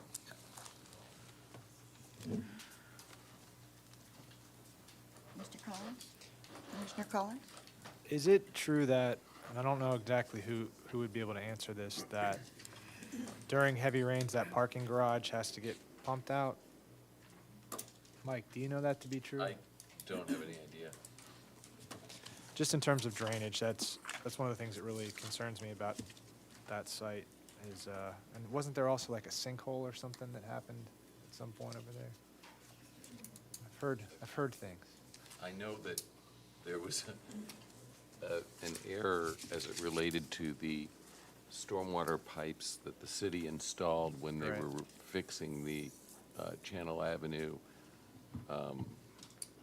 drainage issues, and that one of the things that we have negotiated and discussed with the applicant tonight is that he would be, as a condition of approval, providing us a new easement to keep the drainage pipes in their current location rather than removing them from the site, Right. as they would be required if we were to follow the proper easements. So I'll wrap up. I know we've been talking about this for a while, but I really appreciate everybody being here tonight and sharing how you feel about this project. I will say, when I sort of polled on Facebook, for what it's worth, not just with people that are my friends, but also in some of the larger groups, I was blown away, and maybe this is just a symptom of social media, I don't know, but truly, there were probably 250, 300 comments, 50, 60 shares, and save 3, including the gentleman that was Duncan representing Creek District, Eric Wickstrom, which I appreciate. He wants Tara Fermata to be busy, and some guy from Port St. Lucie. It was unanimous that the feedback about this project was, please do not approve this. This should be a boutique hotel on Colorado. 2, maybe 3 stories. There's going to be a 4-story hotel out on US 1. If people are looking for that kind of a product, go out there. But in our charming downtown on Colorado, please honor the character of the downtown Stuart area. And there were a lot of concerns, too, about it being a chain, which you got to dig into the weeds a little bit on this, and I won't drag anybody up to talk about the formula line, but the line where we allow chains to exist within is Fraser Creek. This project is literally touching the line where we would no longer allow a franchise to exist. And some of that feedback is, shouldn't there be a transitional, I mean, are we going right from zero allowance of franchises to immediately on the line, a 4-story big box, big chain, multinational corporation here? But that said, just in recap, a lot of this conversation around this project has made it sound like, we're doing small things. We're moving some of the ADA parking sites. We are increasing the parapet to a slightly larger percentage.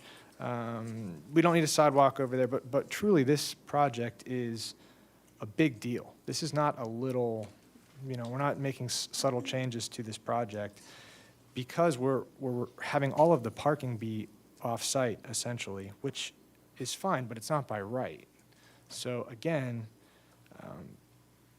because of the change of ownership and our code and maybe the price of how much they're asking for this parcel, nothing gets built here without us saying it's okay. And here would be my contention. This is the main point I would like to drive home before we vote on this, is we should be really picky. There's not much left to develop here. And to just quickly, easily, disregard a lot of the concerns from the people who live here, I think would be wrong.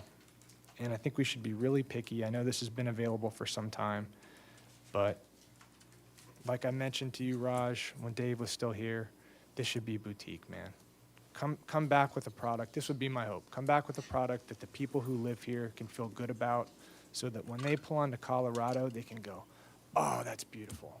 That is downtown Stuart. That is Colorado right there, because that is our main entrance. And part of that, too, would be that there would be less rooms. We're not looking at 100 rooms in a boutique hotel. And I'm not trying to tell you how to do your job. Maybe it's 30 or 40.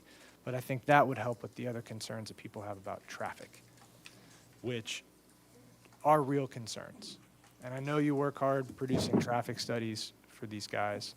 And I know we do our part with Kimley, to verify that. But inevitably, it's more trips, it's more cars, it's harder to navigate on Colorado. And I have a business that's on Osceola Street. And over the last few years, I keep hearing people are later, and I keep hearing more and more how hard it is to get down there. And this project would be one of those projects that make it that much harder. So, in closing, I would say the main question that we should ask when we're approving this is, does this Hilton True add to the quality and character of the Creek District?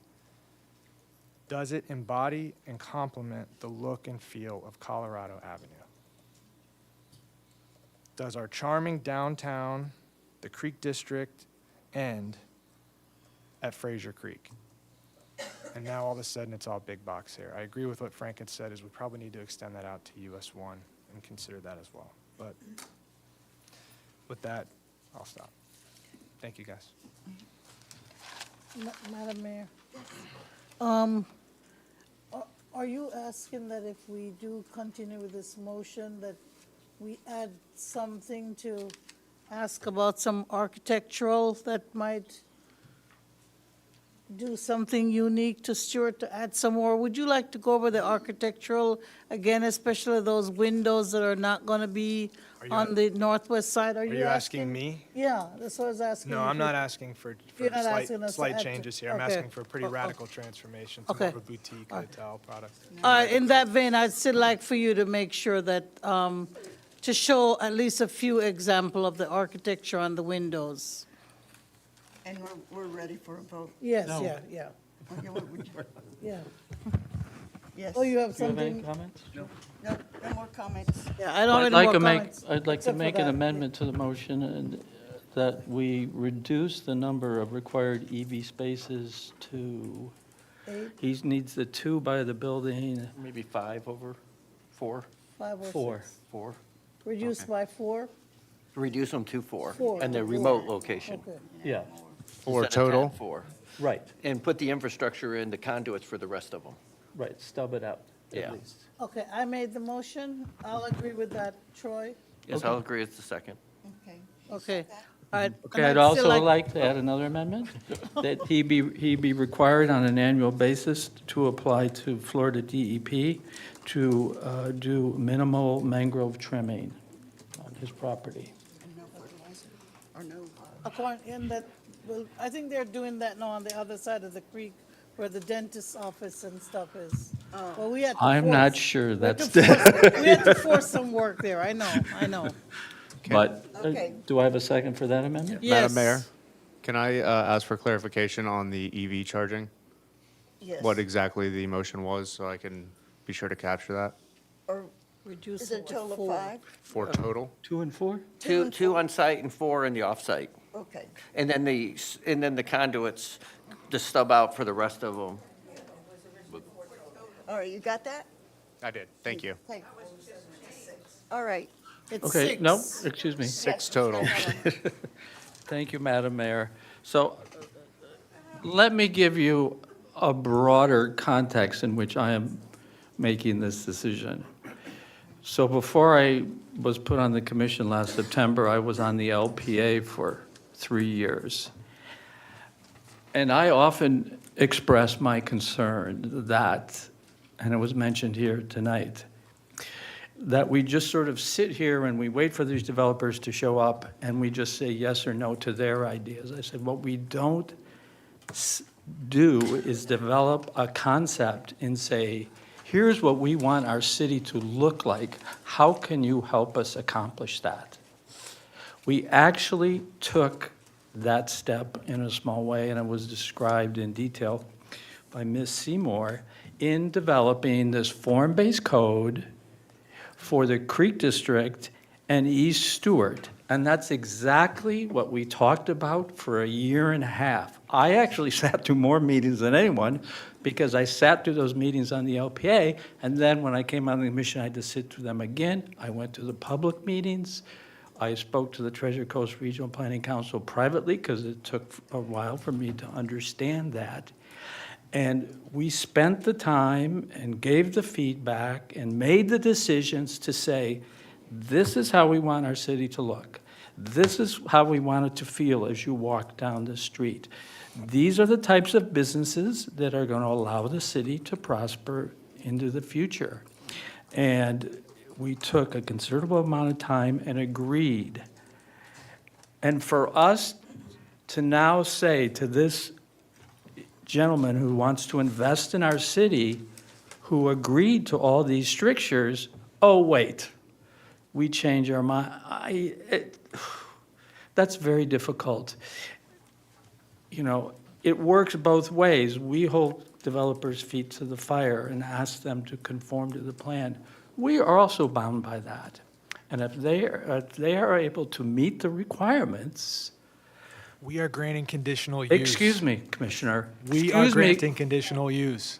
It's not about meeting the, I don't mind if I'm out of No, order. I want a point of order, and it needs to be It's not just stopped. about meeting the No, point of rules. order if we have to Go ahead. I bring don't- in I the don't mind. officer or whatever. Go ahead. It's not Go your, get the officer. It's not about meeting the code. I'm trying to This is be, conditional Chris, use you're- hearing. This is you, a conditional use hearing. are you going to allow him to speak, sir? Sure. Okay. Okay, so that's the broader context and which I am approaching this.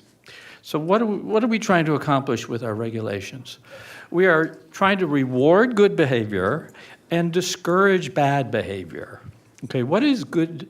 Bad behavior is driving down Colorado downtown, circling around downtown endlessly so you can park right in front of the business you wish. That, we've got to get over that. What is good behavior? This existing, and by the way, so I worked 10 years. That was the parking lot I used for 10 years. It's a seriously underutilized resource. I was there at 11 o'clock today. I'd met someone at 10 o'clock at Honey. It's actually 6 floors, and I drove over there, and the top 2 floors were completely empty. It has less utilization now because of the work from home dilemma that all businesses are facing. There's parking underneath each of those buildings. There's parking out front.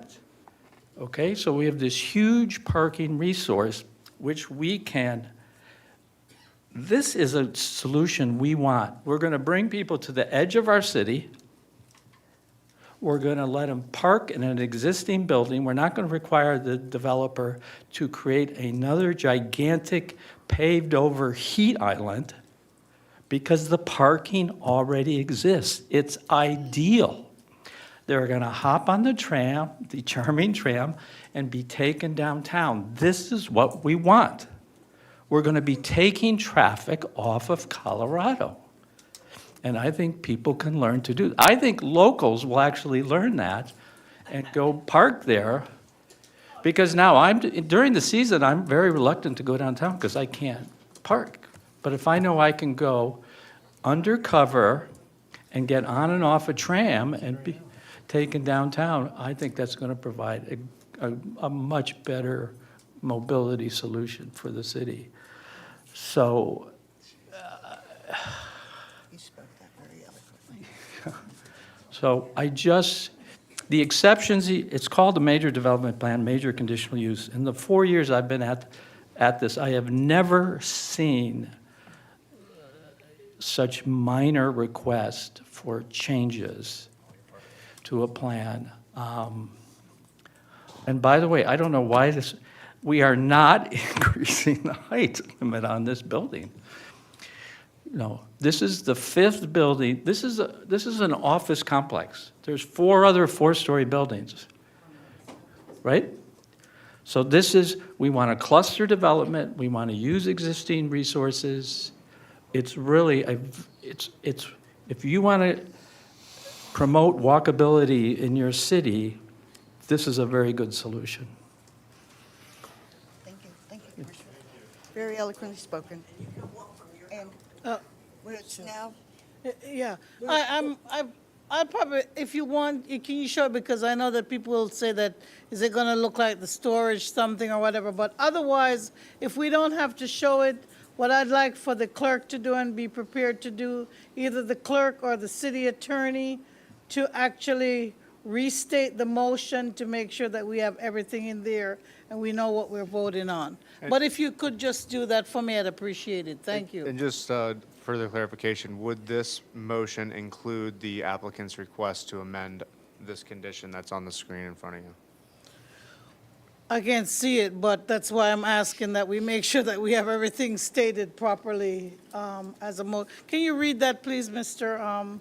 McCrane? Yes, so the applicant's requesting to amend condition number 28 to clarify that outdoor music within the outdoor pool area pertains to live music. It would not prohibit background or ambient music in the outdoor pool area. It would also include that, the hours of operation would be maintained based on the Code of Ordinances for the City of Stuart, and that because of, time changes and different times of year, that the hours of operation for the pool would be from dawn until 1 or 2 hours after dusk. Okay, when I made my motion, I thought that that was included, and I know that the representative had mentioned that and had explained it, so I don't have any problems. Okay. Mr. McDonald? I'm fine with that. Thank you. I could read the motion, Madam Mayor, if you'd like me to. Yes, if you could read the motion completely. Please. Well, he was going to give us an outline. That's what the building would look like with the windows and, all right, Commissioner. okay. Ms. Malehe? Please read it and we'll vote. The motion was to approve as presented. The amended motion was to reduce the EV stations to 2 on-site, 4 off-site, and the applicant must be required on an annual basis to apply to the DEP for minimal mangrove trimming. Am I correct? Yeah. Yes? That really feels appropriate to you guys, looking at that? On Colorado? Really? We're going to, Madam Mayor, Madam let's Chair. vote. Madam Chair, was that also including the removal of exotics and the yearly trimming with DEP? Yes, she read that. yes, Okay. yeah. Correct? You Yes, got that? that's what I read. Yes, ma'am. Okay. Thank you. All right. We will have a roll call now. Commissioner Clark? Yes. Vice Mayor Rich? Yes. Commissioner Collins? No. Commissioner McDonald? Yes. And Mayor Brunner? Yes. Now we're going to move on to ordinance of the first reading, the freestanding emergency room. But let's wait till it clears out a little bit before we head on. Okay. Oh, God, I hope they make it.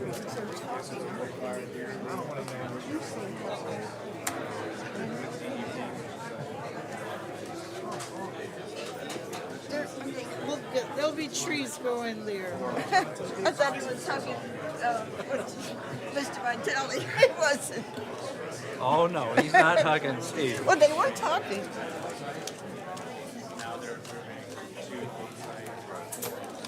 I think it will keep,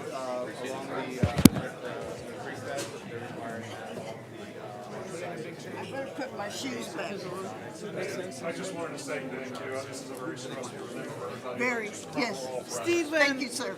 Then there was the condition number 28 with. Stephen. I just congratulated him, business. If I'm still here, because what happened to when I said You better be here. I don't know, I honestly don't know. Why did you introduce her son to me? Where's?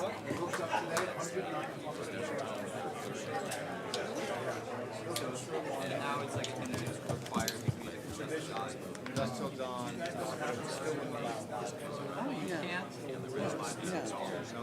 You have a beautiful place. You have a beautiful place. Crazy people. Human trafficking, yeah.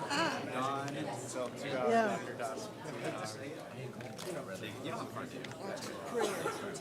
It's upstairs, but I'm done, so I'm going out there anyways. Tracy, thank you. Yes. Yeah, I hope it works out. Yes. Don't move, don't ever move. Keep that little. let's keep the moving. Merit. Oh, I want to get some. So I'm going to follow with a staff meeting tomorrow morning at 10 o'clock. You got our eye on you, Ron. We got our eye on you. Proceed with some thoughts. I already got an email.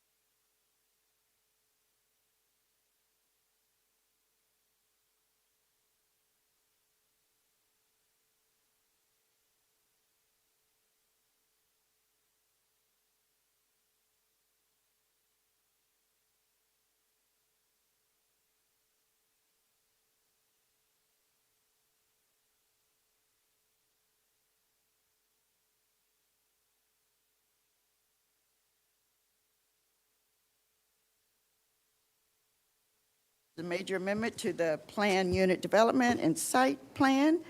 Oh, this is also Jose and ordinance number 2526-2024, an ordinance of the City Commission of the City of Stuart, Florida, granting a third major amendment to ordinance number 2297-2014, aka the 7.2 acre 4-lot Wawa gas station and convenience store, master commercial plan unit CPUD, thereby approving a master development plan for Lot 3 consisting of 11,570 square foot freestanding emergency room and providing for new, restated, and amended development conditions, including a timetable for development, said property being generally located at the southeast corner of State Road 76 and Southeast Monterey Road, being more fully described by Exhibit A attached, declaring the proposed development to be consistent with the city's comprehensive plan, repealing ordinances in conflict, providing for severity clause acceptable by the applicant, and an effective date, and for other purposes. Okay. Do we have to swear? Who's there, the applicant, people? Yeah, any potential witnesses, would you Yes. stand and please raise your right hand? In regards to the following evidence, do you affirm to tell the truth, the whole truth, and nothing but the truth? All right, you may be seated. Okay, and the commissioners, do we have any ex parte communication? Madam Mayor, I've spoken with the applicant and their representatives and city staff and representative from Cleveland Clinic, and I'm here with an open mind. Madam Mayor, I've spoken to the representatives and staff briefly, and I'm here with an open mind. Madam Mayor, I have none. Madam Mayor, I've met with the applicant and staff. Yeah. Madam Mayor, I've met with the applicant and staff, and I attended the CRB meeting where they presented and talked to local residents, but I'm here with an open mind. I've watched that CRB meeting too. LPA, sorry. LPA, a little disturbing, but Sorry, Sean. But anyway, I'm here with an open mind, and we shall go on. Petitioners, who wants to go first? Oh, we have Jody. Yes. Staff. Forgot Good about you, evening. Jody. Good evening, Mayor Bruner and members of the commission. For the record, my name is Jody Kugler, the Director of Development. Tonight, I'm presenting agenda item number 13 for a major commercial plan unit development amendment and site plan approval for the development of Lot 3 within the Wawa CPUD development. The applicant, HCA Florida St. Lucie Hospital, is seeking approval for the development to construct an 11,570 square feet freestanding emergency room with 1 ambulance loading zone and 43 parking spaces, and also with a new timeable table. The project is located on the southeast corner of Southeast Monterey Road and South Canner Highway. This item is quasi-judicial. In accordance with the public notice requirements outlined under Section 11.02.05 of the Land Development Code, the applicant mailed 33 letters to adjacent property owners within the 300 feet of the subject parcel, providing details of the requested development and the date and time of tonight's meeting. Additionally, a sign was posted on the property of Lot 3 along South Canner Highway with the same information. This depicts the 1.74 acre vacant site is situated on the southeast corner of Southeast Monterey and South Canner Highway. The subject parcel is designated by the commercial land use. The commercial land use and uses and activities predominantly connected with the sale, rental, and distribution of products are performed where professional and non-professional services are allowed. The subject parcel is designated as a commercial planned unit development. The purpose of a PUD is an alternative means of residential, commercial, public service, and industrial land development, and an alternative zoning procedure that may be used to establish residential, commercial, public service, and industrial planned unit development zoning districts at appropriate locations and in accordance with the planning and development objectives of the city. The purpose of any major amendment to a previously, the purpose tonight is to approve the application, and the purpose why they had to submit for a major amendment is to previously adopted planned unit development or zoning ordinance, including conditions and agreements, covenants, maps, and instructions shall be processed as proposed amendment is a new rezoning application. The applicant again is requesting an amendment to the previously approved Wawa CPUD master plan to develop the freestanding emergency room on Lot 3 and to provide new and reinstated and amended conditions, including a timeable table for development. The history of the master plan: in 2014, the City Commission adopted ordinance number 2297-2014, amending the original commercial plan unit development agreement approved in 2017, the 5.98 acres parcel to include a 1.6 acre site, and applying the CPUD zoning and further division of now the equivalent to 7.24 acre site into 4 lots. Adopting a master plan encompassing the entire 7.24 acre site and a master plan for Lot 1, consisting of the Wawa gas station and convenience store. In 2015, again, this board amended the CPUD ordinance for the development of Lot 4, consisting of a 10,224 square foot medical office building for Water's Edge Dermatology.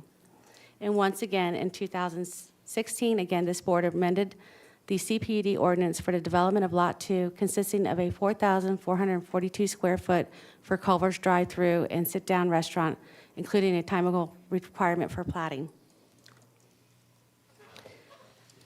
The development provides interconnection by utilizing the existing frontage road, providing a parking lot cross-access connection to Water's Edge Dermatology. A pedestrian connection point has also been provided to connect the development with the existing sidewalk along South Canner Highway. The development complies with the city's landscape standards by providing dozens of new shade trees and thousands of new shrubs to the property. The landscape buffers have been designed to enhance and complement the existing landscape palette established within the previous developed lots. The existing site is unoccupied but is accessed via an inner parcel access road that runs parallel to South Canner Highway. The access road has an existing right-in, right-out access point to South Canner Highway at the north side of the project site. The adjacent parcel to the south has an existing driveway that allows both left and right turns into the site. The proposed project would not add any new access points to South Canner Highway. The proposed building provides enhanced architectural features and complies with the city's architectural standards by providing an entrance, arcade, a sculptured artwork, overhangs, display windows, decorative light fixtures, and planters with seating. On November 2023, the applicant provided notifications with letters to 334 property owners located within a 300-foot subject property. The city received no response. I just want to make a correction. I did misspeak about it. The first part, it was 334 notices, not 33. On December 14, 2023, the local planning agency held a public hearing to review and discuss the major commercial plan unit development amendment, petition, and site plan application for the HCA Florida St. Lucie Hospital freestanding emergency room. The board voted 4-1 with two board members being absent from the vote to forward a recommendation of approval to the City Commission. This petition complies with the standards of review outlined in Land Development Code, Section 11.01.09, the zoning map change application, including the planned unit development, and Land Development Code, Section 11.01.10, planning and development amendment applications found to be consistent with the goals and objectives and policies of the City of Stuart Comprehensive Plan. And the applicant has a brief presentation as well.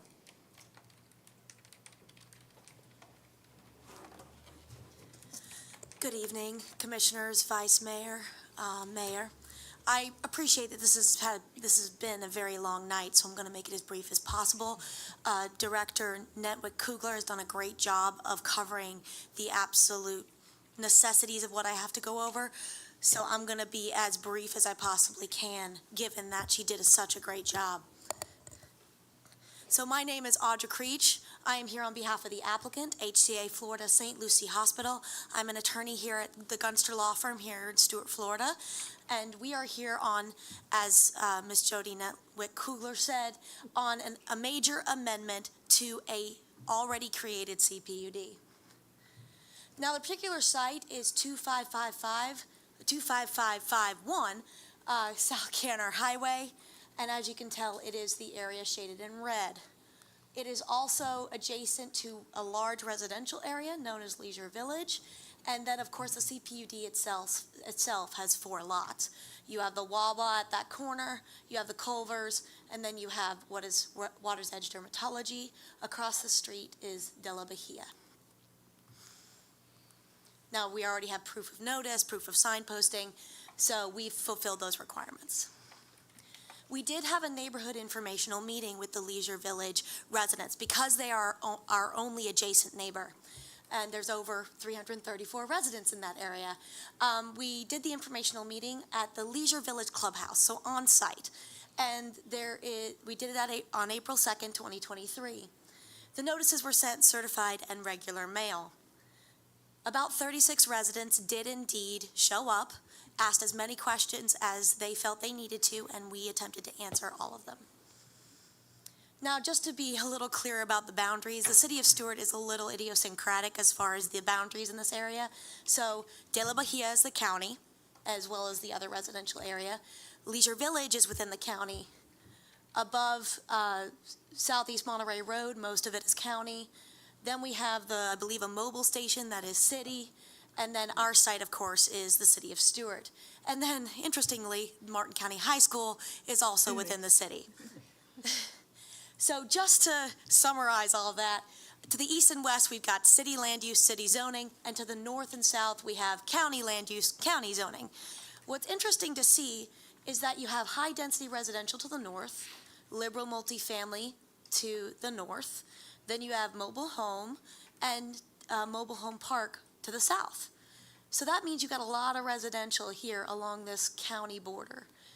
Meanwhile, you've got commercial and CPUD along this corridor to the east and west. So essentially, we fit not only because we are the right land use and the right zoning, but we are a part of that corridor that supports all this residential to the north and south. So the history of the CPUD, obviously, Ms. Jody Netwick Kugler took care of this to a large extent. I just wanted to add that there was one other major amendment to the CPUD. The first one in 1997, and then the next one, 2014, which is where Ms. Kugler starts at 2297, 2014. So there have been multiple major amendments, and I'm going through this pretty quickly because you've seen it all. There's been multiple major amendments throughout time, both in 2014, 2015, 2016, and then finally the repat in 2016. All we are asking to do is to finish the CPUD. We are asking for an amendment to add the final piece, Lot 3, to this CPUD. So we are proposing to put a freestanding emergency room on Lot 3. What is that? Well, a freestanding emergency room is a self-sufficient, standalone emergency department. It's also known as an FSED, as well as an FSER, freestanding emergency room. It often has, it always has physicians, RNs, paramedics, respiratory therapists, imaging technicians, and other professionals. Additionally, this is for acute care. This is not the best place to take your urgent care patient. This is not the best place to bring a UTI or an upper respiratory infection. This is the place to bring someone who needs emergency acute care, much like you would take someone to an emergency room attached physically to a hospital. It is open 24 hours a day, 365, and that is consistent with its nature as a freestanding emergency room and not an urgent care.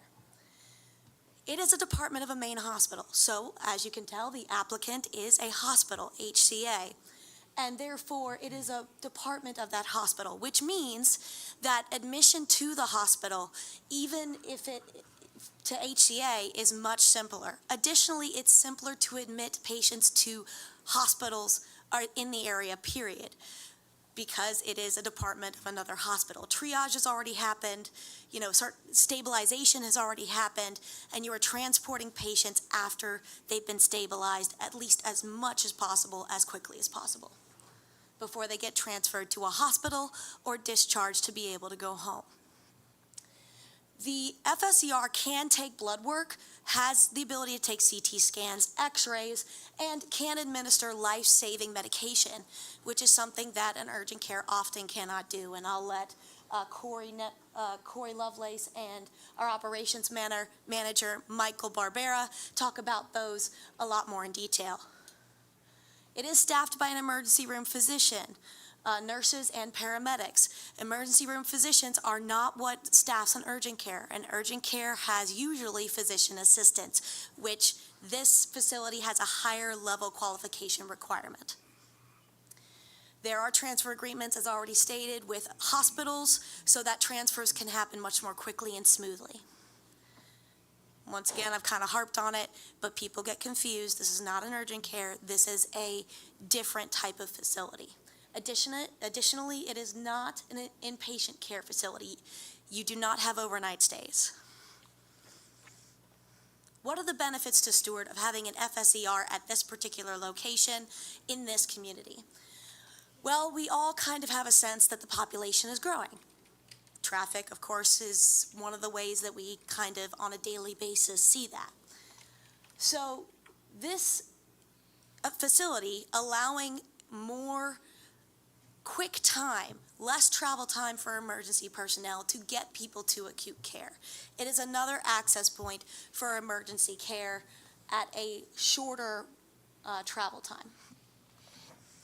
Additionally, the more emergency beds there are, the less time patients are waiting, kind of along the same concept of the closer it is, the easier it is to get to, the less time both in travel and in patient wait times.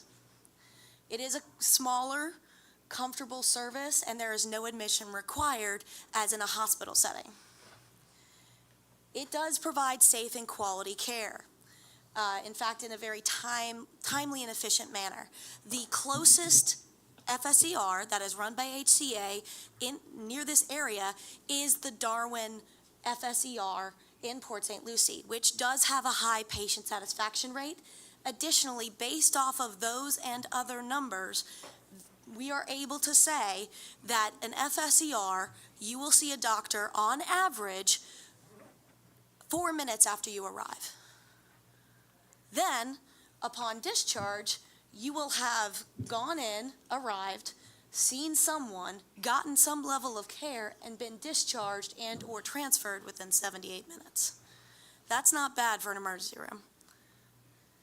The economic impact, because of course, a lot of us want to know what jobs are being brought to this area. So the economic impact is an estimate of 20 high-paying jobs in physicians, RNs, imaging techs, security, respiratory therapists, pharmacy, and environmental services will be brought into the community. Just point of interest, since I didn't know what that was, environmental services are the people that actually clean FSCRs to make sure that it is sanitary, make sure that you're going to get a level of care necessary for that level of medical. Now, at this point, I'm going to go ahead and ask Ross Lucas, our engineer, to come up and talk about the design features. So the site plan, the drainage plan, the photometric plan, the traffic especially, because we know that that's a larger deal. After him, I will be coming back up to basically close it out and ask for your approval. And if we have any questions thereafter, we have the team here. We'll be happy to answer them. Thank you. Thank you, ma'am.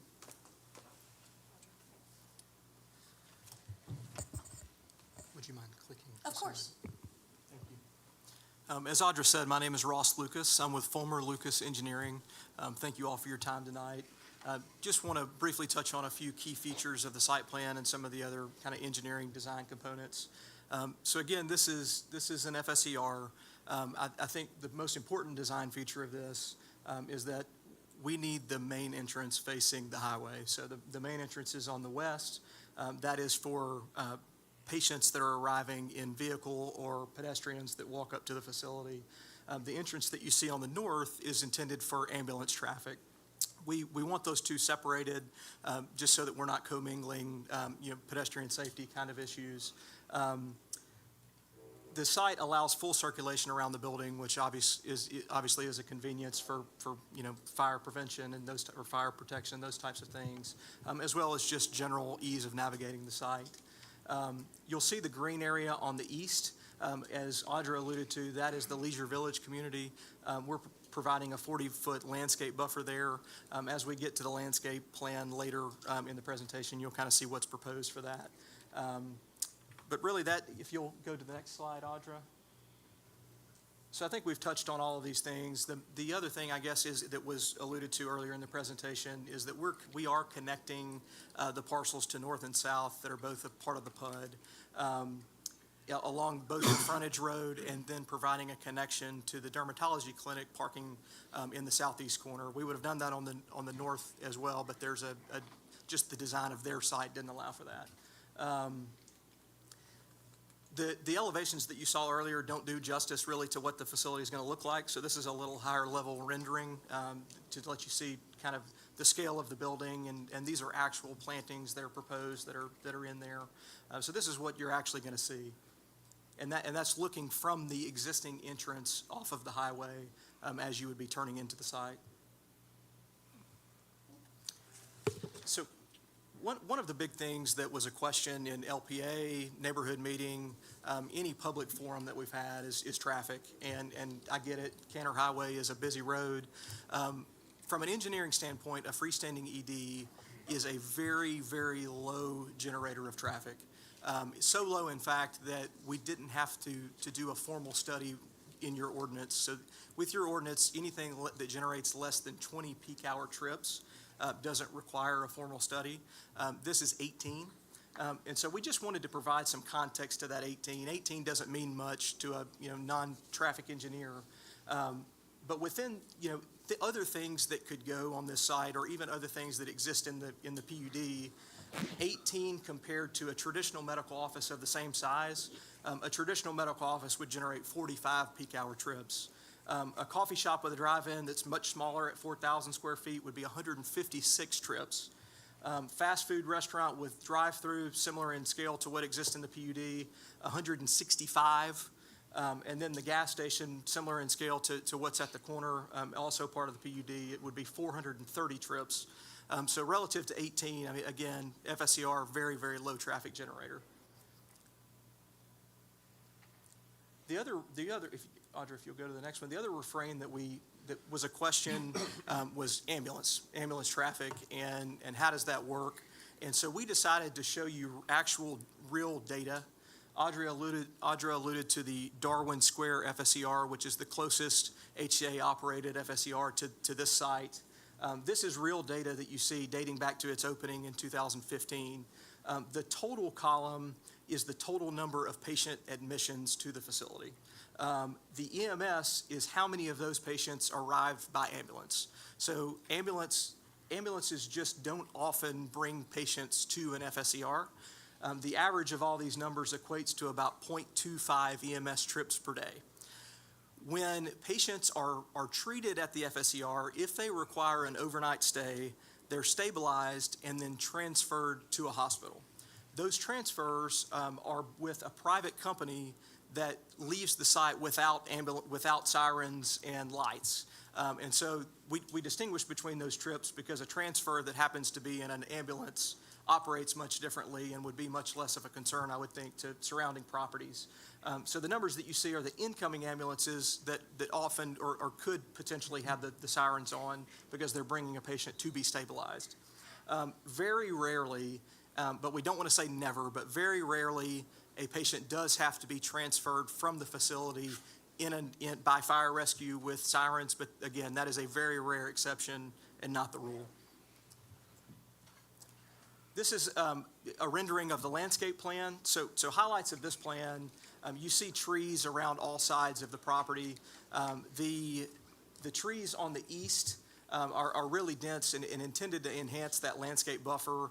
Also allowing for stormwater treatment behind the trees and kind of trying to hide that and screen that a bit from public view.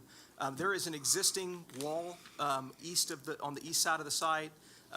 There's some shrubs being added along that wall just to enhance the aesthetic there. But between the shrubs and the trees that you see, it will be above ground stormwater treatment. If you'll go to just sort of what we can touch on, there's some numbers in the next slide about actual plantings proposed. 45 canopy trees are proposed, 19 understory, 307 shrubs, and 1,376 grasses and ground cover proposed. That is, in my view, a lot of plantings for a relatively small site. Low flow drip irrigation will be proposed for water conservation. Nearly all of the plantings that are proposed are drought tolerant. Nearly all are native. The numbers are there. 90.6% of the proposed trees and 100% of the proposed shrubs are native. The open space, we're exceeding the requirement, 25,000 roughly square feet provided versus 15,000 square feet required. This is the drainage plan. So I spoke to the dark blue. The dark blue is above ground stormwater storage. The light blue is below grade exfiltration. So it provides both storage as well as the intent there is to exfiltrate stormwater back into the soil versus discharging off-site. So this site is proposed to meet all of the stormwater requirements and actually exceeds them. Post-developed flows are below pre-developed for all design storms up to the 100-year, 3-hour. Very, very little water leaves the site at all. Anything below roughly a 10-year storm has zero discharge. Up to the 100-year storm is like 1 CFS, which is incredibly low for a site of this size. Water quality is going to be improved through development of this because of the storage provided, because of the promoting of infiltration. Stormwater quality is going to be improved. The required storage exceeds the required amount. And I think I touched on the rest of that. Exterior lighting, I won't spend a lot of time. The fixtures are shielded. They've been reviewed as part of the plan. All of the illumination levels are met as part of the plan. And there's really not, unless you all have specific questions, not much to touch on otherwise on that.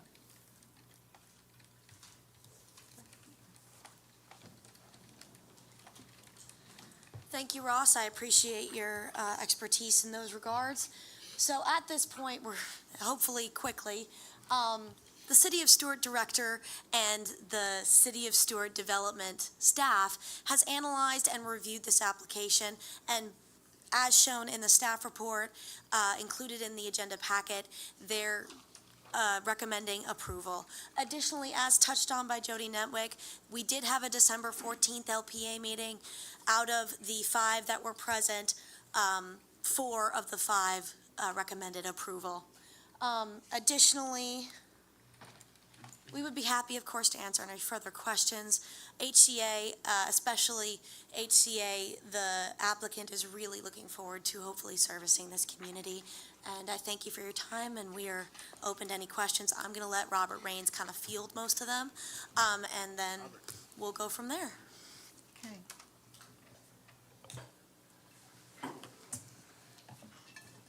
Good evening. We'll be glad to answer any questions you might have. I have none. Commissioners? My questions were just about drainage with regard, not so much to this parcel, but the sort of total package. Jody, do you know, what percentage of permeable, impermeable each one of those is? I don't have that calculation Okay. with me. Just, all in all, I wanted to make sure that we were above, what we would normally approve sort of across the board here. And if it was the case, this is a little bit bigger lot, having maybe more of this be permeable if possible to make up the deficit. From what I remember looking at, I think it was in the 7, across the board, kind of 70. I can say that our lot is 60%. Cool. I don't know the calculation offhand for Then the I'm good. overall. I'm done. Matt, go on. Go ahead, I'm still, Commissioner go, Clark. no, let Commissioner go first. So outside of a hospital setting, most people would imagine would be an urgent care, right? Don't you think? I would think. So what percentage of the people who come up to you are mistaken in, the type of service they're seeking, and you have to send them away, or you're required to treat them? Or there has to be a triage there. So I'm Corey Lovelace, CEO at St. Lucie Hospital in Port St. Lucie. Thank you for your time this evening. I will say, and although this might be a foreign concept to Stuart and maybe in Martin County, there is 2 freestanding ERs in the Port St. Lucie area. Actually, one is operated by Martin, has been there for quite some time, and one operated by HCA Florida St. Lucie. So yes, that does happen. There's federal regulations that we're required to treat any, it's EMTALA, any patient that comes through our door, whether they can pay or not. And typically, we actually have signs that state, those requirements, and then they're educated up front. However, if they come in the door needing care, we are required to treat them, whether they can pay or not. So yes, there can be confusion, but signage is definitely there. Emergency room is definitely there, and some of that education is given up front when patients come in the door. So I will say, over time, an HCA has developed that we have 180 hospitals in a variety of communities across the country, and in United Kingdom actually too. And these are more and more common, and it's again bringing emergency care closer to the community. Definitely community benefits. So I would say more and more, the general community kind of knows what these are and the differences. However, it does happen where we have to educate when they come in the door. So. No, it's I live on this side of the track, so I have access to north, but it is important that we provide this facility on the other side of the tracks, far, closer to the city. So, thank you. I had dinner with several people, and I was explaining to them about the emergency facility, and they were all very excited. They wouldn't have to run to the emergency room. They were coming out of Palm City, and how that would be there. I myself live Many in Palm people. City. We would use this location too. Yeah, it's needed, yes, sir. Commissioner Clark? Yeah, so I did my master's in traffic engineering, believe it or not. That was my thesis for my urban planning degree. But I didn't get to the details in the traffic impact statement. Is it Miss or Mr. Farabee Kelly who prepared the? She's not here, but she was a sub-consultant to us. Okay. Yeah, sorry. So, I'm looking, and they're just, the ITE standards are still by floor area ratio. But the 2 questions that were asked previously, because this is, I call it a blood and guts emergency room. Something really bad has to be happening. And so that's what happens here. And I was wondering if just in industrial standards, or if those would ever change or whatever, because when you're looking at floor area ratio for the trip generation, that 20 trips or whatever that you got per day or whatever it was, or night, or however it's calculated, maybe just type of use or because of the intensity of use probably would have been a different thing, but that's another thesis to look into. But we're not looking, because there's only certain things that you're taking there. So even though the ITE rate says that this is an average that you can expect, because you're only going to accept, and I don't know how you get all the behavioral stuff for people to know when to go where, and how you turn them around, especially on that road where we just had one up on Colorado further up. This one is the same thing about coming in from the south, or because you can't just make an automatic left or whatever crossing the median there. I don't think so.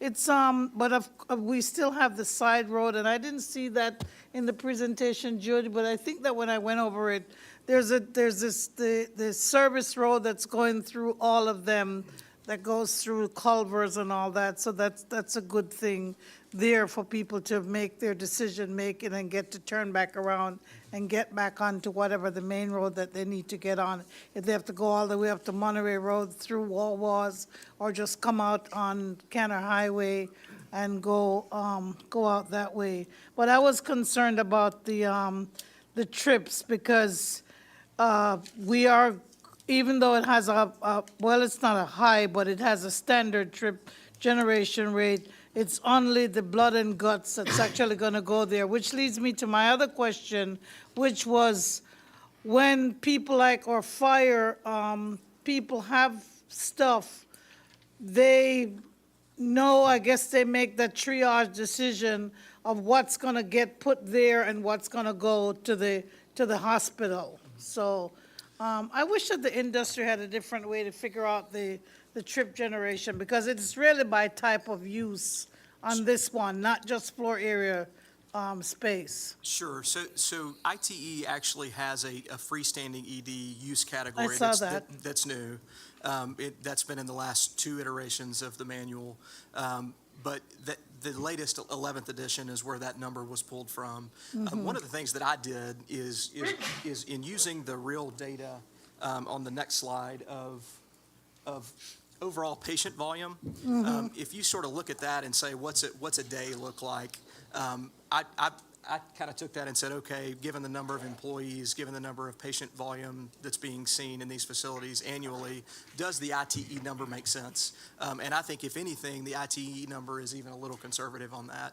Based on these numbers, you're talking, 45 patients, give or take, a day. And so in a PM peak hour, to say 18 trips, I think that makes sense, in 24 hours if 45 patients were being seen, so. Thank you.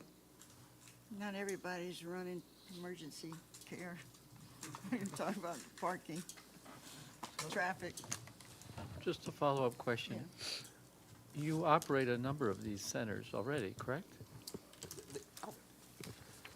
Yeah, so HCA Florida St. Lucie Hospital has another one again in Port St. Lucie. Lawnwood Hospital does have one in the Vero Beach area. I worked at a hospital before I took this role down in Miami. We had 3 of them attached to the hospital. And again, it's providing care closer to. So you actually have your own numbers. What's that? You Yes, have your own that's numbers. exactly what this is. So This these is are actual real numbers life you're seeing. example. You're not pulling these out of, No, okay. no, we saw in 2023, 17,502 Okay. patients. 90 of them are EMS runs to Good. the facility. I don't think this location, particularly in day one, will be that busy, but that's a little bit more denser location. Of No, we course don't want to grow, hope so. We want to support the community, but I don't think in day one it will be that busy, so. Yep. All right, Thank you. I think we're all about ready to go home. Madam Mayor, is it time to make a motion, or do we need to hear any more evidence? What's the process? Yeah, Are we in the, if there's no more questions, yes, are we following the process? yeah. Move for approval. Go ahead. I'll Yeah, make a well, motion. I will Is ask there any about, public comment? I will ask about the public comment after. Helen? I make a All right, motion Helen. with regard to ordinance number 2526, 2024, that we approve this as recommended by staff. We have a second? You have a second? Second. All right. Now, do we have any comments from the public? Okay, we have no comments. That's it, Mayor. that's all you need. is Helen. Mayor, Let's move to a roll call. did you want to say something, Jody? Oh, I didn't see. This is first reading, so this will be coming back to you on the 22nd for the final Yes. adoption. Yes. Okay, thank you. Commissioner Collins, Yes. Commissioner Clark, Yes. Vice Mayor Rich, Yes? Commissioner McDonald, Yes. and Mayor Brunner. Yes. Good You're evening, welcome. gentlemen. Have a good night. All right, we're adjourned. Good night.